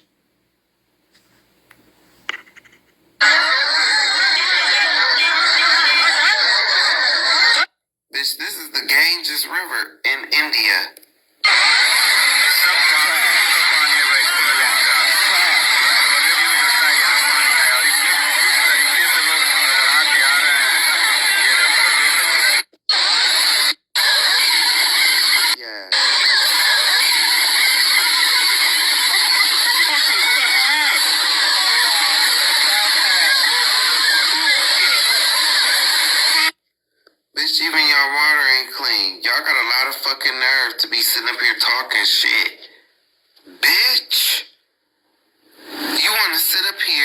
talk about black people being niggers, but this is what this is how your people live. The Ganges River in India. How polluted is the Ganges River in India? Its surface is covered with foam, ash, and trash. Even catfish, which feed on... Bitch, y'all wash yourselves in toxic, polluted water. No, thank you. Decaying matter are dying from toxicity. Tons of waste, sewage, and funeral remnants are dumped daily, creating a chemical mix. Fecal bacteria and toxic elements exceed safe levels. Ash from... Bitch, don't get mad at us because this was your motherfucking childhood. Bitch, and it took you 17 years and to get that motherfucking dirt fully off your body, and all that's left is that little dirt ring around your mouth. Little getting fucked by goats looking ass, bitch. Cremations floats along the riverbed, turning it into a breeding ground for disease. Yet for millions, the Ganges remains a sacred life source. People bathe, drink, wash clothes, and perform rituals, believing it purifies souls and frees the dead from reincarnation. Despite the pollution, faith and tradition keep people tied to its banks, creating a paradox between the river's toxic reality and sacred symbolism. Did you know that in India... Yeah, she looked good with them titties, huh, black man? Never know she was washing herself in polluted water. Nasty asses. Y'all got a lot of nerve to be talking about black people and y'all so nasty like this. People use Ganges water to prepare food. One popular dish is big... Y'all even use the water to prepare food. Y'all are disgusting. Rice, biryani, a communal meal served during religious ceremonies and festivals.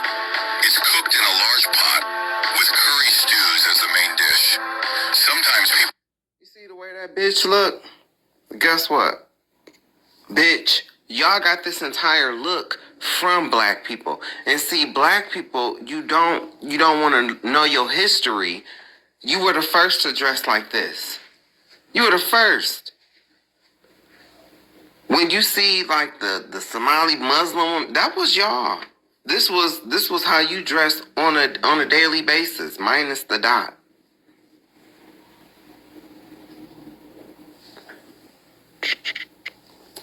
We are the salt of the earth.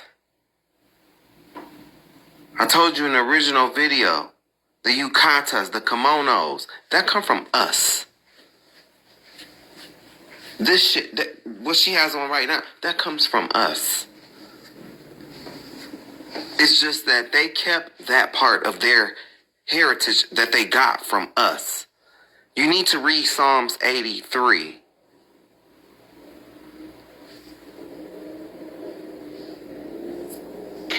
Yeah, she might look clean, but bitch, the skin is dirt. Bitch, she probably went for a dip in that water before she came. Contaminated, toxic, ill. Sometimes people even eat with their hands. Would you like to try? Hell no, I don't want to try that shit. Bitch, get the fuck out of here. Hey, there's just bodies everywhere. If that's a body, I'm going to... And animals eat it? No, animals eat it, fishes. Hey, look, these guys are just fishing. Oh, so it's not around for us. This is fishing. You guys just eat the fish? I saw that. No, but... Oh, that's just fishing. Oh, that's... Like, this shit is normal. But we'll have so much smoke for black people. Especially about the Ganga water. We found there's a kind of bacteria we found only in the Ganga water. Yeah, I believe it. So what? And he's right, exactly. Yeah, we believe it. And he sound excited to talk about this. He sound excited. Plus, it just cleans the water all the time. And it just looks like he's wearing normal clothes. Like, it doesn't look like funeral clothes. Like he wasn't wrapped. It feels like that. So when, He might have did suicide or something like that because he's wearing normal clothes. fishing.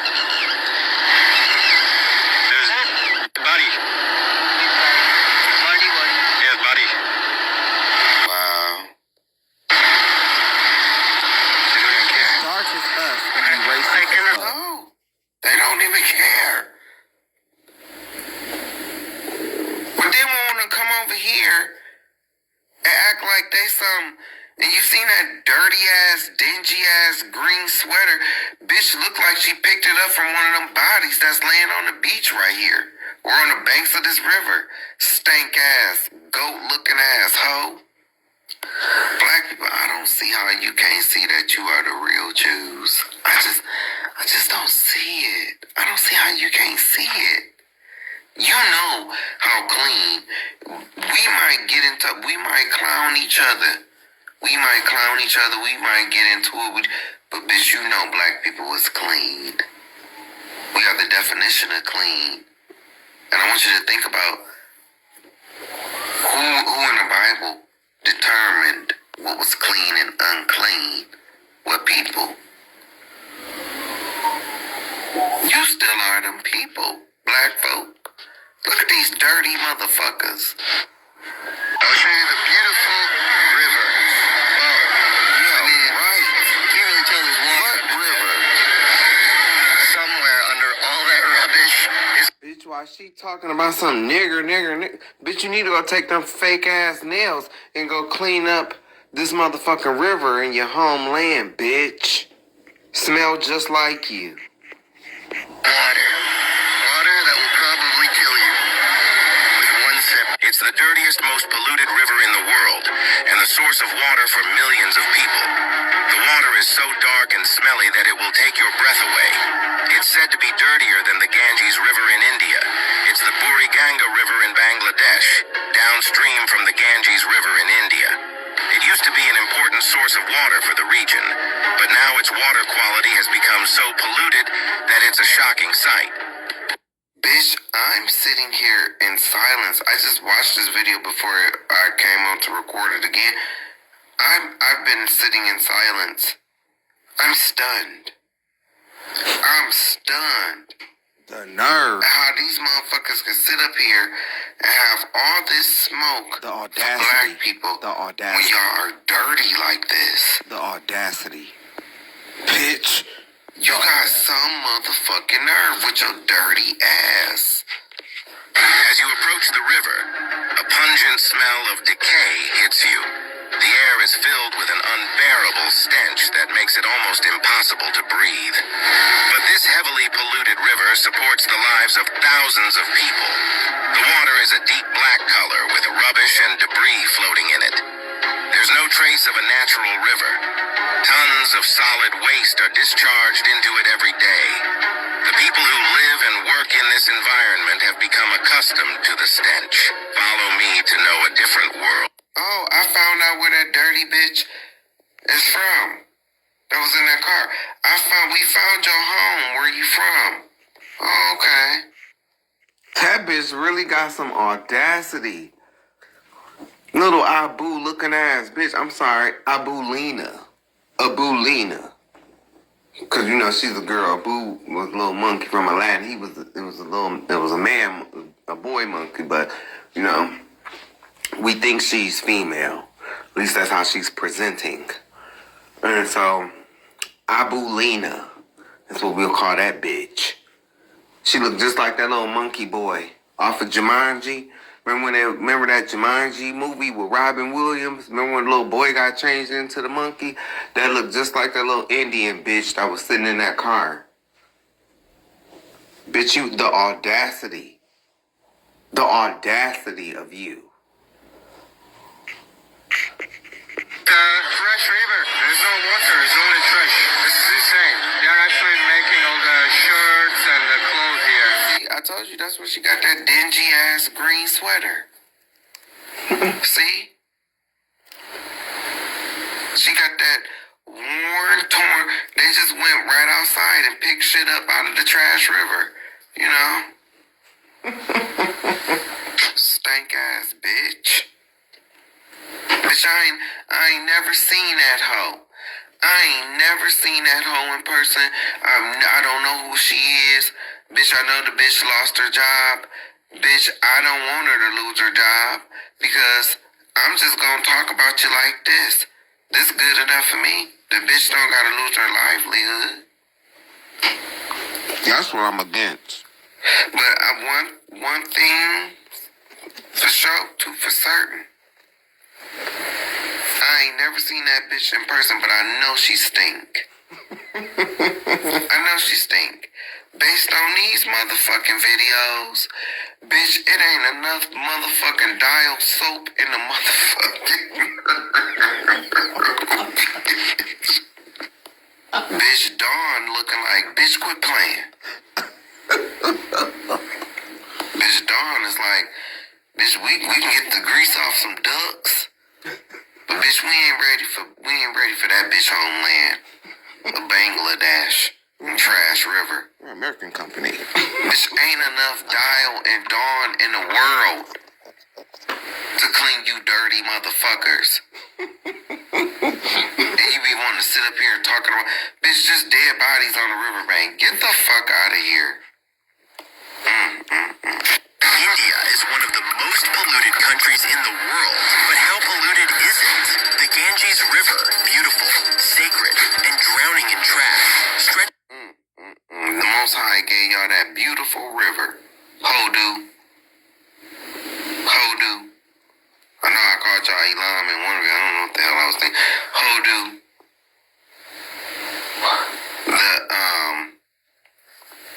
The Most High gave you this beautiful river.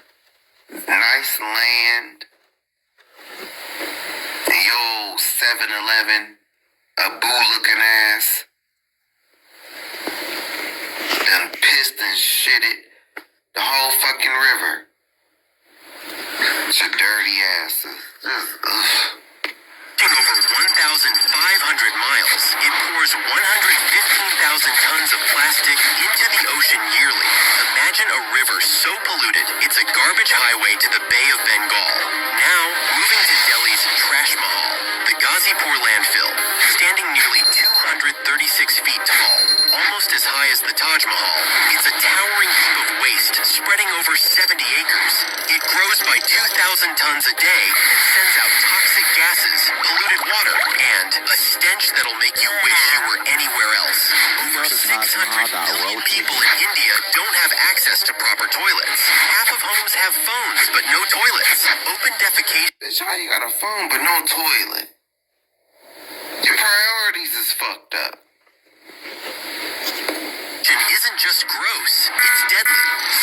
70% of urban sewage goes untreated, flowing into rivers like the Ganges and causing diseases like diarrhea. Approximately 300,000 people lose their lives to diarrhea in India each year. What? Well, at least that's not, now we know why you motherfuckers stink so much. And a lot of you motherfuckers is over there burning. With your burning dicks and burning pussies. Because you like to delay treatment. And you want to avoid public health facilities. Or remain untreated. Resulting in a high burden of these diseases. Particularly in certain regions and high-risk groups.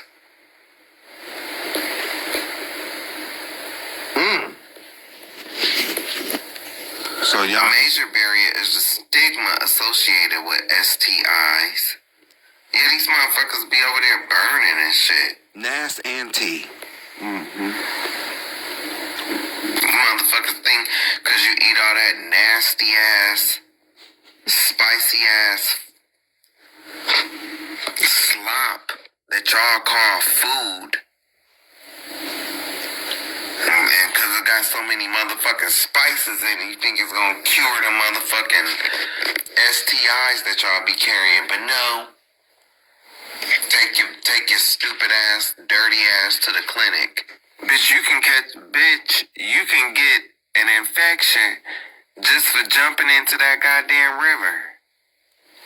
And the Indians, and you not you native Indians, you motherfucking Indians with the dots on your forehead, bitch, I'ma need for you to shut your dirty, stanky, Apu 7-Eleven store running ass up. Anytime you got anything to say about black people, shut your dirty, stinking ass up. Have you seen India? You motherfucker y'all swim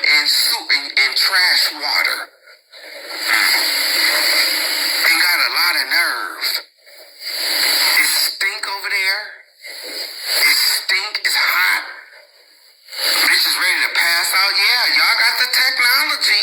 Y'all do. But your motherfuckers is dirty too. And you got a lot of nerve to be talking shit about. I seen an Indian bitch sitting up calling somebody a nigger, and she lost her job afterwards. But still, see, I don't want people to lose their job. I don't want you to lose your job. Cause bitch, I'm going to cuss your motherfucking ass out so bad, bitch. I'm going to cuss you out so bad. You ain't gonna never forget me. I'm going to cuss you out so motherfucking bad, bitch. You are never going to forget me. You ain't gonna never forget black people after I get done with you. I promise you that. That's why I don't believe in censorship. No, don't fire her. Don't fire that bitch.